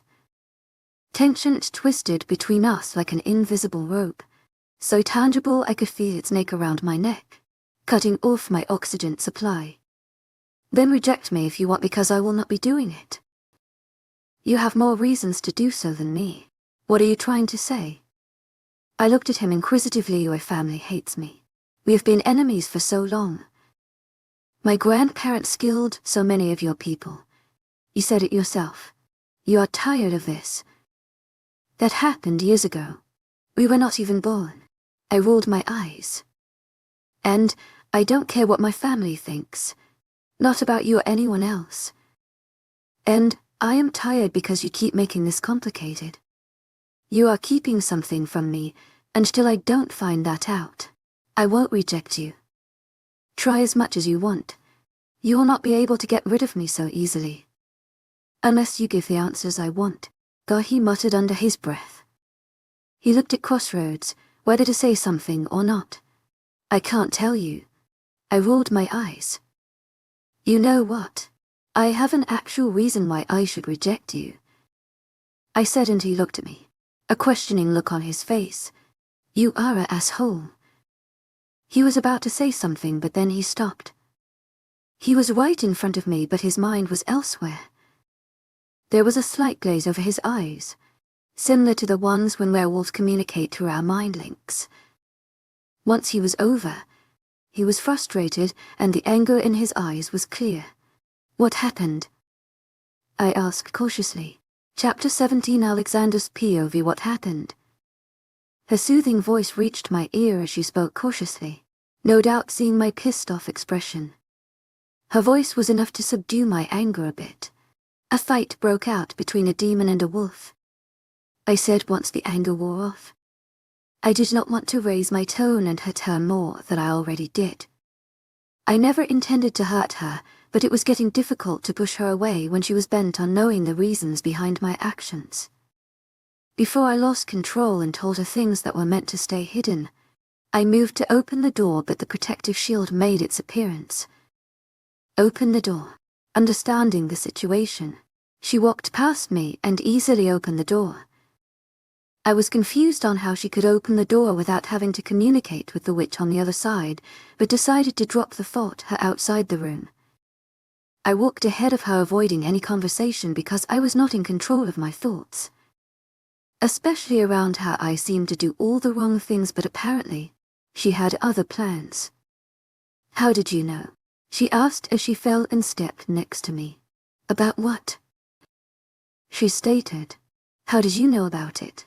Nobody came in the room or anything. Mind links. One thing I learned about her in the past days was that she was smart and clever. Whenever she was quiet, I thought of it as the calm before the storm, because when she did speak, she would state facts and gave little to no points for further arguments. She knew what to say at the perfect time. She knew the exact words needed to make a deal or break it. I hummed in response before asking. The werewolves did not communicate about it through your mind link. She looked taken aback by the question for a quick sec but quickly composed herself. She did not answer, but there was a faraway look on her face as if she was thinking or having an inner talk with herself. They must have informed my father directly. She shrugged. I knew she was lying. As much as her family had tried to hide it, I knew they were not on good terms. Despite being here for only a few days, I have seen the way her parents treated her compared to her siblings. I had witnessed and heard things they wanted to keep hidden from the eyes of the other leaders. I could not bring myself to interfere with her family problems. Not when I was also hurting her and pushing her away. I did not know you had mind links too. She said instead, and I knew what she was trying to do, change the topic. I went along with it, getting the hint she did not want to talk about things related to her family. I explained to her, despite my previous resolution, whenever I was near her, all my resolutions and control would just vanish into thin air. If my resolutions were a mirror, her presence just caused it to shatter into millions of fragments. We got a witch to do it long ago to ease our communication. You keep it a secret though. It was not a question. Sometimes things are better if they are kept as a secret. I simply said, She frowned as she realized that I was not only implying this for the mind link.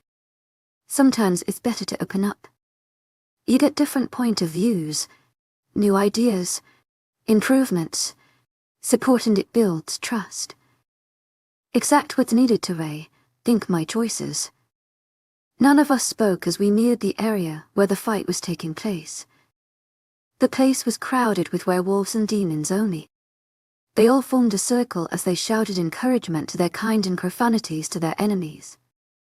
Grunts and groans were heard from the center along with punches and kicks. When they saw us, the crowd fell silent. To my agent extraordinaire, Madeleine Nilben, heartfelt thanks for your unfailing patience, enthusiasm, allowing us to walk through.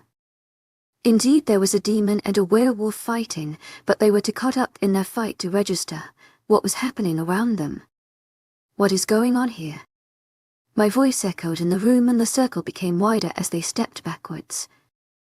The two fighting froze as they looked in our direction. They scrambled from the floor as they stood in front of us next to each other, heads bowed down. The werewolf guard had a busted lip and his uniform was torn here and there with dust covering parts of it. My own guard, Silas, was no different either, with scratches on his face and claw marks on his clothes. I asked you something, I reminded them, my voice fanned as I looked at them. I felt my eyes starting to change color as my demon tried taking over. The other demons in the room bowed their head in submission as the aura of Elias, my demon, was felt around the room. I don't like repeating myself, Silas. I saw his body of Isabel shake at my tone. Before he could speak, the werewolf spoke as he addressed Annalise. He started it. Annalise rolled her eyes at his words, no doubt finding his words childish and immature. And how did he start it? She said sarcastically, crossing her arms in front of her, cocking her head to the side. Princess, he started by calling me names because I was of a lower rank than him, he explained. He and his friends started crashing things and ordered us to clean it up. He motioned to the other werewolf guards who supported his claim before pointing towards the broken pots with soil all over the floor as well as the plants. What do you have to say about this? Annalise asked Silas, hearing both point of views. He's lying. The demons agreed. He started it. He accused the other guard. I heard Annalise scoff under her breath as I refrained from doing the same. We were just going outside when they stopped us and started throwing insults at us. They said we are evils and that the king should not have allowed us to stay here. He said we were worse than vampires. Right, she said nonchalantly. And who are we supposed to believe here? She gave me a look before looking back at the two. I would not lie, princess, the werewolf exclaimed. All these demons are the same. They are lying, princess, and they want to hurt us. Annalise threw a side glance at me. Your Highness, I would not lie, Silas said, his eyes pleading as his eyes darted between me and Annalise. Ask anyone here and they will tell the truth. As soon as the words left his mouth, the crowd started expressing their opinions as they shouted. Everything they said contradicted each other, and soon the whole place was a mess. The crowd that was expressing themselves verbally had started expressing themselves physically. Both sides clashed as they kicked, punched and clawed each other while shouting profanities. Are you kidding me? I said under my breath at the scene. I could see Annalise getting agitated next to me as she fisted her hands as hard, and her jaw was set tight. She was taking in deep breaths as she tried to keep herself under control, and I saw the subtle change in her purple eyes as they started glowing the slightest. I remained quiet as I watched her, knowing very well that this was one of calm before the cyclone moments, and I also loved hearing her speak with confidence as well as her snarky comments. Stop it. All of you get away from each other. Right now. I knew she would have an outburst, but this was not what I was expecting. Her voice came out firm and strong, firmer than I have ever heard. The presence of her wolf could be felt in the room as when she spoke. It was two voices combined together which resulted in her using her commanding voice that could easily be on the same level as the other leaders. Regal I-ness radiated from her as her intimidating awe spread across the room. Her authority could be clearly sensed around the room as the fighting stopped and the room went completely silent. Only their ragged breathing from the fight was heard. Looking around, I saw the werewolf guards submitting to her, their necks bowed in front. Looking on the other side, I was stunned at the sight. All the demons were also submitting to her, their neck bowed. I looked to my side, seeing the surprised and confused look on Annalise. She looked at me, unsure what happened and what to do next. To my agent extraordinaire, Madeleine Nilben, heartfelt thanks for your unfailing patience, enthusiasm. Proud and impressed smirk touched my lips before I hid it.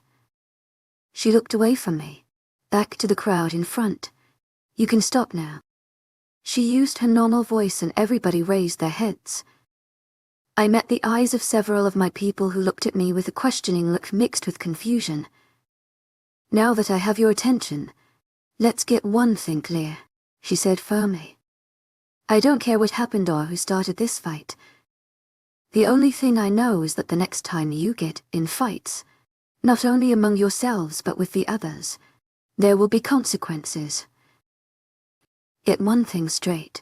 You will be seeing a lot of each other whether you like it or not. So keep that in mind and act like grown-ups instead of a bunch of immature. She paused, letting her words sink. Am I clear?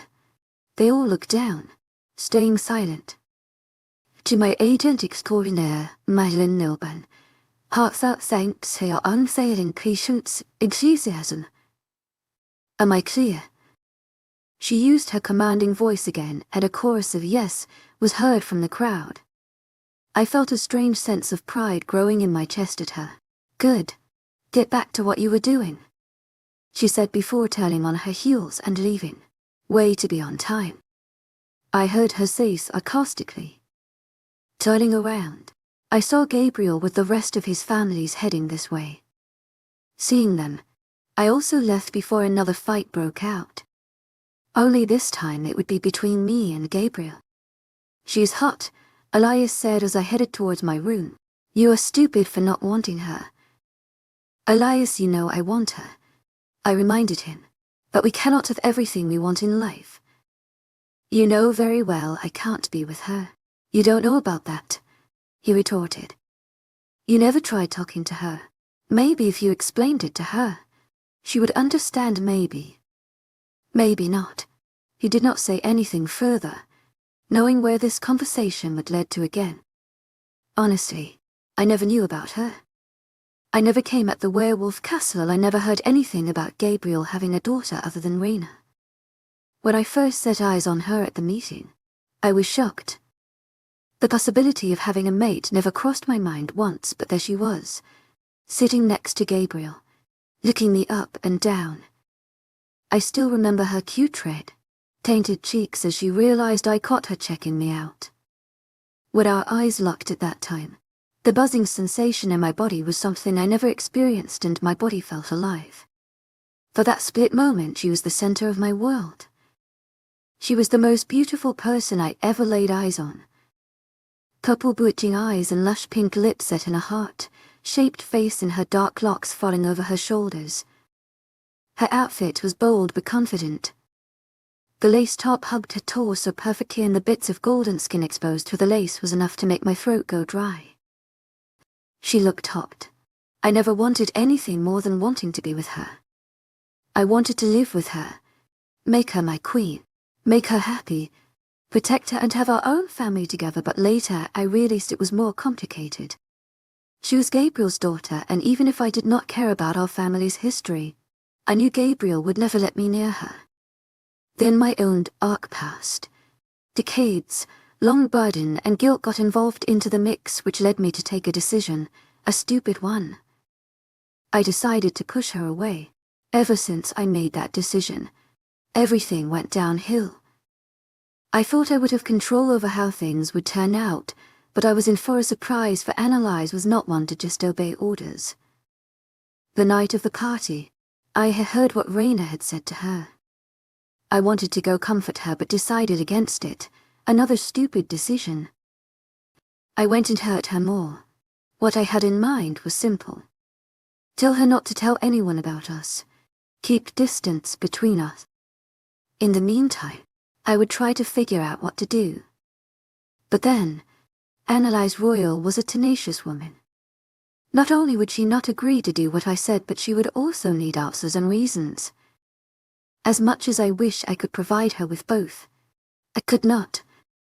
I already had an idea that this would be hard when she destroyed my blazer, not to mention smiling after doing so.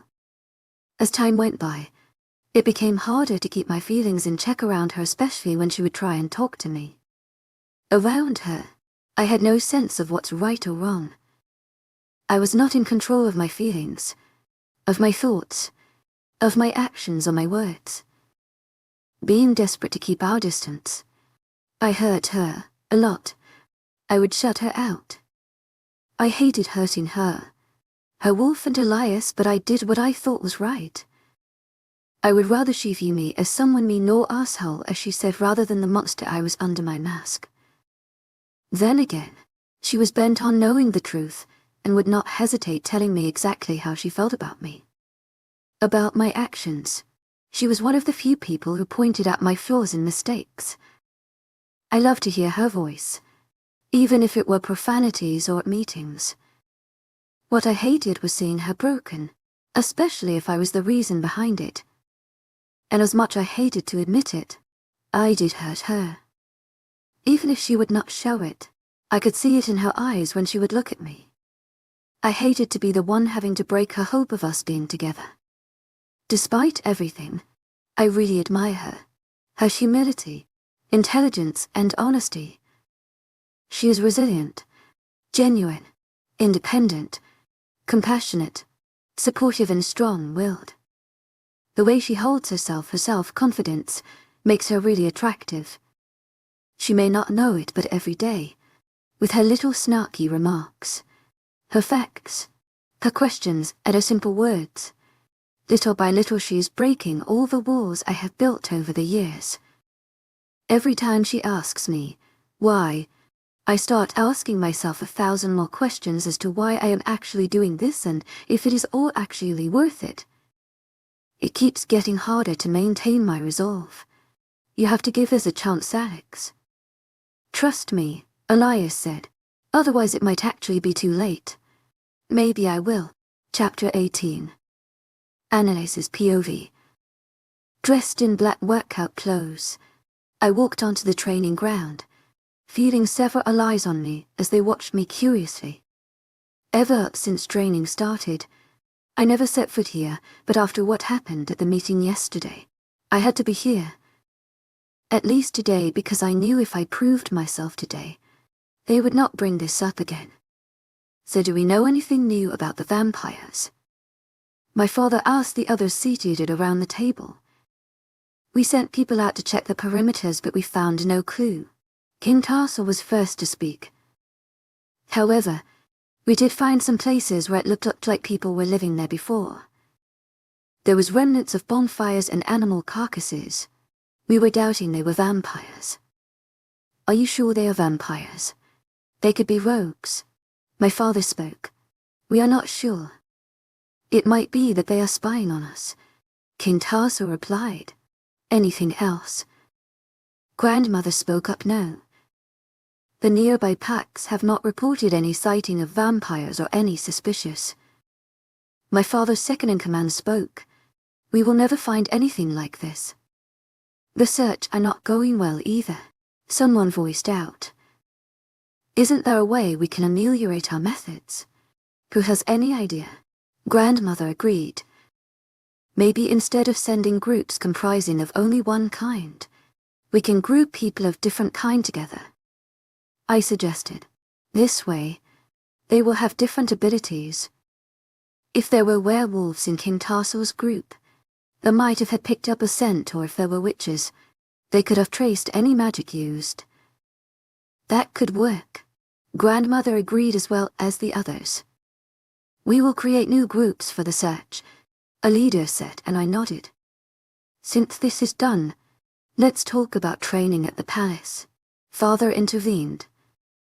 It's been some time now since training at the castle started. Alexander, King Tarsal and the leader of witches were responsible for the training. The best part is that all the creatures trained together.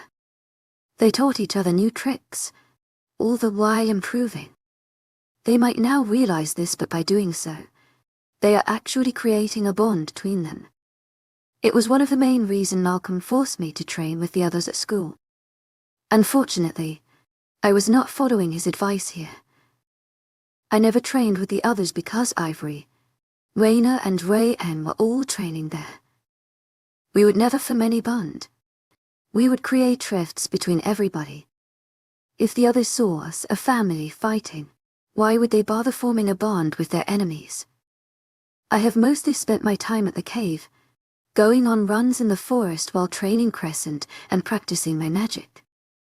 My training at school might have been short, but it was surely effective. Speaking of training, we have not seen you at all analyze. I looked at Ray, and he was looking at me with a little smirk. I felt everybody's eyes on me as they awaited an answer. I did not know what to say since I actually had no answer. Before I could say anything, Grandmother spoke up. I have been training her, so don't worry. I let out a small breath as I gave her a thankful smile. But how do we know if it is the proper training? Raina asked, smirking at me. Do you doubt my skills, dear? Grandmother questioned. Oh no, she replied quickly. I just want to make sure that my sister is going to be safe once the war is actually here. I nearly scoffed at her words. Why don't we test you? Ivory spoke up, and I glared at her. What is their problem? Crescent exclaimed. You can fight me tomorrow, Ray Aunt suggested. This way we can know about your abilities, and I could also help you improve if needed. I rolled my eyes at his fake, caring voice. He really thought he could easily take me out. We can see your fighting skills and your wolf's abilities with this. The color drained from my face. I was not going to shift in front of them. Everybody would ask me questions to which I don't even know the answers. I said nonetheless. I was confident in my skills. Even if I was not in my wolf form, I could take Rain out. He smirked at my response as if he won already. Tomorrow meet us at the training ground then, sister. When he said us, I already knew there was a crowd there. If he thought he could defeat me, of course he would do it in front of everybody so that he could gloat. I headed towards the center where training was already taking place. I recognized King Tarsal and Alexander training a group on one side while the witches practiced magic on the other side. I was about to go look for Ray and for the fight, but I froze in my spot. Alexander and King Tarsal were sparring, teaching the others a few techniques. The reason why I was shocked was his glowing eyes. Usually, every leader has a distinct eye color from their kind. For us wolves, the king had golden eyes and the other wolves had yellow eyes with brown line encircling their pupils. Even the leader's mate does not have the same eye color. Only the leader's firstborn, his successor, got the same eye color since he would be the next leader. Just like every other supernatural, the leader of demons had a different eye color than the others. Demons had black eyes, but their leader had silver eyes, just like Alexander's. The odd thing was that I also had silver eyes when my wolf tried taking over when I shifted. It was not like my eyes were brighter or dull. They were exactly the same. How is this possible? I said to myself. Crescent. She did not answer as I looked at Alexander, dumbfounded. My life really did break every stereotype out there.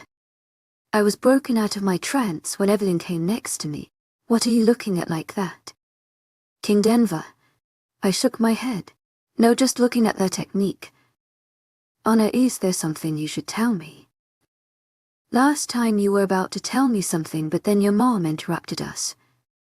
Realization dawned upon me. I had totally forgotten to tell her about the whole mate situation. Thanks for reminding me. I looped my hand with hers as we walked to the other side. But not here. Meet me in my room later. To my agent extraordinaire, Madeleine Nilben. Heartfelt thanks for your unfading enthusiasm. Best of luck. I know you will kick his ass. I have seen you fight Andre and not know that he dug his own grave. I shook my head at her comments. I have a feeling that it is not going to be that easy. I know he underestimates me, but my guts tell me that there is something else that is going to happen. Well, whatever he does, he cannot do it during you two will be fighting, since there will be rules set by others, and I doubt he would break those and risk being looked down upon. He would break those rules if it meant he would not lose. I have realized it only recently, but they will anything they want for their own selfish needs. Cheating is like nothing compared to the countless other things they have done. All I know is that you are going to kick his ass. Even if he cheats, he will lose. I know it. Finally, I saw the other leaders standing near a vacant training spot. A training mat sat in the middle as they all stood on one side, talking among themselves. My entire family was there. The other leaders, Alphas and some who were training, were here to watch. They might as well sell tickets since so many people are interested in watching you fight. Eveline commented next to me, "Your pack will never have a shortage of money." I joked. As they realized that I was here, the conversation ceased. "Are you ready, Analyze?" Grandmother spoke and I just nodded. I addressed Ray, and who was dressed in workout clothes. "Ready to help me, brother?" I gave him an innocent look. "Let's go." He walked past me onto the training mat. I followed him and everybody else stood around the mat, watching the scene unfold. I saw King Tarsila and Alexander join the rest. "Watch your back, sister. You never from where the enemy can hit you." His voice held a threat, and suddenly I did not feel so good about this. He must have something up his sleeve. I did not respond to him as my dad second in command came in between us. The rules are simple. When I say start, you can start fighting, but only in your human form. When I say shift, you can fight in your wolf form or continue in your human form. You cannot have any external help in this, he said as Ray and I took our fighting stance. The fight will stop when you yield. Start. Thank you for tuning in. If you enjoyed this episode of the story, please give it a like, and don't forget to subscribe to get notifications for updates.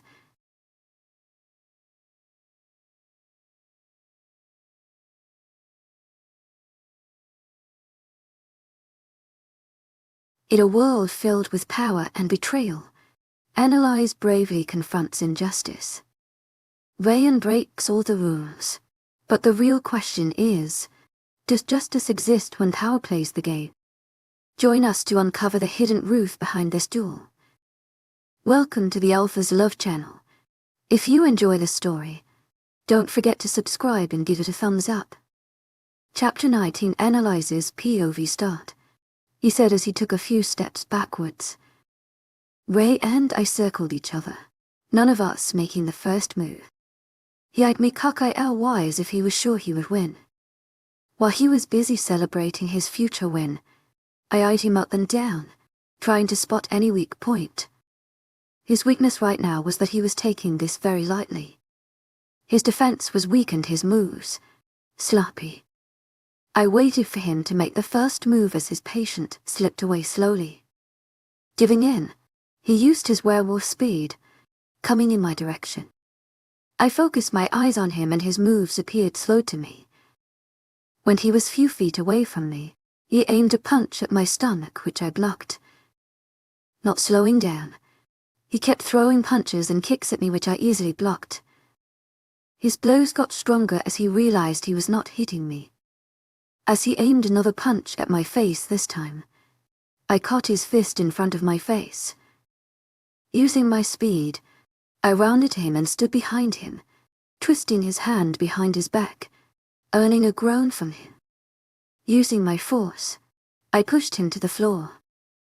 I took a few steps back as he got back to his feet, flexing his arm in the process. His demeanor changed as he realized this would not be so easy after all. He let out a small growl as his wolf tried taking over, but he controlled it. In swift movements, he was next to me. From the corner of my eyes, I saw him lift his foot, aiming for my head, but I ducked just in time and swept him off his feet. He fell on the mat. Murmurs went off in the crowd as they saw him laying on the mat. He punched the mat, irritated and agitated, before getting up. All murmurs went off as he glared at them. This time, he did not come straight for me. He circled me, and due to his werewolf speed, he looked like a blur to the others. Difficult to see, but in my eyes, he was not. I stood where I was as he circled me, following his movements with my eyes. Slowly, he started moving closer to me, still circling around me. Once he was at arm's reach, I punched him straight in the face and he stumbled. Before he recovered, I threw an uppercut, him making step back. I refrained from using all my power as I did a roundhouse kick, causing him to trip and fall on the mat, groaning. He quickly got up as his eyes glowed and his claws extended. I looked at the referee, who had yet to say shift, but he ignored it. I scoffed at his partiality and remained quiet even if Rayan was clearly not following the rules. Nobody dared to call him out as they kept watching us. Claws extended, he dashed towards me, but I used my speed, moving out of his way. Before he had the chance to realize what was happening, I was behind him.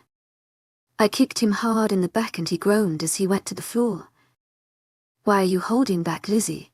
Just put him in his place." "Trust me, Crescent, I want to rip his heart out." Rayan got back up and charged towards me.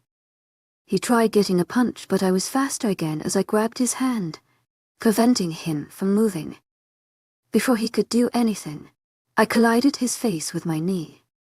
He lost his footing and fell, putting me down with him as he grabbed my arms. We rolled over on the mat until I was finally on top of him. I punched him repeatedly in the face.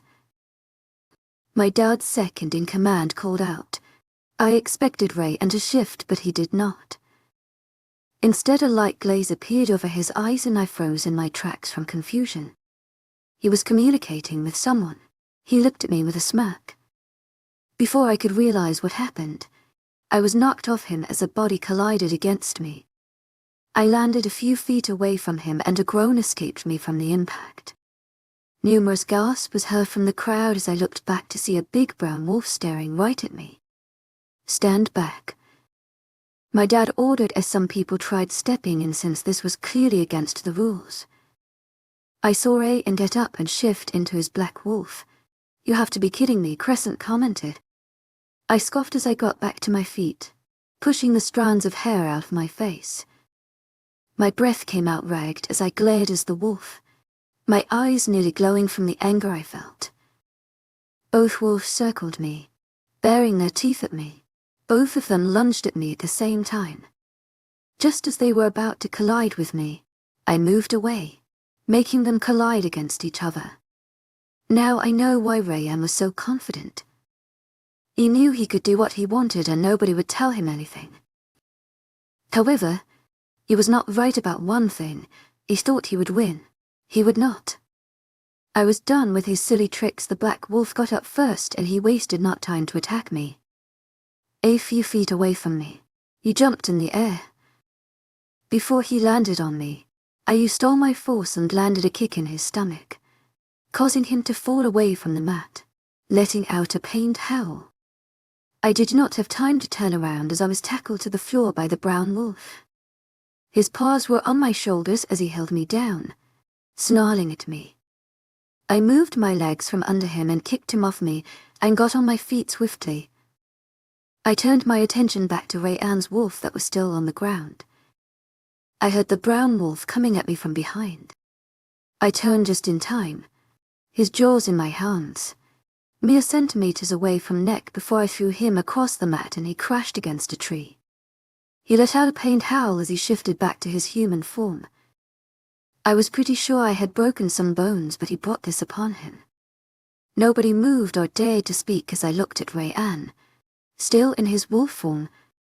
He lunged at me again, but this time a kick to straight in the jaw sent him whimpering away from me as the sound of bones cracking reached my ears, causing a sense of satisfaction to flow through me.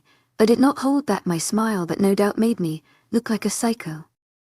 He shifted back into his human form, holding his neck as he let out a pained groan, bruises forming on his torso and face from the hits he took from me. I saw my mother step up to help Ray, and but one look from me made her stop dead in her tracks. "It is over now," my dad announced as he saw Rayanne's state. He was having difficulty getting up. "He has broken all the rules," I reminded him. "At least let us abide by one of them.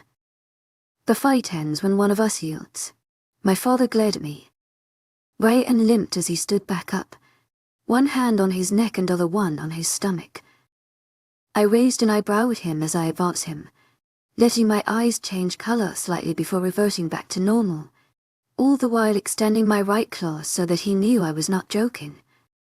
Crescents or spread around me, getting stronger with each step. He took a step back but ended up falling back down. "I yield." His voice came out weakly. "I'm sorry. I did not hear you. Could you maybe say it a bit louder?" "I yield."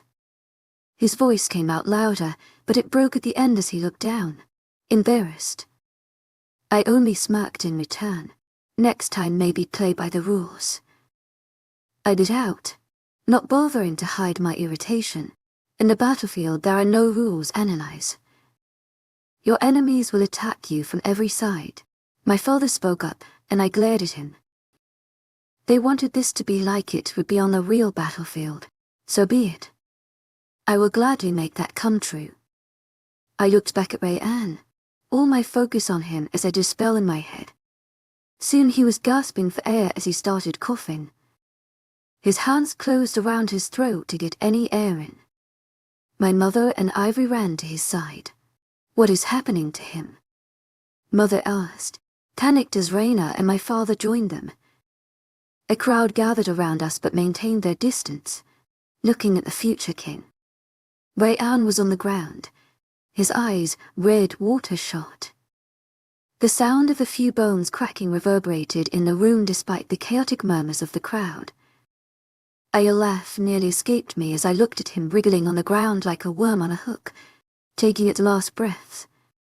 I could not help but smirk as I finished the spell and Rayanne fainted, red water spilling from his mouth. I crouched down next to my family as they tried to get Ray and to wake up while my father called to help them. I trailed my finger over Rayanne's pale face as I said in a low voice so that only my family would hear. "There won't be only werewolves on the battlefield. There will be witches too." I smirked as they all looked at me, confused, whereas my grandmother looked at me with a slight smile on her lips. I got up, dusted my pants and adjusted my hair as the guards came to help. I turned around and the crowd parted, letting me pass through. I saw the other wolf and recognized him. He was Derek, one of our best fighters. He limped as the guards took him away, but he threw a hatred-filled look at me as he left. I rolled my eyes as I walked away from the scene. I was never setting foot here again. Chapter 20. Analyzes PV exhausted from the meeting. I walked back to my room. My entire body was stiff from sitting for hours in the room, listening to new problems and making new strategies. I twisted the doorknob and entered the room. As I closed the door behind me, something was wrong. I caught a strange scent lingering in the air, but I could not decipher exactly whose it was. A light breeze went across my face, pushing my hair away from my face, and I turned my attention to the open window. I never left my windows open at this hour of night. I clearly remember closing it earlier. I advanced towards the window, the scent getting fainter with every step. Kicking out of the window, I strained my eyes, looking at the surroundings but found nothing suspicious. I was about to close the window when I caught sight of the two guards on the ground below my window. I let out a relieved sigh as I picked up their breaths with my hearing. I closed the window and moved to the middle of my room. Alert. I focused all my senses to my surrounding as I searched for anyone's presence. Finally, I caught another smell, a pungent one, and I scrunched my nose. The scent led me to peek under my bed, where there was a black box. Confused, I got it out from underneath the bed. The pungent smell was stronger, mixed a hint of a coppery odor rising with it. I immediately knew it was red water. I felt nervous as I inspected the box. There was nothing on the sides and bottom. With firm hands, I removed the lid from the box. I forced down the bile rising almost immediately at the sight in front of me. I threw the lid to the side, my face scrunched in disgust. The sides of the box were painted red, with red was inch red was in the middle. The smell was enough to tell me that the heart had been sitting in this box for days now. I was about to dismiss it as simple prank from Rayan to get back at me for what happened last week at the fight, when I saw a small paper sticking out from under the heart. I felt a wave of nausea wash over me as I pulled the paper out using my fingertips. I placed the box on the floor as I opened the folded paper. It was a letter. Welcome back to your family, princess. After so many years, you finally returned. All those years ago, you managed to escape when I attacked your palace, but not this time. This time, I will win. Nobody will be able to save you. Not your family. Not your eyes. Nobody. Better be careful, because I have eyes everywhere, and you would not even know it when I am near you. Get ready to die, princess. As I read the last part, a shiver passed through me as realization dawned on me. This was from the vampires, and I was their target, not the werewolf kingdom. This cannot be happening right now, I said to myself before I read the letter once again, my hands trembling. Lizzie, calm down, Crescent said, worried. Crescent, that night, everything that happened was they wanted me. They died because of me. Tears brimmed my eyes as my mind went back to that dark and horror-filled night. The attack. They wanted me, and many innocents died because of that. Lizzie, you could not do anything. It was not your fault. How my mind clouded with different thoughts. That night I was the cause of the attack. It is all repeating, Crescent. We are currently at war with the vampires because they want me. People will die again, Crescent. Thousands of innocents. And it would all be because of me. Analyze. It never was and will never be, she said sternly. It is Crescent. The attack. To our agent extraordinaire, Marilyn Nilban. Heartfelt thanks for your unfailing patience, enthusiasm. The deaths. Oh, tears fell from my eyes as I fell to my knees. I don't want to live through the same horrors again, Crescent. I don't want people to die because of me. The guilt from that night still eats me, and I don't want more of it. I cannot. Lizzie, you need to handle this calmly, she said. Don't let their words get to you. You are getting worked up. I can't control it. I fisted my hands as I tried to keep my emotions in check. The feeling was overwhelming. Focus on my voice. Her voice was firm yet soothing. Control your emotions. You can do it. Deep breaths. I did, as she said, taking in deep breaths despite the pressure I felt in my chest. But then, I saw the letter on the floor, the words taunting me as a sob escaped me. My mind went back to that night as the memories took over all my senses to the point I could no longer hear Crescent's voice. Before I could get my mind clear, the memory that has tainted my mind for all these years played in front of me. I could not bring myself to watch it as I shut my eyes and blocked my ears with my hands. Stop? My voice came out weak and desperate. Despite my eyes being closed, I could see everything clearly, every detail. The red water, the dead bodies, the destroyed room, the horror in their eyes. I could not block out the noise as their screams haunted me. The noise was irritating as a loud beep sound rung in my ears. I let out a pained groan as I tried to get myself under control. The ringing got sharper and I placed my hands on the floor in front of me as I supported myself. I felt my body shake as I fisted my hands. A layer of sweat formed over my body as it mixed with tears that were falling freely down my face. My whole body heat up and I felt like someone was pounding a hammer on my head. My chest contracted, making it difficult to breathe. Every breath I took felt like several needles poking my skin, tearing it and leaving it burning. Analyze. Crescent's panicked voice played in my head. Crescent, I said, between breaths. Make it stop. My voice trembled. My vision got blurry and my senses heightened. I could hear many too much, noises from the guards downstairs to the muffled voices in the hallways. I wanted to scream but nothing came out. My heart pounded faster than it ever did before. I felt my eyes starting to change color as the lights in my room flickered. I was losing control of my magic. Sounds of things shaking reached my ears, followed by crashing.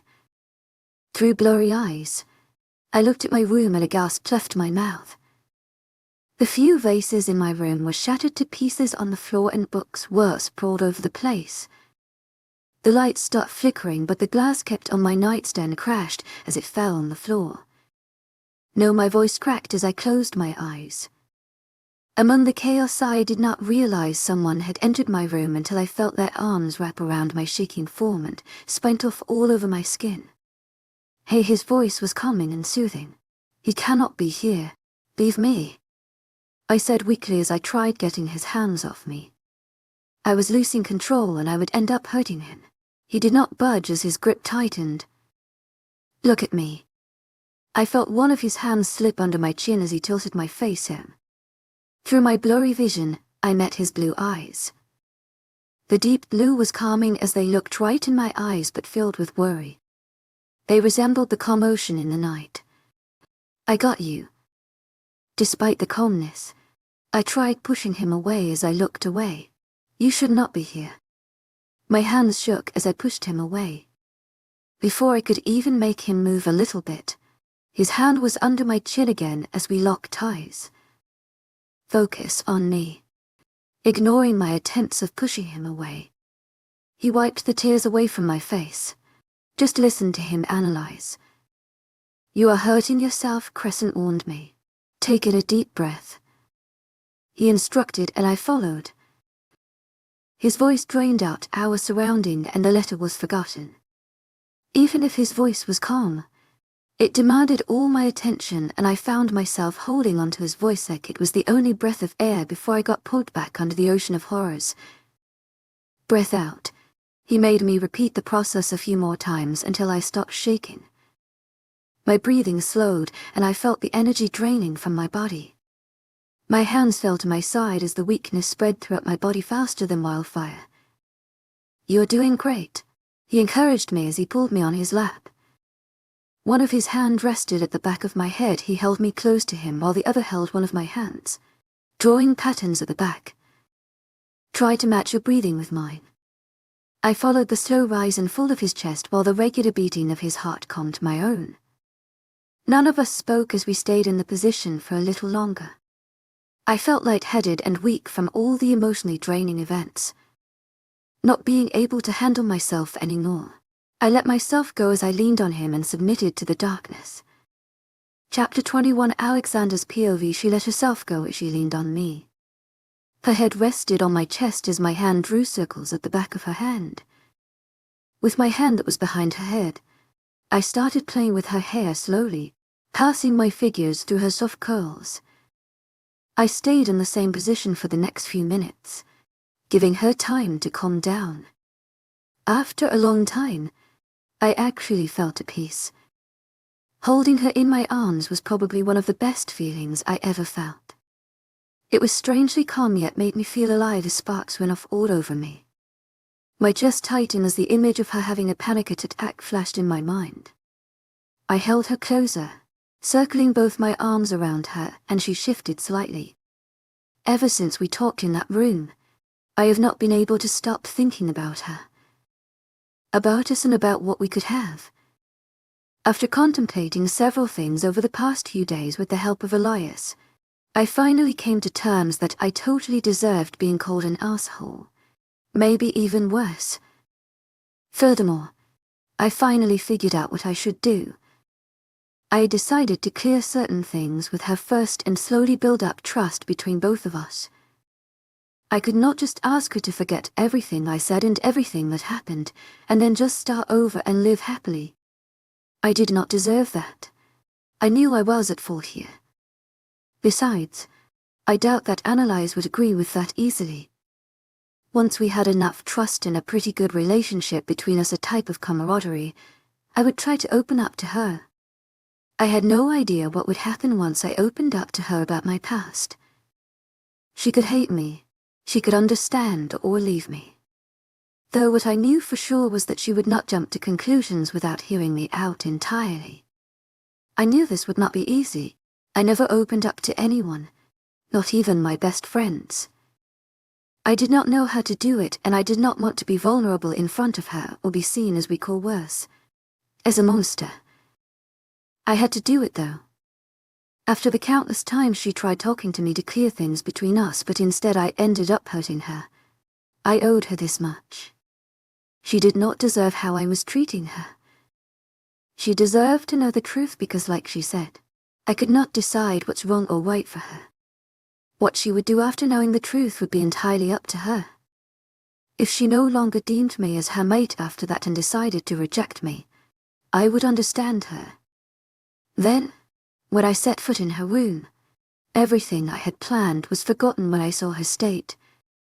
The feeling was still engraved in my mind, the clenching of my heart, tightening of my chest, and the light shock of fear. After so many years, I felt fear again, and my aversion towards that feeling only got stronger. I felt fear before, but it was very rare I felt fear for someone else.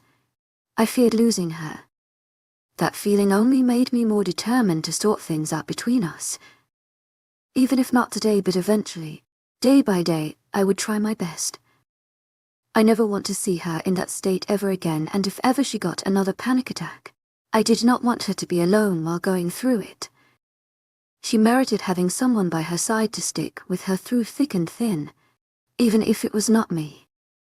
A few minutes later, I thought she had calmed down, but then I realized she had fallen asleep, most probably from the draining experience. I slid one of my hands under her knees and the other one around her waist as I got up. I treaded through the maze of broken glass as I advanced towards her bed. I laid her on her bed, adjusting the pillow behind her head as I lowered her head slightly. As soon as her head hit the pillow, she stirred a little, mumbling incoherent words, but relaxed seconds later. Careful not to wake her up, I removed her heels and her jacket before pulling the covers over her. With her belongings in my hand, I moved towards the chaise in her room, setting it all down on it. I assessed her room, surprised by the damage over the place. However, I could not understand what happened. To my agent extraordinaire, Madeleine Nilban, heartfelt thanks for your unfailing patience, enthusiasm. I thought that she thrashed the place when she was panic-stricken. But when I got here, she was on the floor. Yet, things kept crashing as if it was being controlled by an invisible force. There are many suspicious things that happened during my stay here. How she easily opened the door that time without having to tell anyone to remove whatever spell was on it. Then how she easily got my people to obey her. Most recently, how she easily won the fight despite her brother's foul play, but then later, lay and choked and fainted. I was getting more questions every day, but not a single answer. My eyes landed on a box on the floor, near where we were minutes ago. I immediately recognized the red water smeared on its side. I picked it up cautiously, a foul stench hitting my nose as I assessed the contents in the box. Was this what triggered her attack? Who would even place this horrid thing here? I first thought of it as a way and could have used to get back at her for his embarrassment the other day. Everybody could see the change in his demeanor over the past few days. He would always object to Analyze's ideas, and letters he sent towards every second did not go unnoticed by many. If this was not pulled by him, it could very well be Raina's plan.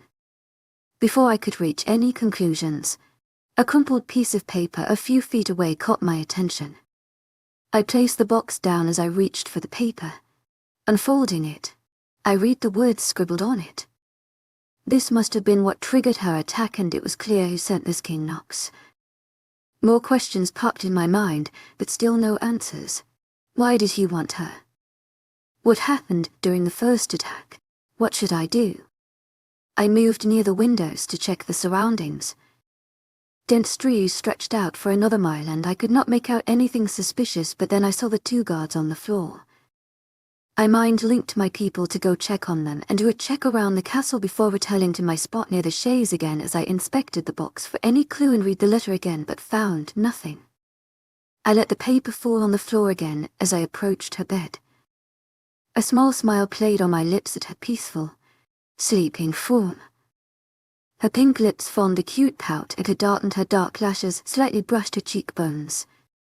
She seemed at ease with the steady rise and fall of her chest. I let out a sigh as I realized that I would be willing to do anything to see her so carefree again, without being stressed out about the other things. I crouched down next to her bed on the floor and gently tucked the strands of hair falling on her face behind her ears. I did not what took me to hold her hands that was outside the cover, but I was glad I did when she tightened a hold around my hand. I adjusted my position as I leaned against the nightstand that was previously on my side, still holding her hands. I drew small circles on her hand as I looked away from her so that I would not look like a creep. For the next few hours, I stayed in the same position, occasionally peeking glances at her to make sure she was still asleep. I felt her move as she woke up. A yawn left her mouth as she rubbed her eyes with her free hand, stirring around a little. As she tried lifting her other hand to stretch herself, she realized that someone was holding it. Her eyes snapped on her interlocked hands before they landed on me. A slight blush crept on her cheeks as she sat up, retracting her hand. Much to my dismay, I already missed holding her hand. "What are you doing here?" Her voice still sleepy, but the shock evident in her voice. She held her head in her hands as she let out a small groan. What happened? I got up from my position and stood next to her. Before I changed my mind, I placed my hands on the top of her head before I started massaging her scalp slowly. I honestly felt nervous how she would react to my action. At first she visibly tensed, but she slowly relaxed, letting me continue. After having gotten this type of massage countless of times was younger and stressed, I knew this would relieve her a little. What happened? I don't remember. She asked once again, still holding her head in her hands as confusion quoted her words. "You had a panic attack," I said simply. I felt her tense again, no doubt all the events rushing to her head at once. As a previous victim of countless of these panic attacks, I knew how she must have felt as the overwhelming chain of thoughts played in her mind. I tried reassuring her. She finally looked up and looked around her room, a gasp escaping her as she took in her surroundings. "How long have you been here?" She tilted her head, looking at me. I retracted my hands. "How long since I fell asleep?" She questioned again, not letting me answer. "Not long," I said calmly. "You should leave," she said in a small voice. "I am fine now." "We need to talk first," I said firmly. She threw a sharp glare at me. "There is nothing to talk about." Not saying anything, I walked around the bed until I was near the chaise. I picked up the box and the letter from the floor, holding it out for her to see. "We need to talk about this." Her eyes widened a little as they darted between the box, me and the letter. "It's nothing." Throwing the sheets off her as she tried getting up from the bed. Before she could move, I was next to her. "You are not wearing shoes and there are glass everywhere," I reminded her. Reluctantly, she pulled her legs back on the bed. "I can take care of myself, King Denver," she said stubbornly. "You can leave now. Thank you for helping me earlier."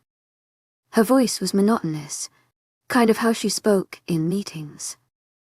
It pained to hear her talk to me as if I was just an ally, but I knew that I was responsible for this. "You cannot just ignore this threat," I told her as I moved away and kept the box away. "It is most probably a prank. The palace is properly guarded."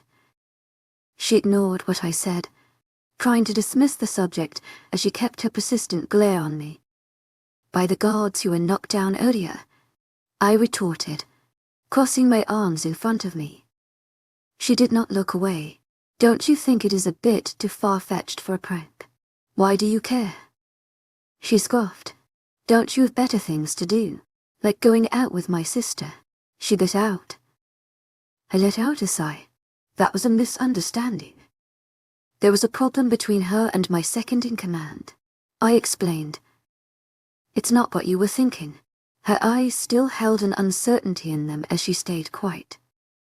"Good for you then." She finally spoke up. "Can you leave now? I know you don't want me here right now, but can we focus on this letter?"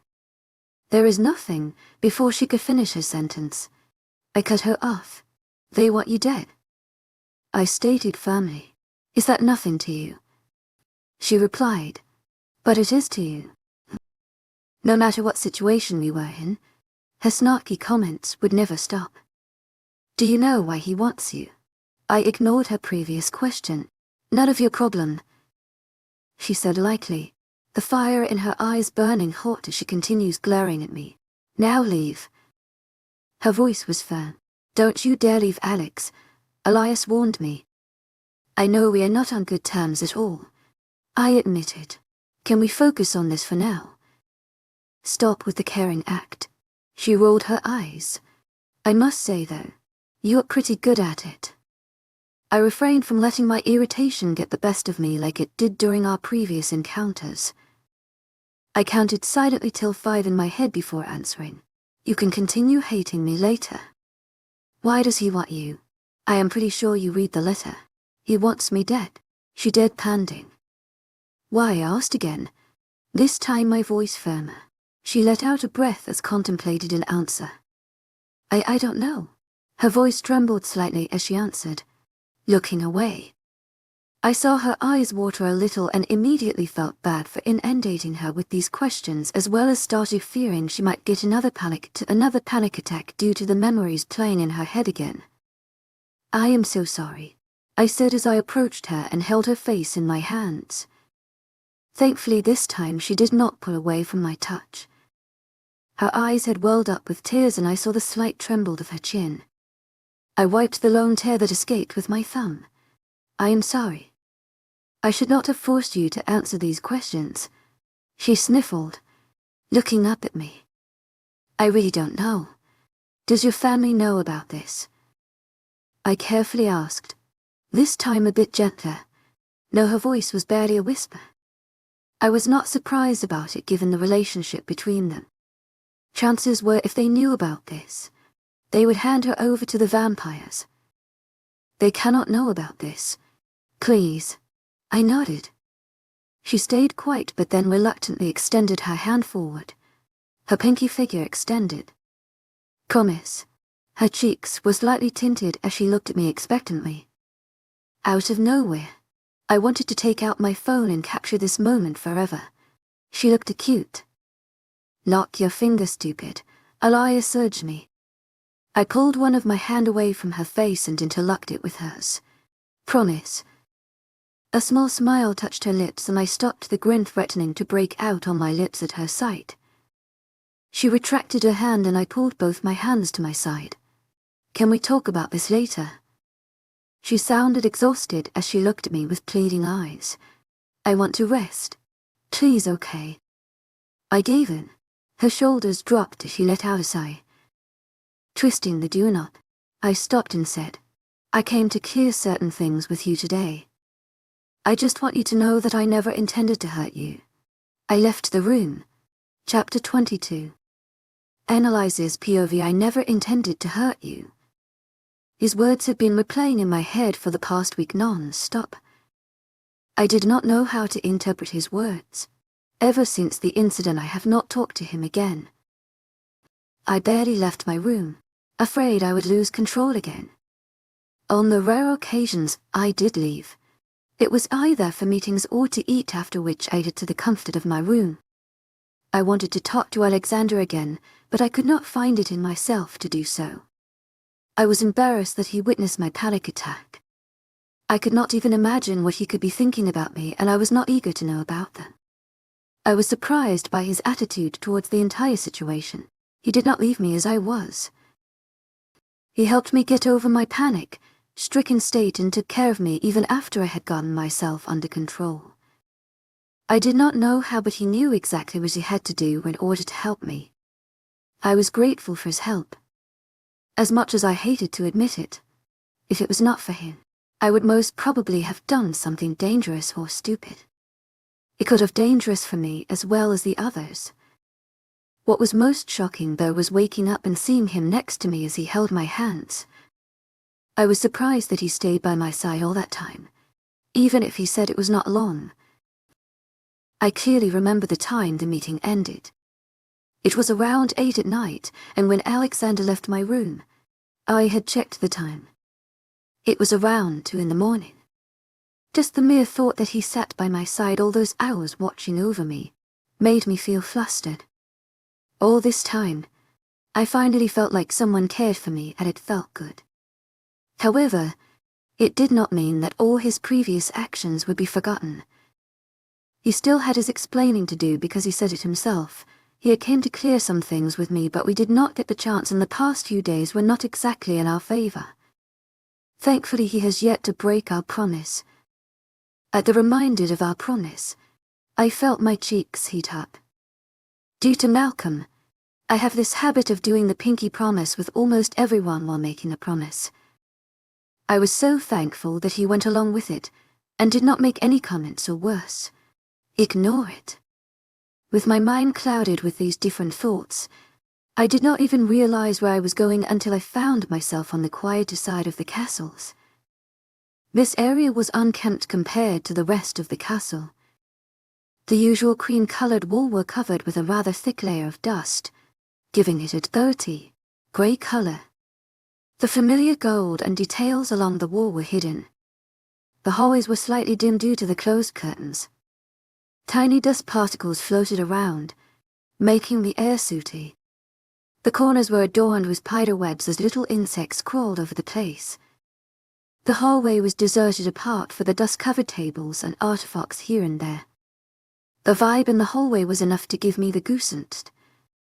Without thinking, I advanced down the hallway as if an invisible force was pulling me. I did not know what it was exactly. I let my hand trail on the wall, leaving a trail in the midst of blanket of dust on the wall, revealing the original color of the wall in the process. Dusting my hand on my jeans, I continued walking. A strange sense of familiarness hit me at once, making my heart pick up its pace. All of a sudden, I just wanted to run away from this creepy part of the castle and never look back. Somehow I felt connected to this area. Gathering my wits, I forced myself to keep walking. A gasp escaped my lips as I reached a beige double door. My breath hitched in my throat as I realized where I was. My clammy and shaky hands found the doorknob and I twisted it slowly. The door creaked open to give view to a dark room, my room. I stepped in, closing the door slowly behind me. My heart hammered in my chest as I took in its state. Everything was left as it was that night. The beautiful room that once belonged to me now resembled an attic. The broken furniture were all swept to one side of the room, covered by a big white cover. The bed was a mess with torn covers, the once white stuffing of the pillow now grey and scattered all over the bed. Pieces of glass and wood were still on the floor. The room smelled mouldy due to the lack of aeration. The windows were closed as well as the curtains. Little light managed to stream through the thin material of the torn curtains. Sighing, I used my magic to open to curtains and windows, letting SOE fresh air light stream into the room. I moved to the walk-in closet, which was no different. A huge pile of my old, torn clothes sat in a corner, dust covering them as well as little spots of red water. It was just like I remember. Swallowing the lump forming in my throat, I moved to the far end of the closet and moved another pile of clothes, revealing a pink, now dirty pink, box with my name scribbled on the lid. It was one of the only, if not the only, memories I had of when my family was actually my family. I opened the box and took the photo frame in my hand. It was a simple wooden frame that Rayanne and Raina had apparently made for me. Inside it there was a picture of all of us. My mother cradled me in her arms while my father had his arms around her shoulder, the twins in front of them, all of them beaming at the camera. I could not believe what my family turned into today. It would have still been the same if not for the prophecy Asia told my parents on my first birthday. She will be responsible for the doom and the rise. She will bring death but also a new life. With her dark, black shadow inside her and the devil next to her, she shall bring chaos along with peace. She will be the light guiding some but also the dark for some, bringing their doom. Since then it all went downhill, leading us to where we were today. A bitter smile left my lips at the memories. I removed the photo from the frame, holding it in my palm in front of me. Sparks lit in my palm before giving birth to a fire, consuming the photo.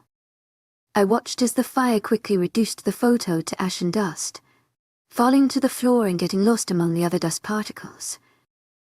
I left the room, putting a magic spell on the door so that no one would enter it again. I thought that seeing my room again, reminder of everything that happened that night, would make me feel guilty, but none of it happened. I felt lighter. Somehow, facing the room again and seeing the results of that night removed a bit of the weight off me. A few feet down the hallway from my room, I came to an abrupt stop. My eyes lingered everywhere, feeling a slight magic in the air, which was weird. Nobody else was here and the magic did not come from the spell I put over my door. I placed my hand on the wall, inspecting it. My fingers found an evidence on the wall, a small dent. I applied some pressure and then suddenly, the wall disappeared and I fell right through. Groaning, I got up and dusted my pants as my eyes adjusted to the darkness in the room. There were no windows in this room. I created a few balls of light in my hands and let them float to the corners of the room, casting sufficient light around the area. It was not a bedroom, more like an office or even a library. It was not pretty big, with stone walls on every side, and the ceiling was also made up of stone. A stale and mouldy smell lingered around the room, causing me to scrunch my nose. In the middle of the room, there was a big table littered with ancient scrolls of paper. Some of the scrolls had fallen down from the table. The other three sides of the room had big shelves against them, packed with different ancient books. They were all still neatly arranged with their spines facing outwards, though they were covered with dust. To my left side, there were two closed chests next to each other, and on my right side, there was a small seating place consisting of old sofas and a coffee table. I decided to check the chest first.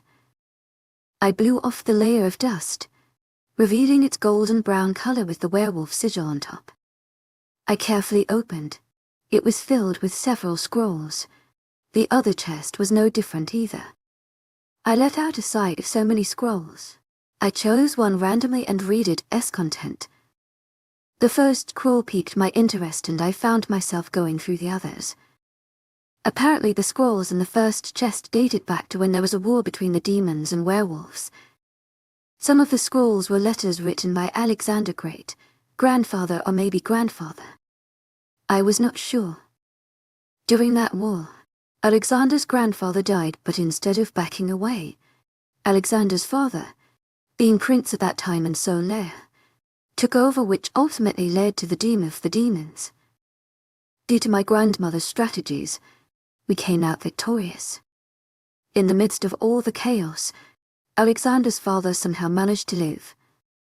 I wonder how I never heard of him or saw him, but since Alexander is now king, I am guessing he either maybe is back at their kingdom, taking care of matters in Alexander's absence.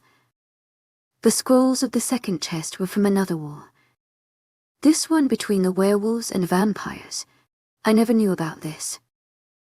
Nobody even brought this up in meetings. These must have been from a very long time ago, since I did not recognize the werewolf king who wrote some of these letters. As curiosity got the best of me, I headed towards the table, inspecting a few of the scrolls. These ones were maps with strategic markings. There were many good strategies and plans, and I was guessing that we won. Maybe that's why King Nox was attacking us presently. He wanted revenge. I moved to the other side of the room, my fingertip grazing the spines of the books before halting on one, the female black wolf. Curiously, I took it off the shelf. My jaw dropped to the floor when the shelf slid open, revealing another hidden room. This castle was home to many secrets. With the book in my hand, I descended the spiral staircase. Reaching the bottom of the stairs, I let out a surprised breath. This room was even bigger than the one upstairs. Despite the lack of windows, the room was illuminated. The room was clean with not a speck of dust in the air. The presence of magic in the room was clear. The room has a magical and soothing glow to it. It was like a warm blanket of comfort and peace that engulfed me the second I set foot here. Light rays were created by the magic in the room, and they swirled around the piece, forming different patterns and leaving a trail of shining particles behind them. The two sides of the room had packed bookshelves. What caught my attention was the beautiful golden lectern with a book sitting on top of it. The lectern had a glow to it as a serene energy radiated from it. The black book was enclosed in a thin glowing bubble, completely contrasting the golden lectern. On the sides stood different artifacts ranging from weapons to armors, all displayed on simple lecterns, but instead of a glowing bubble, they were enclosed in glass boxes. Right behind the golden lecterns, there was a huge portrait. Wow, I said as I looked at the portrait of probably the most beautiful woman I had ever seen in my life. She was tall, standing proudly as her brown hair fell over her shoulders beautifully. Her tall and slender figure gave her the looks of a goddess. Her skin was glowing and her grey orbs held a plethora of emotions: pride, happiness, fearlessness. How confident! All it just made her more beautiful. In the background, there was a reflection of a black wolf with glowing gold eyes. My eyes widened, a little realization dawned upon me. She was the Black She-Wolf. I did not even know her, but I already admired her. Just one picture was enough to know she was powerful and definitely a great leader.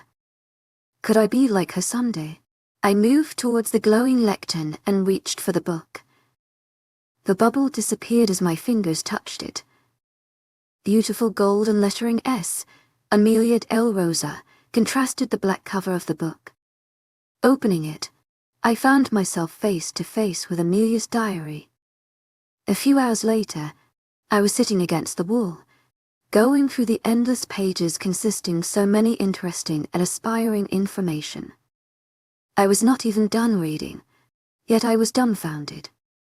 I could not wait to continue reading this diary. It contained her entire life. She wrote about how she learned about her powers, how she learnt to control them, her training, her highs and her lows, how she played a part in the war between werewolves and vampires. She was on our side and helped us.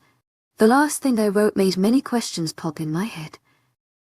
I accomplished what I came here to do. Now, when it will be the time, another one will come and complete her destiny. Until then, I will leave, on a journey where I hope to find myself. When she said she's leaving, did she mean she died? What journey was she talking about? Who was the next one after her? Are there more female black wolves except me? She never mentioned about having a mate in her diary.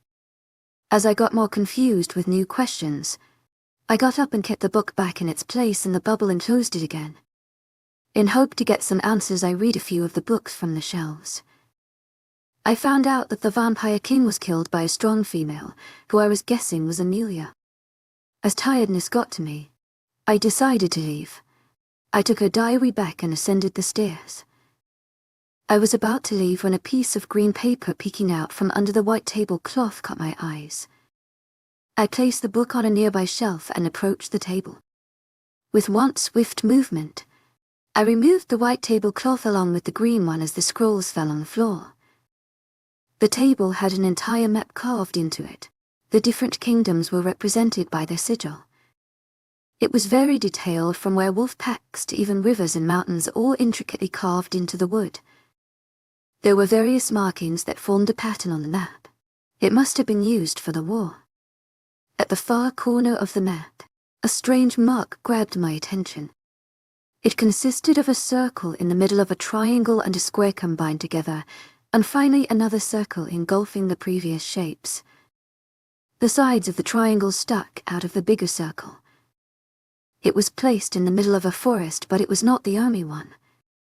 There were two other same symbols on the map. Taking my phone out of my jean pocket, I took a picture of the map and stuffed it back.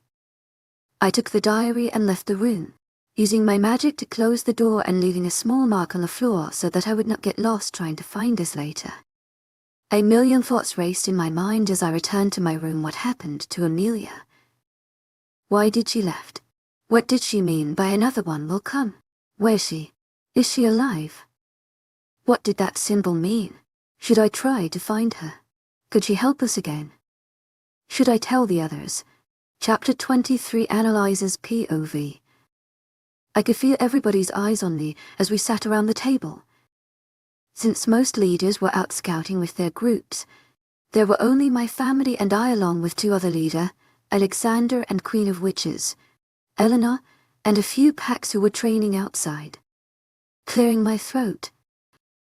I called you all here on short notice because I may have found something that could help us in this war. I found that many years ago, we had a war with the vampires.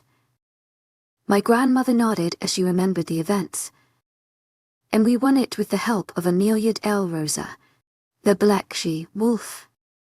My grandmother said, realization flashing in her eyes. How will that help us? My father asked as he grew impatient. I refrained myself from rolling my eyes. She killed the Vampire King, which is a difficult thing to do since he's a leader. If we find her, we can get to help us. Everybody stayed quiet, contemplating the idea in their head. Finally, leader Eleanor spoke. How are you sure we will find her and that she will help us? I am not sure. I admit it. The chances are very slim, but if we do find her, she might help us. Even if she does not, we can't try to get some clues on how to defeat King Nox. Let's say we agree. How will know where she currently is? My mother spoke up. I got up and connected my phone to the projector I had set up for today. I connected my phone to it and opened the picture of the map I took yesterday. The image got projected on the wall. Approaching the image. These marks might have something to do with where she could be. Could be, Raina said. This what you are thinking? How can we trust this just based on your thoughts? To trust what I am saying and working with me is your choice. I cannot change your opinion about this, I simply said. So if these actually have something to do with Amelia, we could find her. My grandmother concluded and I nodded. There is a big possibility of us returning empty-handed. We would lose a lot of time where we could be training and scouting the areas. Raina said. I am pretty sure we are returning empty-handed from the scouts too, I reminded him. Still, it would be a waste of our resources, time and energy if it does not work out in the end. Ivory spoke. If we would go by that thought, then none of us would be here today. I nearly rolled my eyes. This idea does have drawbacks. Queen Eleanor spoke up. But I think it is worth it. It'll be helpful. My covens and I will be ready to help. I gave a curt nod. the packs will go to," my grandmother said before any of my family could say anything. My eyes landed on Alexander, who was looking at me, deep in his own thoughts. I raised an eyebrow inquisitively at him. "I will help," he finally replied, and unwillingly, I found my lip curl into a small smile. "Since we have 3 spots to check, we will make 3 teams," grandmother said. "They will be small teams as we need people here to guard the castle and continue their training. The first team will be of Queen Eleanor. I can't 2 of my people with me," she agreed.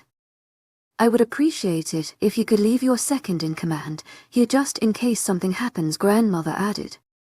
"For the second team, we could send one of the packs.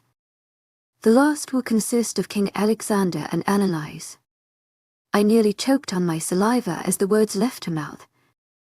From the corner of my eyes, I saw Alexander sitting up straight as he looked at my grandmother, confused. "Can I not accompany the pack?" My grandmother had the audacity to smirk at me.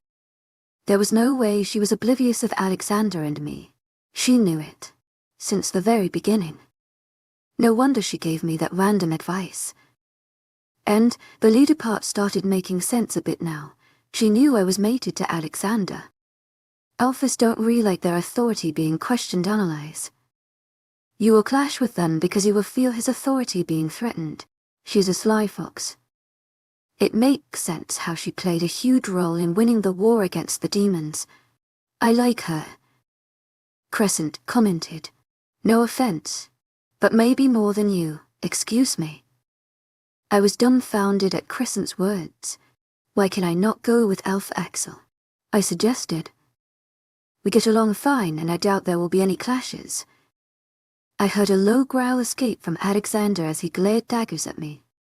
"I don't want to take any risk. To my aching extraordinaire, Madeleine Nilgan, heartfelt thanks for your unfailing patience, enthusiasm." I was about to say something but nothing came out. I opened my mouth only to close it again without uttering a single thing. My grandmother wore a smug look as she spoke. "The sooner you leave, the better." She chirped as if she was sending us to some vacation on a tropical island, or we would bask in the sun while sipping on margaritas. "Queen Eleanor, please inform the witches that you are taking with you and Gabriel call one of the Alphas along with 2 of his people." I rounded the table and sat in my chair to my father's left, crossing my arms in front of me as a frown adorned my features. Not long after, the others came and we decided where each team would go. As much as I tried to avoid it, Alexander and I got the one furthest to check, mainly because of my grandmother who did everything in her abilities to send us there. We discussed our modes of transport and each got a copy of the map. Everybody left the room to get ready. Before my grandmother could leave, I was in front of her, blocking the exit. "Do you have anything to tell me, Grandma?" I raised an eyebrow at her. "Oh yes." She smiled. "Good luck for the search. Let's hope you find something that could help us." I let out an annoyed sigh. "Something else." I emphasized on my words. "Something along the lines of meet Alexander." "Alexander, huh?" She teased and I felt my cheeks heat up slightly. I took in a breath to calm down. "You know we are mates," I stated firmly. "How there are a lot of things I know, dear," she said proudly. "Take this opportunity and get closure. Trust me. To my agent extraordinaire, Madeleine Nilgan, heartfelt thanks for your unfailing patience, enthusiasm." Does anyone else know about this? No, and don't worry about them. Have some fun and do something exciting in your life rather than keeping old people like me company. I rolled my eyes at her comment. I know how to have fun, I grumbled under my breath. By sitting for hours in a meeting, she taunted. Or listening to the boring political talks between the old leaders. She continues, not letting me speak. Or is it by having your nose in a book? She added. Or by sitting by yourself in the cave. To my agent extraordinaire, Madeleine Nilgan, heartfelt thanks for your unfailing patience, enthusiasm. I get it. To my agent extraordinaire, Madeleine Nilben, heartfelt thanks for your unfailing patience, enthusiasm. Embarrassed at the truth, she let out a laugh. I truly like her crescent joined in. I stepped aside, clearing the way for her to be able to move. As she came next to me, she whispered in my ears, "You two look cute together. I cannot wait to see your kids." She sighed dreamily as she left, leaving me there with my jaw on the floor. I love her. Of course you do. With my face red as a tomato, I made my way to my room. As soon as I closed the door behind me, I let out an embarrassed groan. Her words were stuck in my head, and I doubt it would leave any time soon. To get my mind off this topic, I started packing some clothes, Amelia's diary and some basic necessities as precaution before getting in the shower. The water was warm against my skin and my once tensed muscles relaxed a bit. I rested my head against the wall as I assimilated my situation. I found out about Amelia, great. Then, I decided to tell everyone, no problem. And I managed to convince them to look for her, also great, but I have to go with Alexander, shit. Why? Because my grandmother is too cunning and already knew about us this entire time. Just thinking about the trip gave me a headache. How was I supposed to be around him? Did he still want to talk, or was that night just a one-time thing where he felt pity for me? Things would be so awkward. What is worse is that I had no idea how long it would take for us to find Amelia. Though I did know it was far, very far. Maybe he would bring someone with him. What if I slept the entire time? I shook my head at the thought. I suggested we go search for her, and I cannot just sleep the entire time. I can handle this. I have been through worse than an awkward trip. Sighing, I got out of the shower, steam billowing from the cubicle, causing fog to rise on the mirror. I sighed and grabbed a towel, wrapping it around me before getting out of the bathroom. The different thoughts clouded my head as I exited. With cloudy head, I did not realize where I was going or that there was someone else in the room until I walked straight into them, slipping on the tiled floor. A yelp escaped my mouth, and on instinct, I reached out my hand to grab onto something. Instead, I grabbed the person by his arm, taking us both down. I closed my eyes as I waited for the impact when my head would hit the cold floor, but it never came. Someone's hand was placed behind my head, reducing the impact. By the tingles and sparks, I already knew who it was, but I was too embarrassed to confirm it. Internally screaming, I opened my eyes, and indeed, I was met with the familiar blue eyes staring down at me with an eyebrow raised. My breath hitched in my throat as I realized the position we were in. His body was pressed against mine, his one hand behind my head and the other on the side of my head, holding himself up. My eyes widened slightly as I felt the cold air hitting my skin. During the whole thing, my towel got loose slightly, exposing more skin I was willing to show. I felt my whole body heat up like never before as something bubbled under my skin. The friction from our body warmed my skin. To prevent any further mishaps, I found myself covering his eyes with my hand. He let out a small groan. "What? Can you get off me?" I muttered before quickly adding, "Keep your eyes closed though." He sighed before giving a nod. I lifted my head, allowing him to remove his hand. Slowly he got up, his eyes closed the entire time. Once he was up, he turned the away, his back facing me. I adjusted the towel again, thankful it had not slipped. "Can't you knock?" I said as I got back to my feet, holding the towel securely. "I did not know you would be walking around with nothing but a towel around you." He deadpanned, still looking the other way. "And I did knock, but you did not answer." I cursed myself in the head. "Did you need anything? We are leaving in a few minutes." He informed me, "I am waiting for you outside," he said before leaving the room quickly, as if it pained him to stay in the room. Still flustered, I locked the door and got ready. I grabbed my bag and made my way outside to set on what would probably be the most awkward trip of my life. Thank you for tuning in.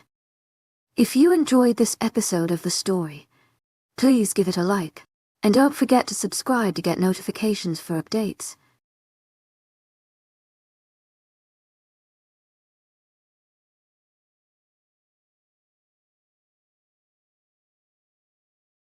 As a black wolf, Annalise should not have a mate, yet she unexpectedly bonds with Alexander. Welcome to the Alpha's Love channel. If you enjoy this story, don't forget to subscribe and give it a thumbs up. Chapter 24, Annalise's POV. The sun rays kissed my face as I stared at the trees passing by in a blur, though the car window and the wind caressed my hair, blowing a few loose strands. It was enough to calm down the previous nerves. It has been an hour since we left the castle, and unexpectedly things were going pretty well since none of us bothered speaking. Despite this, the air felt heavy and thick with tension because of the unspoken words hanging in the air around us. None of us dared address the elephant in the room. What did he want to talk about last time? Alexander was sitting next to me, deadly handsome yet deadly like he always did. Instead of his black suits, he opted for black cargo pants and black shirt. I could not help but look at his profile as he drove. The muscles in his arm flexed as he controlled the steering wheel effortlessly with one hand while the other rested lazily on the lever. The light sun rays shone on his face as the few stray strands of hair on his face casted light shadows. It's rude to stare at someone, he spoke out of nowhere, breaking the silence. Glad to know you can talk, I said sarcastically, and I was looking at the view outside. Don't flatter yourself. How was the view then? To my agent extraordinaire, Nocturnal, caught that thanks for your unfailing patience, enthusiasm. I rolled my eyes and focused my attention back in front, actually trying to enjoy the view of the vast and lush greenery surrounding us. He did not say anything as he continued driving. Are you always this quiet or just with me? Trying to break the ice a little. Why, he asked instead of answering. Just wanted to know whether you are a boring person or not. And what did you decide? Was he actually trying to have a conversation? Maybe this would not be as bad as I thought. That you are boring. You never speak unless it is related to the war. You don't joke. You have only 2 expressions. I checked the expressions off my fingers. 1, glare. 2nd, no expression. I heard him scoff and I smirked. I would rather be boring than interacting with others. Especially with your family. Touch, I agreed. Since we are talking about my family, what do you think of them? What do you want to know? Your thoughts about our enmity and my family, since you always seem to be at each other's throat. I think the enmity is useless considering the fact that it happened between our grandparents. He explained. At least there is one thing we agree on, I said out loud. I did not even know about this whole enmity thing until the night of the meeting where you just barged in like you owned the kingdom. I rolled my eyes and I saw the end of his lips curl into a smirk. It is one of the most stupid things my family has done, and that is saying a lot. He cleared his throat before asking, You and your family. He started awkwardly. You don't have a great relationship. Although he was asking, it still sounded like he knew the truth. Not the best but not the worst. You still have not answered my entire question. What do you think about my family? You really want to know? He asked and I nodded. It could not be worse than my own opinions about them. They are somewhat bearable except for your dad and Anne.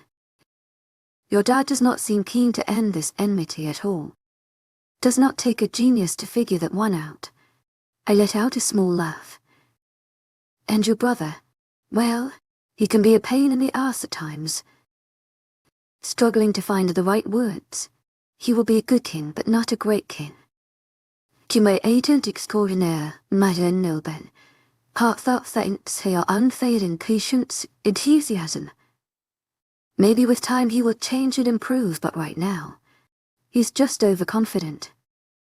To my agent extraordinaire, Madeleine, heartfelt thanks for your unfailing patience, enthusiasm. I doubt that word exists in my family's dictionary. At least not the change in a good way. 1. How old are you actually? I asked as I remembered I knew little to nothing about him. He let out a small chuckle at the question that made me feel something in my stomach. To my agent extraordinaire, Madeleine, heartfelt thanks for your unfailing patience, enthusiasm. It was very rare he actually showed any emotion except for anger and irritation. 21. My eyes widened slightly at the revelation. To my agent extraordinaire, Madeleine, heartfelt thanks for your unfailing patience, enthusiasm.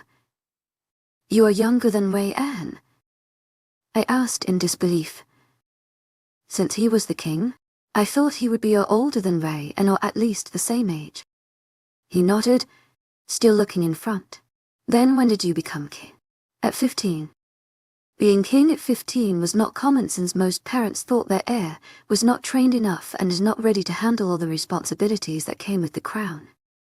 I did not know Alexander, but I could tell he was a great leader and not just a good leader. It was clear from how he interacted with his people. They respected him and not out of fear. From what I saw, many looked up to him from elderly to young ones. He treated the others with respect too, irrespective of title and rank, and most importantly he placed all his trust in them. He may be reserved and quiet, but his actions spoke louder.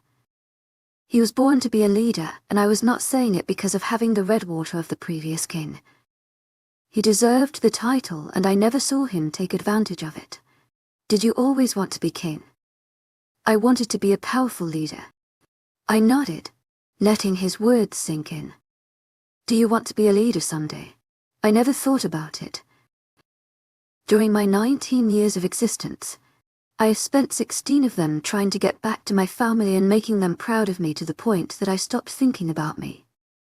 Another year went by in self-loathing with constant thoughts that I was not good enough. And finally, another year went by as I came to terms with the fact that it was too late. Where would you be today if there was no war? He asked curiously. I don't know, but I certainly would not be back at the kingdom. I admit it. To my agent extraordinaire, Madeleine, heartfelt thanks for your unfailing patience, enthusiasm. How does it feel to be king, especially since you are this young? At times it can be stressful. People have doubts sometimes. Others trust me. I just try to be as just as I can and provide them with the best. It is all worth it in the end when they are safe. You make a great leader. To my agent extraordinaire, Madeleine, heartfelt thanks for your unfailing patience, enthusiasm. Looking at him, he turned to look at me and I gave him a light smile. What is your favorite color? To my agent extraordinaire, Madeleine, heartfelt thanks for your unfailing patience, enthusiasm. I thought you would say black for a second. I rolled my eyes. What about you? I like the different shades of teal and blue. I don't really have a fixed one, I said after pondering. Do you have any favorite movie? Movies are not my thing. I really loved the Maze Runner movie. All of them. I added, but I also like Marvel movies. So in short, I don't have one favorite. You are into the classics then. Do you have any hobby? He asked the next question. Watching movies, if it counts as one. Another chuckle escaped him. It honestly just depends on my mood. He did not answer. I saw his ears turn slightly red as a faint blush tinted his cheeks. He was blushing. Still shocked, I took my phone that was resting on my lap and took a picture. Hearing the click, he sent me a glare and I just smiled at him sheepishly. Out of nowhere, he reached his hand that was resting on the lever out to grab my phone. A surprised yell left my mouth as I moved my phone out of his reach, wiggling in my seat as I tried to move away from him and close to the door. "Give me the phone, princess." I could not help but laugh as he desperately reached for the phone, his gaze shifting between me, my hand and the road. "Alexander, watch the road, I don't want to die this young," I said in between my laughs. I froze for a second as I realized it was the first time I called him by his name. He seemed to realize the same thing as his gaze lingered on me for a few seconds extra before he focused his attention back on the road. "Delete the picture now or I will pull over. Grab that phone from you and throw it outside the window." He warned. "No," I replied. He did not reply, but he actually pulled over the side of the road and killed the engine. He turned towards my seat, removing his seatbelt. I hid the phone behind my back as he moved closer to me. "The phone," he stated as he leaned towards me, causing me back up further against the door. He shifted in his seat, making it easier for him to move. While he was easily getting closer to me, I was trapped between the door and him. I shook my head at him stubbornly. He placed his hands at my sides, caging me. His scent invaded my senses. Every breath I took, his scent filled my nose due to how close he was. His face was mere centimeters away from mine, and I could feel his hot breath fanning over my face. My hands tightened around my phone as I tried to keep my nerves in check. "It's just a picture." My voice came out breathless and shaky. "I will not ask you again, princess. Give me the phone." His voice was lower than I ever heard before, and his eyes had somehow turned darker as something hot flashed in his eyes. "No," I replied firmly despite my insides melting like hot wax.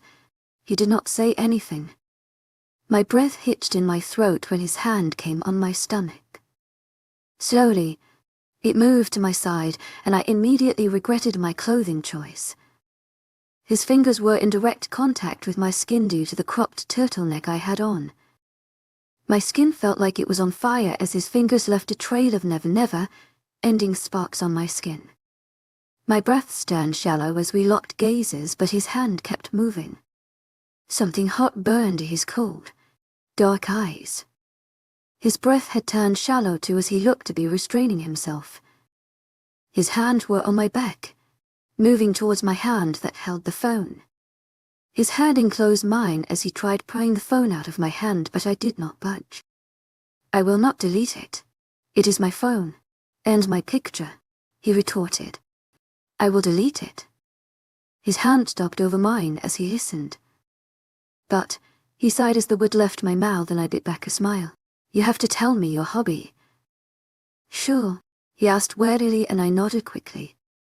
He retreated to his seat and I adjusted my position, bringing my hand back on my lap. "So, cooking," he mumbled. A smile etched on my face as I imagined him behind a kitchen counter, concentrated, mixing something in a bowl, an apron tied around him with a little bit of flour spread on it, as his face and his black hair disheveled along with a small smile on his face. "Imagine him cooking shirtless," Crescent added dreamily. I shook my head quickly as an image of him shirtless popped in my mind. Thinking of something. His voice pulled me back to reality, and his teasing tone was enough for me to know that he was aware of my thoughts. I just shook my head slightly. "The picture," he reminded me. I huffed and showed him my phone. "The picture gone." He looked at me suspiciously but decided to let it go as he started the car again, and I smirked internally. Instead of deleting the picture, I had just moved it to my hidden folder. "You better put a strong password on that phone of yours because I know you have not deleted that picture," he said a few seconds later, sending me a playful glare. "I don't know what you are talking about." I shrugged as I looked outside, a small smile on my lips. "To my agent extraordinaire, Madeleine Noble, heartfelt thanks for your unfailing patience, enthusiasm." "Next question," I continued. "How is it at your kingdom?" "Definitely not like described by the rumors," he simply said. "All werewolves is talkative, or just you? I am limited edition." I joked, and at this he let out a laugh. Not a smirk, not a chuckle, a laugh. He looked so different when he laughed. He looked like the 21-year-old he was and not the king, bearing the responsibility of keeping thousands safe. I could not help but take another picture of him. Upon hearing the click, he looked at me and rolled his eyes playfully but did not try to snatch the phone or anything. Instead, he just said, "A strong password." I just shook my head and debated whether to ask the next question or not, afraid it would ruin the atmosphere, but I decided to do it anyway. "What about your family? You never mentioned them," I asked cautiously. I saw his grip around the steering wheel tighten as his whole body tensed. His jaw clenching and all previous playfulness disappeared into thin air. "You don't need to tell me if you're not comfortable." He let out a sigh, letting his body relax a little, but what he did shocked me. He actually opened up. "My mother died when I was 10. His voice was strained and sad as he spoke, a faraway look in his eyes. "My father died when I was 15. How his voice changed from 1 foot of sadness to 1 foot of low shocked me. "That's why I took over so young. Do you miss them?" I asked softly. "My dad, no." He let out a bitter laugh. "My mom. To my agent extraordinaire, Madeleine Noban. Heartfelt thanks for your unfailing patience, enthusiasm."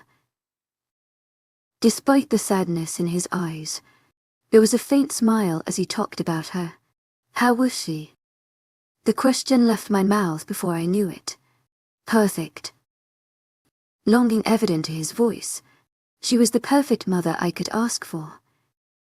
She was always there for me and always supported me. She was my backbone. I reached out my hand, as I placed it on top of his hand that rested on the lever. I gave his hand a reassuring squeeze and he looked at me for a split second before looking in front. "I am certain that wherever she is now, she's really proud of you." I retracted my hand and decided to ask something else to change the topic. Surprisingly, he was not annoyed or irritated or anything after the previous question. He answered all of them like he did earlier. He also let out a few laughs, cracked a few jokes here and there, and threatened me countless of time regarding my passwords because I kept taking pictures of him. This turned from awkward to fun. "I should really thank my grandmother once we get back. To my agent extraordinaire, Madeleine Noban. Heartfelt thanks for your unfailing patience, enthusiasm." I had my reasons to love her, Crescent chirped. Chapter 25 analyzes POV. If bored people worked in a restaurant, I let out a small yawn. Would they need to wear a hairnet? I completed the question. Alexander laughed beside me in his seat. "Maybe you should see, Princess." He looked at me, amused. My eyelids felt heavy as I struggled to keep them open. For the past few hours, we have been driving and it was already night. Throughout the entire way, the questions never stopped. If I ran out of questions, Alexander would ask me. We asked so many questions that I lost count. The best part was that none of us asked each other questions about their family, clearly understanding that it was a sore topic for both of us, and despite the previous question about his family, Alexander was still in a good mood for the rest of the drive. But apparently, the tiredness was messing with my brain as I had been asking random and weird questions to him. If you have described something as indescribable, haven't you already described it? Why is it called beauty sleep even though you wake up looking like a hot mess? Do you think if anything is possible, it's still possible for anything to be impossible? If you punch yourself in the face and it hurts, are you weak or strong? If you had the chance to invent a country, what would you name it? Are you gay? If you could have a superpower, what would it be? If you could be king for one day, what would you do? Despite the weird and illogical questions, he actually answered all of them, joking around and laughing at times as the absurdity of my questions kept increasing. I just hummed in response at his words and closed my eyes, feeling exhausted. Just as I felt like I was about to fall asleep, the car came to an abrupt stop. Was it not for Alexander's hand holding me back, I would have gone straight through the windshield. What happened? I asked as I rubbed the sleep off my eyes, yawning at the same time. "Oh, I have to check," he said as he removed his seatbelt and got out of the car. I stretched my arms above me before reaching for my bag from the back seat. I fished out Amelia's diary and the map from my bag. We were still pretty far away and it would take an entire day to finally reach the place we were assigned. I folded the map and got out of the car to join Alexander. "What's the problem?" "I am not sure, but I don't think it will start anytime soon." Closing the hood. "What should we do now?" I unfolded the map and laid it on the hood. "If we go by car, it will take us another day to reach it." I motioned to the mark. "By foot it will be even longer and more painful." He traced the different places on the map, deep in thought before he stopped on a small dot. "It looks like there is a town here. If we continue down this road, we should reach it." He motioned to the road. "We can find shelter and get someone to fix the car." I nodded, folding the map again as we rounded the car. He opened the back seat and took his bag while I took mine from my seat. I went to stand in front of the hood again, waiting for him to roll up the windows and lock the car. "Your bag." He extended his hand as he came next to me. I dismissed him, but he kept his hand extended in front of me, an eyebrow raised. I sighed before giving him the bag. A small signboard on the side of the road, "Enthusiasm," indicated that we reached the town that was shown on the map. Soon small, run-down buildings appeared on both sides on the road as street light flickered. Garbage cans had been tipped over with pools of garbage on the road. Small groups of men, drunk men, loitered in the dark alleys. The putrefying smell emanated from the surrounding and I scrunched my nose while Alexander remained unaffected though he seemed alert, his eyes scanning our surrounding. After a walk of 10 minutes we stood in front of a 2-story building. "Motelshine," read the old, flickering neon sign in the dark that hung on the entrance only by a single cable, causing it to tilt on one side. The name completely contrasted the rusty and old appearance of the building. The light streaming from the windows on the different floor told me we were the only ones here today. Having no other choice, we entered the shabby building. When we opened the door, a bell hanging over it chimed, signaling our presence. A pungent smell, cigarettes, liquor mixed with something stale and rotten, filled my nostrils and I felt a rise in my throat. With Alexander behind me, I walked towards the reception. The man who I assumed was the owner shifted his attention to us. "Welcome to Motel Shine. How can I help you?" Despite the bright smile on his face, he sounded and looked creepy. The look in his eyes made me wary of him. "Could we get 2 rooms for the night, please?" I said politely, ignoring the weird feeling. Groups of people stood in the corners. While some looked normal and decent, others were wasted as they smoked and laughed loudly. The interior was decent except for the paint peeling off, spider webs, roaches and drunk people. My gaze returned back to the man behind the counter. I frowned as I found his eyes fixed my body as he eyes me up and down. The menacing look, a predator eyeing his prey, did not go unnoticed by me. He lifted his gaze and met mine. I raised an eyebrow at him and was about to speak up when I felt a presence behind me and an arm wrapped around my waist. Definitely the wrong day to wear a cropped top. Alexander tightened his hold around my waist and then pulled to his side. "Actually, we would take only 1 room. He stared down at the man, his eyes conveying what he did not put in words. I saw the man visibly shudder under his heated glare. The man quickly took a key from a drawer and handed it to us. He showed us the way and we asked him to find someone to take care of our car.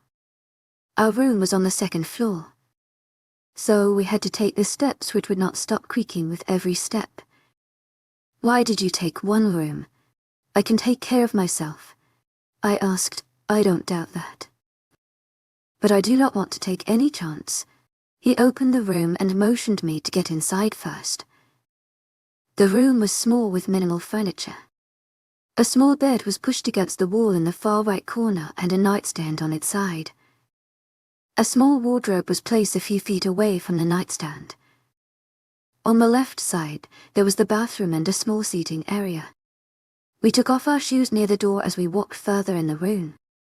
I was still taking in the room when I let a squeal, taking a few steps back as I felt something run over my feet. Alexander placed his hand on my shoulder, preventing me from falling as he stood behind me. EWW. I said as I looked at the small rat running around the room as if it was in a playground. My hands were placed over my heart, trying to calm it down. It's not funny, I said once I saw Alexander smirking down at me when I turned around. He shook his head slightly, walking past me into the bathroom to get changed. While he was in the bathroom, I took the time and went through a few more pages of Amelia's diary. I found out a little more about her, especially about her love for gardening. Strong Odin Macrobot was also known as J. Fine was her favorite. I caught a glimpse of her gardening in the old photos stuck on the pages. As Alexander left the bathroom, I closed the diary and placed it on the nightstand as I took my bag with me in the bathroom. I took a quick shower and changed into some sweatpants and an oversized shirt I was considerate enough to bring. As I exited the bathroom, I found Alexander sitting on the edge of the bed, going through Amelia's diary.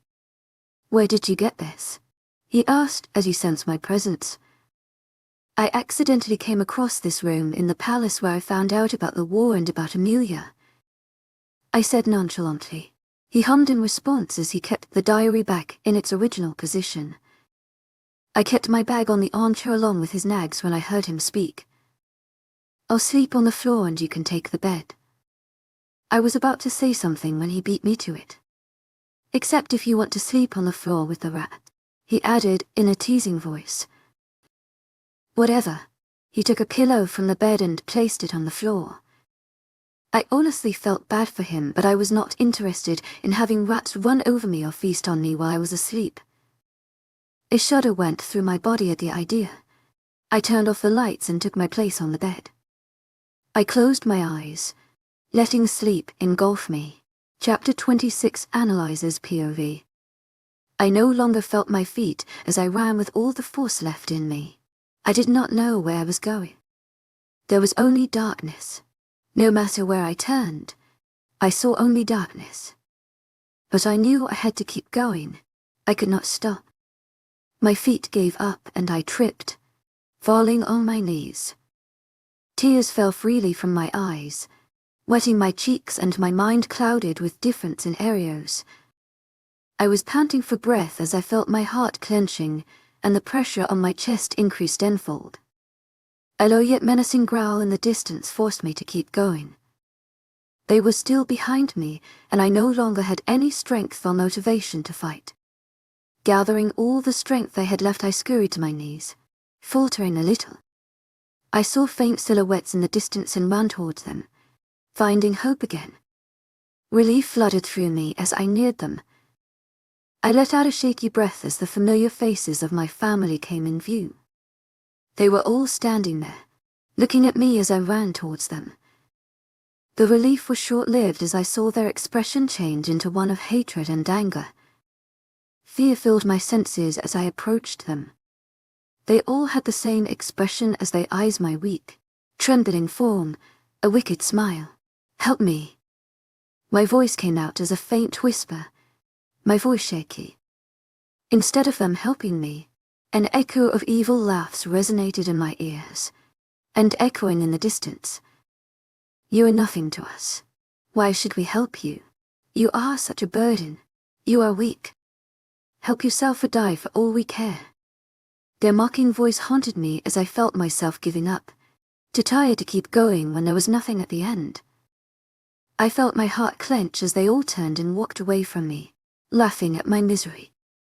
With every step they took, my resolve got weaker and I felt numb. I no longer felt anything. No happiness, no nervousness, no sadness, no anger, no hatred, no fear, nothing. I felt like a living corpse as I awaited my damned fate with open hands. I could hear the growls, like the ticking of the clock, each time closer to me, but I did not move. It was too late, and nothing could be done. I fell to my knees again, my hands clenched into fists as I felt the growls in my bone. While I was still crying, I felt someone's hand under my cheek, and I opened my eyes to see the face of none other than my mate. I was shocked to see him, but also a slight relief.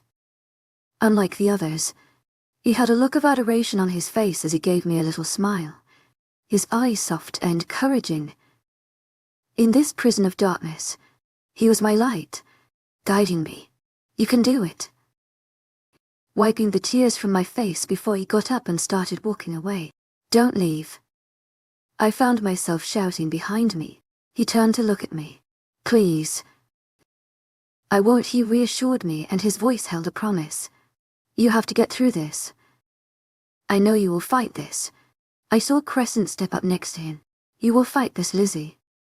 Both of them left. Their words replaced the haunting voice of my family. They played in my head on repeat. "None, stop." I no longer cared about what others thought about me. They did not matter. Only Crescent and Alexander mattered to me. As long as they believed in me, nobody could bring me down. I would not let them. I would never give up. I would rise, even if I was on my own, because I knew they would be waiting for me. It was worth fighting till the end because they were at the end. They have to be there. The red water, i.e. the nightmare I have been trying to escape, was close. I could feel it right behind me. With shaky legs I got up, turning around and coming face to face with them. They were right in front of me. Their void eyes stared right in mine. The countless lifeless bodies and wolves moved towards me, a menacing G-look on their face as the wolves snarled. Red water covered their bodies and the memories flashed in my mind. But I replaced them with images of Alexander and Crescent. I used all my strength and let out my powers. A blinding white light left me as I swirled around my nightmare. As it made contact with the bodies, they disappeared one by one in the form of dust. I let out a breath of relief as the last few dust particles flew away in the air, taking with it the nightmare that was haunting me. Nothing was left behind, nothing but peace and tranquility. With a small smile, I turned around. The smile turned into a full grin as I saw Alexander and Crescent on the other side. Alexander was looking at me with pride and adoration as his eyes shone in the darkness. Crescent let out a howl as she looked at me. "You did it," Alexander said. Nodding, I sprinted towards him but stopped dead in my tracks at the sight. Suddenly, a white light flashed in front of me as it collided with Alexander and Crescent, causing their bodies to turn to dust as they faded away. While I was still under shock, the ground opened underneath me and I fell right through it into an endless abyss. I found myself screaming not because I was about to die, but because I lost Alexander and Crescent. The image was buried in my mind. I screamed and screamed as I kept falling deeper in the dark pit that was my fate. An abyss where I would never reach the bottom. The nightmare was not stuck in my mind. I was stuck in the nightmare and I kept reliving it every night. It was an endless cycle where I would always find myself in the dark, alone, no matter what I did. If I accepted my fate, I would end up in darkness. If I fought back, I still ended up in darkness. This cycle tore my heart and mind to pieces. Just as I closed my eyes and let go of my body, I heard a voice in the distance. It was muffled, but it was there. Then I felt my body shaking as the voice grew clearer and louder. I heard my name being called several times and the shaking increased. Something passed in my body as my eyes flew open, and I sat up straight. My whole body shook as my breath came out ragged. My face was wet with cool sweat and warm tears that fell freely. My hands fisted the sheets on my side. I looked to the side to be met with Alexander's worried face. Immediately the image of him disappearing as dust particles flashed in my mind and I sobbed louder. As he realized that my state only kept getting worse, he called me close to him, wrapping his hands around me. He rubbed his hand on my back in a soothing manner, as the other one rested at the back of my head, holding me tight. "It's over now." His voice came out calming and low, calming my nerves slightly. I let go of the sheets and wrapped my hands around his torso, letting the tears fall as HH. He whispered sweet things to me and rested his chin on my head. He tightened his hold around me and waited for me to calm down. It was just a dream. My sobs less and turned into heavy, shaky breaths. He did not budge. He just held me there. He was safe and right next to me, and Crescent was also with me. Relief flooded through me as the thought sunk in. I let out a small breath as I released my hold around his and slowly pulled away from each other. His hold loosened around me, but he kept his hands on my upper arms. Instantly I missed the warm and safe feeling of being in his embrace. One of his hands cupped my face.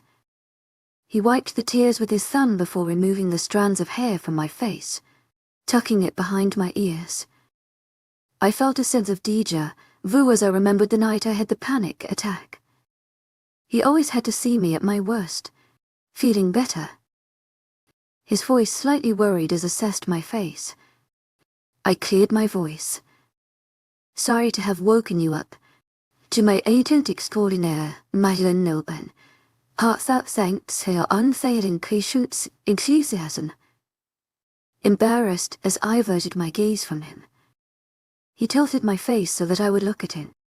"You should go back to sleep now." I nodded.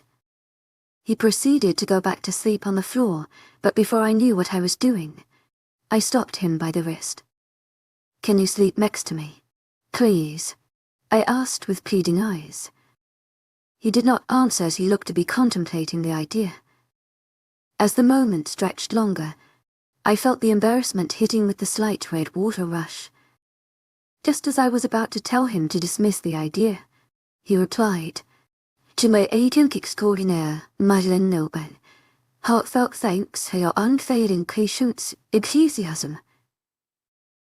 At his response, I was about to smile, but I refrained from doing so. While he got his pillow from the floor, I moved towards the other side of the bed, giving him more space. Adjusting his pillow, he got under the covers next to me.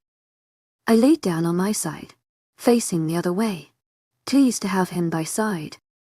I felt the bed dip and he moved closer to me. I felt his chest press against my back, and before I knew it, his hands were around my waist, pulling me closer to him until my body was flushed against his. Not having any second thoughts, I turned on the other side and wrapped my hands around his torso and buried my face in the crook of his neck, his scent calming, and I felt myself let out a sigh of relief. He adjusted his position and tightened his hold around me, and for a second I thought he was afraid of letting me go. "Sleep now, Annalise," he said as he rested his chin on top of my head and played with my hair. I could not stop the smile from playing on my lips as I heard him use my name without the title princess. I just hummed in response, not able to form any sentence or word. Never among my twisted, weird thoughts had I imagined we would be here. I never thought Alexander would be on a mission together, just the two of us. I did not expect having to share a room in a motel when I left the castle earlier, let alone sleep on the same bed. Only a few months ago, I was graduating and thinking about staying in the human world. Being held in his arms was the best feeling I ever felt. His hold around me was like a protective shield. As he held me there, his hands playing with my hair, I felt something. A feeling I have craved for as long as I could remember. The feeling of being loved, protected, cherished and valued. The feeling of home. "Alexander," I said before I fell asleep. He did not answer, but he stopped playing with my hair, waiting for me to continue. "Thank you." He hummed in response and he continued playing with my hair. My eyes got heavy and I fell into what was probably one of the best sleep. The last thing I remembered before falling asleep was a light kiss being placed on my forehead, which made me smile. "You better thank your grandmother for this, Lizzie," Crescent had said happily, Chapter 27. Analyzes POV. I let out a small groan as I felt the sun rays hitting my face, making me bury my head deeper in my pillow, pulling the covers over me. My eyes fluttered open on their own as the sound of the shower drifted from the bathroom. I lowered the covers till my chin and inspected the bed. Indeed, it was empty. Alexander must have woken up before me. The reminders of last night came to my mind as I sat up straight, stretching and yawning at the same time. I could not help but smile lightly. Twice I was having difficulties, and both times Alexander was there to help me. He did not make me feel ashamed of having a panic attack, nor having nightmare, and I was thankful for that. The grin still on my face, I reached towards the nightstand, taking my phone, checking for any updates, but there were none. Switching it off, I passed a hand through my tangled hair, and the door to the washroom opened and Alexander walked out. He was only wearing his pants that were hanging low on his waist, and I felt my mouth run dry at the sight. The clothes he wore did not justice to his built body. He had tones ABS and a deep V line. Just like I had suspected, he had tattoos covering his chest, and they went down both his arms, stopping at his wrists. The tattoos had nothing in common. It ranged from words to flowers to symbols. However, looking at it as a whole, they fit perfectly.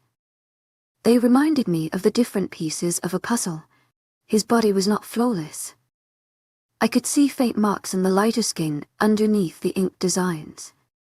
The scars somehow made him look even better in my eyes. Just like actions speak louder than words, his scars and blemishes conveyed stories that even the person could not tell. It represented his strength and bravery, and that he was still standing in front of me, striving. He had a towel in his hand with which he was drying his wet hair. The droplets from his hair fell on his chest, rolling down his inked body until they got absorbed by the material of his pants. Unknowingly, I gulped at the drool-worthy sight, and I was so tempted to take a picture. My phone was already in my hand. Before I could do anything, the towel landed on my face, breaking me out of my trance. Don't even think of it. As I removed the towel from my face, groaning, he was on my side. He snatched the phone from my hand and stuffed it in his pockets before taking the towel back. I glared at him while he had a small smirk playing on his lips. Go get ready. I rolled my eyes and got off the bed, taking my bag with me. I entered the bathroom. I splashed some cold water on me to try and calm myself down and reduce the redness of my flushed cheeks.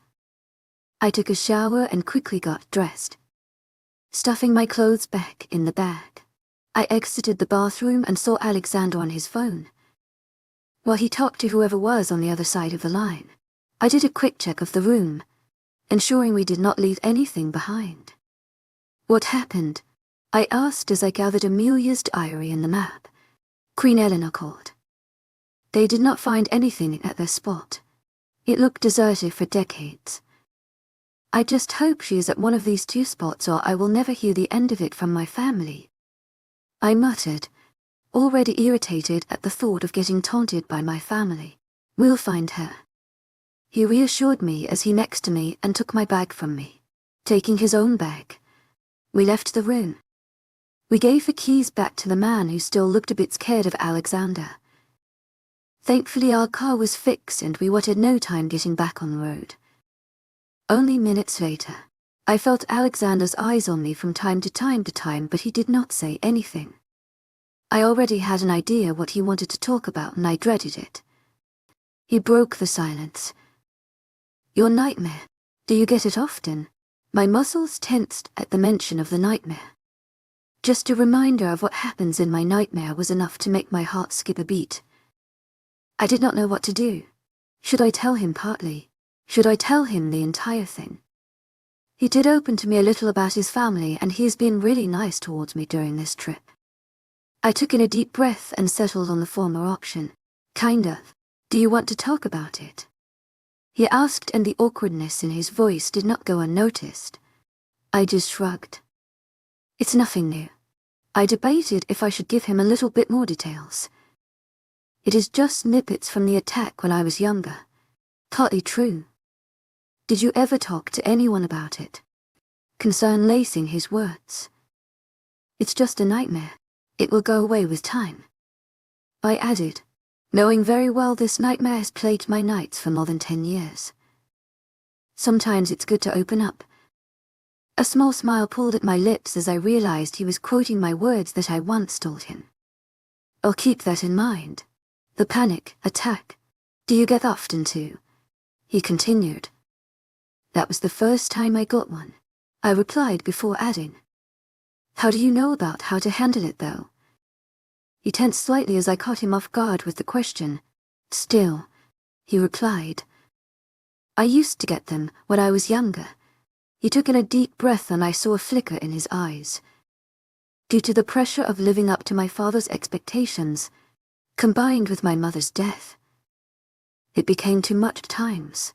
Do you still get them now? He sounded relieved and I just nodded, not knowing how to respond. Family and our past seemed to be a sore subject for both of us.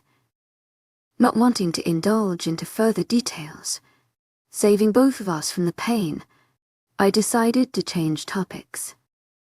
I still have some questions pending from yesterday, I said lightly, breaking the slight tension that was forming. Cannot wait to hear them.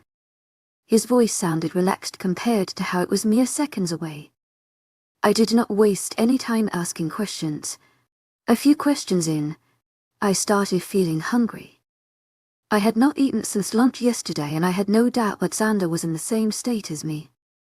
I was surprised I did not get cranky from the hunger. I took my bag from the back seat while Alexander was thinking about a question since it was his turn. What are you doing? 5 minutes and that is the question you come up with. I taunted him as I took out a granola bar I had put in yesterday. Opening the packaging, I took a bite, content with having something to eat. You want one? I extended another granola bar towards him, but he just shook his head, still looking in front of him. Sure, you have not eaten since yesterday. I'm fine, he said, and at the same time his stomach grumbled. I let out a muffled laugh as I chewed the piece of cereal goodness. Yeah, right. I rolled my eyes as I opened the other bar's packaging before extending it towards him.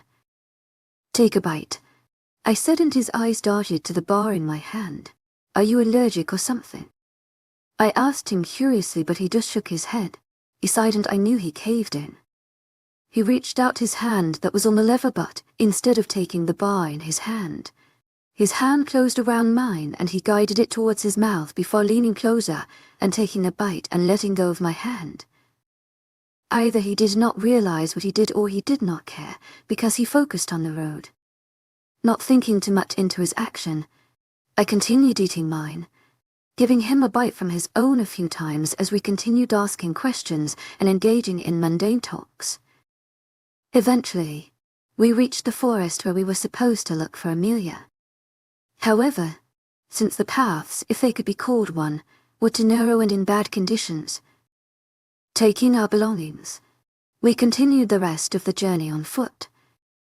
Is it me or did we get the hardest one out of the 3 places? I commented as we walked down the small path. We have been walking for so long, I lost count of time. The only thing I knew was that we did not find anything except for trees. Trees and trees. We did, Alexander said as he trailed closely behind me. Courtesy of my grandmother. I studied the map, ensuring we were not lost in this maze. How long before we reach whatever we are searching for? He asked as he moved yet another fallen trunk from the ground, making way for us to walk. According to the map, we should reach it. My eyes darted from the map to the surrounding and back to the map. Right now, we came to a stop as we scanned the surrounding. There was nothing out of the ordinary except for the chirping of birds that was non-existent since we entered this forest. Even though few light rays entered the forest, it was clear. Deep down, I felt tied to the place and felt something tug me towards the unknown. There is nothing here though, I mumbled, confused. Let's hope the other team had a better luck. As soon as he finished his sentence, my phone rang, checking the caller's name. It was Axel. We are just about to find out. I answered the phone and a pang of disappointment hit me. They were unsuccessful. To my agent extraordinaire, Madeleine Nilben, heartfelt thanks for your unfailing patience, enthusiasm. Hanging up. Should we continue walking? He took the map from my hands. Because I only see trees here. No. There's something here. I don't know what, but I feel it. I know it does not make sense, but there is something here. I am sure of it. I trust you. He said as he let me focus and scan the area. I racked my mind for anything that might help us, and finally something popped in my mind. An invisibility spell. The sessions of witchcraft from school played in my mind as we learnt about camouflage and invisibility barrier spells. Whatever is here is just hidden from our eyes, and I know that magic is involved in it. How to remove the spell? He asked, and I found myself smiling at myself. I placed both hands in front of me as I felt the magic slightly. The magic was faint but strong, and it was no surprise. Since I did not know any powerful counter spells, I decided to use the surrounding to help me. I gathered little power from within me and extracted the rest from around me, since it was already connected to the invisibility spell around here. The magic present in the air made it easier, and soon I felt a magic strong enough in me as I let more light sphere escape my palm. It went ahead, and as it collided against the barrier, a light shining layer surrounding the area became visible to the eyes. Slowly, thin lines appeared on the barrier, cracking it to pieces until it disappeared in the air, like it was never there. I gasped as an entirely different world came in view. Compared to the monotone green colors of the trees on this side, there were various trees, flowers and bushes, their colors blending together in perfect harmony as butterflies flapped their wings around the beautiful flowers. The trees were tall, even taller than where we stood, with a more prominent green pigment tinting the leaves. The leaves varied from dark green to light colors, and they were all surprisingly lined in rows, equally spaced from each other. The space between the trees were filled by flowers and bushes. Exactly in the middle of the many rows of trees, laid a large, clean path covered with different petals falling down. Jade vines grew high on the branches of the trees, their petals falling all over the place as a gentle breeze blew. I think we found what we were looking for. How did you do it? He asked, his brows furrowed in confusion as he looked at me. Magic, I said lightly as I continued walking down the path with him right behind me. And how do you do magic? I know you have many questions, but I will explain it to you later. I glanced at him from over my shoulder. Let's get this over with. To my agent extraordinaire, Madeleine Nilben, heartfelt thanks for your unfailing patience, enthusiasm. He simply said, falling in steps next to me. Not long after, we reached a small cottage in a clear area. The trees formed a circle around the cottage, acting like a shield from the world. I could not help but be amazed by the variety of flowers as I sauntered to the cozy-looking cottage. I knocked on the door twice and waited impatiently. I was excited but at the same time nervous. I heard footsteps from the other side of the door, and soon the knob twisted. Slowly the door opened. Everything seemed to happen in slow motion as the door opened, and the distinct features of the individual came in view. Long brown curls, full and plump rose lips, defined cheekbones, tanned skin, small but a nose, and the same powerful grey eyes. Amelia L. Rosa. She was alive and standing in front of us like the embodiment of perfection. Despite being old, she looked young due to our werewolf genes. Every movement of hers carried a certain grace as she smiled politely at us. Please come in. Thanking her, we stepped in the warm cottage, the scent of flowers immediately hitting my nose. She guided to a small seating area where she motioned for us to sit. I am guessing you are not here for a stroll or some vacation. I cleared my throat. Actually, we need your help.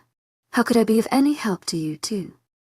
Confused, Alexander explained the situation surrounding the vampires and the nearing war. By the end of it, Amelia looked confused, her eyes darting between both of us. Sorry, but I did not catch your names earlier. Alexander Enver. Alexander introduced himself. The King of Demons. Right, she asked, and Alexander reluctantly nodded you. She directed her question towards me. Analyze Royal. I gave her a small smile, and her eyes widened slightly as realization dawned on her. The youngest daughter of King Gabriel and Queen Isabella. She asked wary, and I nodded. You are the Black She-Wolf. Several emotions flashed in her eyes while I felt my red water turn cold. I looked at Alexander, whose eyes were already on mine. Confused. How do you know? I know way more than you think. So you knew about this from the start. Was all this planned? Yes and no, she answered before explaining. Basically, she-wolves like us are chose by the moon goddess. We are part of her. Before we are born, our destiny is already written by her. Being a black she-wolf does not only signify having strength and power, but also having the ability to control them instead of abusing of it. She chooses each one of us for a reason. Analyze, and she's never wrong. Why did she choose me, though? That can only be answered by the moon goddess only. How did you know why she chose you if she's the only one that has the answers? Alexander voiced out. All black she-wolves have a special power, unique to each. I can summon the moon goddess, she explained. I did not know you were a black wolf until one day. The moon goddess told me about you. By special powers, what do you mean? Everybody has different powers. She started. I have the ability to summon the moon goddess. There once was a wolf who could control the weather. Is witchcraft one of them? There are two types of witchcraft. All of us possess the basic witch magic, like casting spells. For you, though, you can also control the elements. As in all. Till now I only used my magic for basic spells and once in a while to create fires, yes. To my agent extraordinaire, Madeleine Noble, heartfelt thanks for your unfailing patience, enthusiasm. Water, wind, you control them all. Why though? Why does she choose us? Each one of us has a purpose. Mine was the war against the vampires. So that means I also have one. She hummed in response. You know that it is. The war against the vampires. Alexander voiced out beside me while I was still trying to take in the information. Which is why I cannot help you, she continued.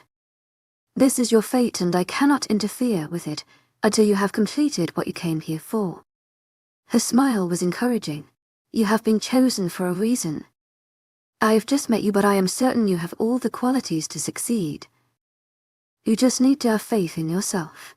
I gave her a small smile. If you don't mind me asking, why do you stay alone? I asked as I looked around as an attempt to clear my head. Did you not find your mate yet?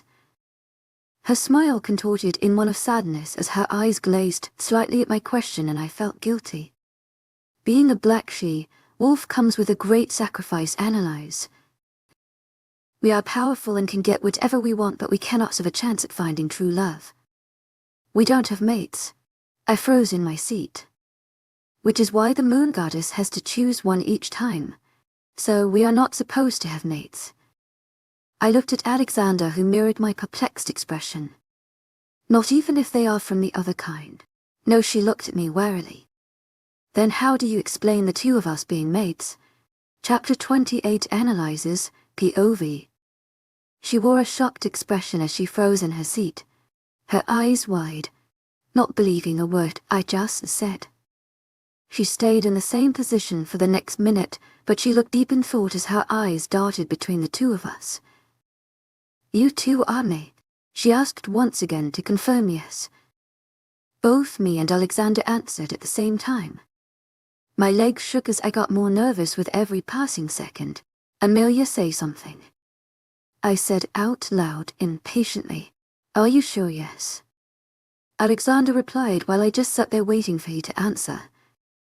At his response, Amelia got up and started pacing the room, hurt and skin paler than before. Amelia, I said once again. I don't know.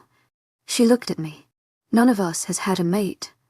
To my agent extraordinaire, Madeline Nilban, heartfelt thanks for your unfailing patience, enthusiasm. I don't know how you have one. My life surely broke every stereotype out there. But, she said, her eyes lighting up for a split second, I know someone who can. The moon goddess. I chimed in. She nodded before instructing us to follow her. I gave Alexander a side glance and he looked confused like me, but nonetheless we matched her strides as she frantically moved out of the living room. She led us to another small room where there were shelves displaying several colored solutions and different types of herbs kept in boxes. In the middle of the room, there was a mysterious circle made up of an equally mysterious white ash. Despite the mysterious vibe of the room, it was warm and welcoming. We stood near the door as Amelia gathered candles and lit them up around the circle, evenly spaced. She proceeded to fill in the gaps with some crushed herbs. This is where I usually come to communicate with the moon goddess. She informed us as she added the last thing she needed. But, she said, looking at us, and I nearly let out a groan at the word. When something involved a but, something good almost never followed. Only one person can talk to her. She finished. So who will it be? She will go. Alexander said before I could reply. I just shrugged and moved towards her, stepping into the circle while both of them stood outside it. Amelia mumbled some words that I could not make out. I looked at Alexander standing behind her. He gave a curt nod, looking deep in thoughts.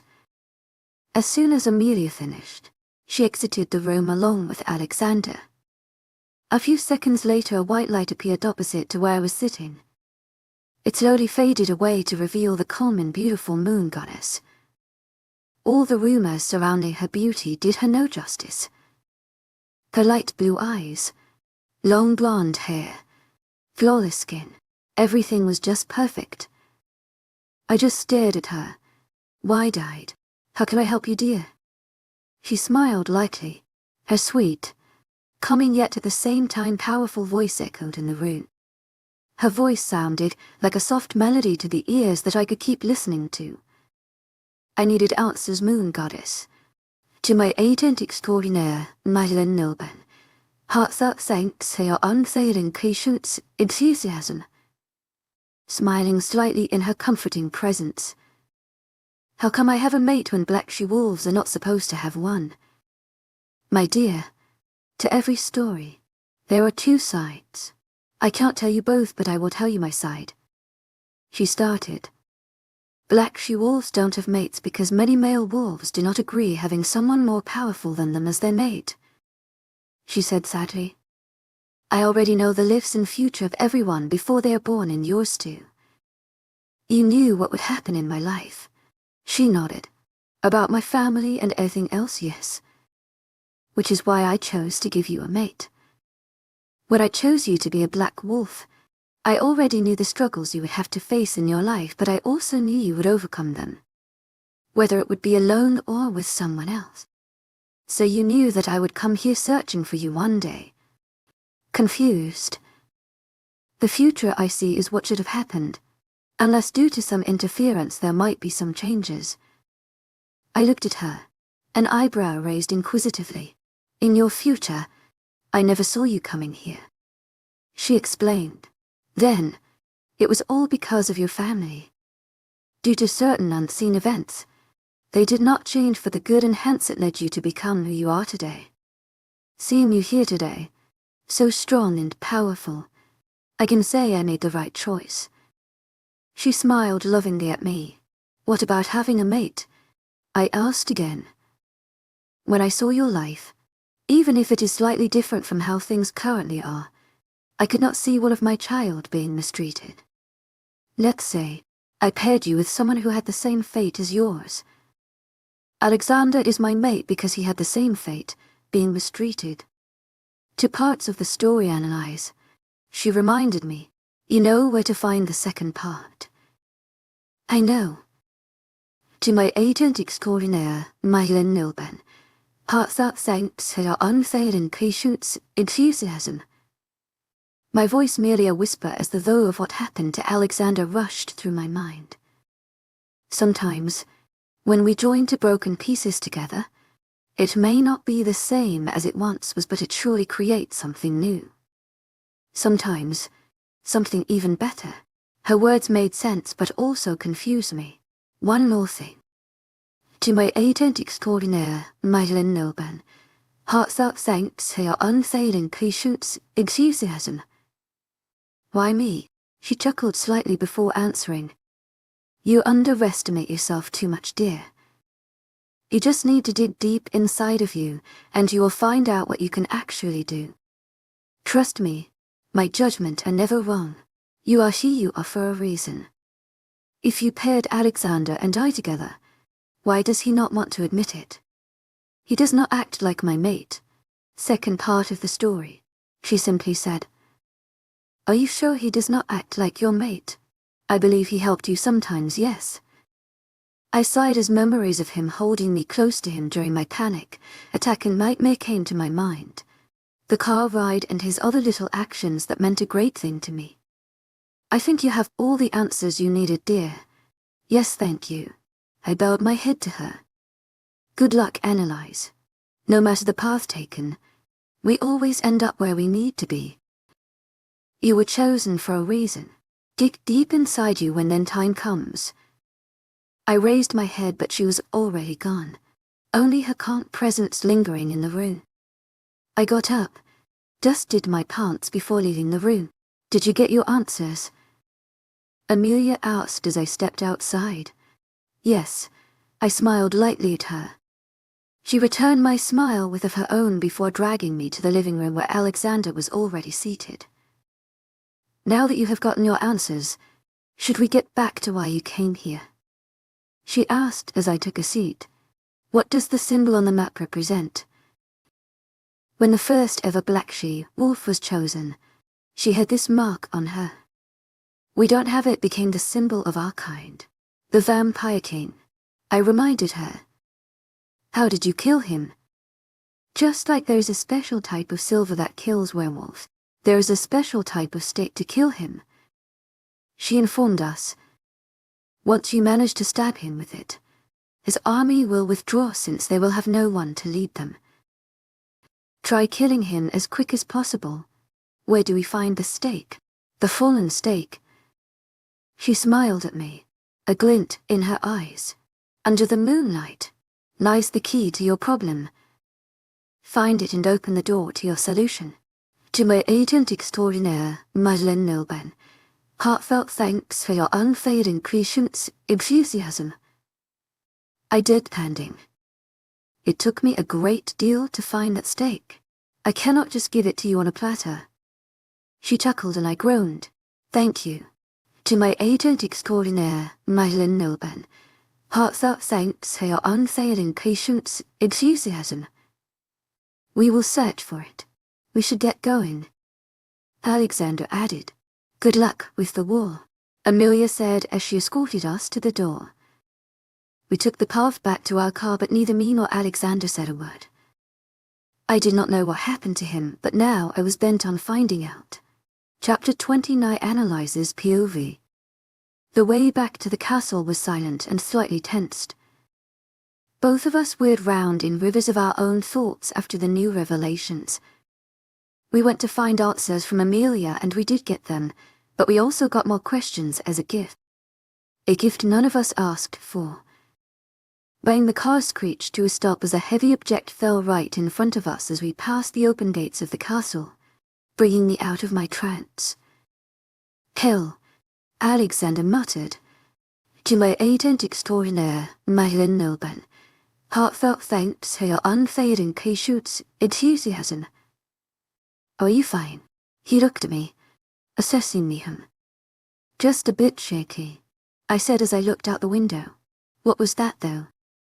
We both got out of the car, rounding it until we stood side by side in front of the hood. A huge rock was on the floor, pieces of it scattered over the place from the impact with the ground.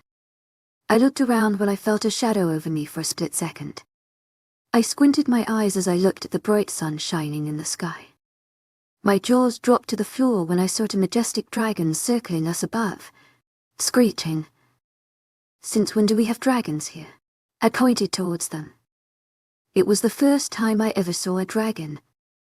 Both of them were beautiful with beautiful scales adoring their muscled bodies. While one had red scales, the other had blue scales, and from down here they looked like fire and ice. While I was busy taking them in, I did not realize Derek, the werewolf who fought against me alongside Rayan, approach us. He seemed better from the last time I saw him, which was the day of the fight. Sorry for the inconvenience, King Denver. He acknowledged Alexander's presence and I held back a scoff. I must have hurt his ego pretty bad that day. We were attacked by the vampires again and the dragons helped us. They got a bit overprotective. Inconvenience. They nearly killed us, I said sarcastically, loud enough for him to hear as I went to retrieve my bag from the car. As I walked past him towards the castle, he let out a menacing growl and I felt the aura of his wolf in the air. Already irritated from today's events, I could not control myself as I turned around, my hands reaching around his neck. He wheezed as I applied some pressure in my hold as I slowly lifted his body off the floor. His eyes glowed as his claws made their appearance, but he struggled to move. Next time you disrespect me, you will no longer have a head. I let him go and he fell to the floor. I gave him an innocent smile as I turned around, walking back to the castle, not missing the small smirk playing on Alexander's face. Well, look who's here, Raina said as I entered the foyer. Not now, Raina. I cut her off sharply with a glare. Whatever. There is a meeting in an hour. Get ready and come, though your presence is not necessary, she said in a mocking tone. I pinched the bridge of my nose. Don't confuse others with you. After a quick shower, I found myself sitting in the half-empty meeting room. Most of the leaders were still out scouting except for King Tarsal and Queen Eleanor. Along with them, there were a few new faces around the table who I was guessing were now on our side. We all sat around the table in our usual seats as we waited for my family except for my grandmother who was already here. My eyes wandered on their own before they settled on Alexander, who was talking to his second-in-command, though it looked like the other one was talking and Alexander was just listening. The second part of the story, I pulled my gaze away from him as I felt someone staring at me. Next to his second-in-command sat a girl who was looking straight at me, a smirk on her face. My brows furrowed in confusion, but it was short-lived as the rest entered the room. They took their seat and King Elijah, the leader of dragons, spoke up. We are thankful that you agreed to become allies with us despite our absence when you called us. We were allies with the vampires. He informed us and suddenly the atmosphere turned tensed. They backstabbed us. They stole the staff of the warrior dragon and used it against us. We hope that we can work together and win this war. He turned in my direction as he spoke. Sorry for the inconvenience outside. My people are still on edge after what happened. I just nodded and he turned to face Alexander, who also just nodded. We look forward to working together with you, King Elijah and King Leon. King Leon, King of Griffins, nodded. We have to act fast after yesterday's attack. Had it not been for the help of the dragons and griffins, we would have lost, my grandmother said. Alpha Axel and Queen Eleanor's team did not find anything about Eleanor. Did you find anything, King Denver? My father asked him and I rolled my eyes as he exempted my name. Yes, we met her. Alexander answered. She cannot help us with the war. She gave us some information that could help. I let out a relieved sigh as he did not mention anything about my powers, which are Ray and cut him off and Alexander's face contorted to one of annoyance. There is a stake which she used to kill the Vampire King. We need to find it. How will we find it? Ray butted in again, a smirk on his face as he clearly enjoyed this. She gave us a riddle, but I doubt you will be able to solve it. So, leave it to us and we will inform you once we do. Ray glared at Alexander, but the red rushing from his neck to his cheeks did not go unnoticed as I gave him a side glance. King Elijah, is the staff still with them? Yes, do you know how we can destroy it? It is the strongest magical artifact for us dragons that it petrifies others with a single hit. It is really difficult to destroy it. We either need a stronger magical artifact or someone really powerful. We are short on time. Queen Eleanor is the most powerful witch. King Tarso intervened. I doubt my powers will suffice. Queen Eleanor explained, what if you converge magic with the other witches? My mother suggested. We will require a lot of focus.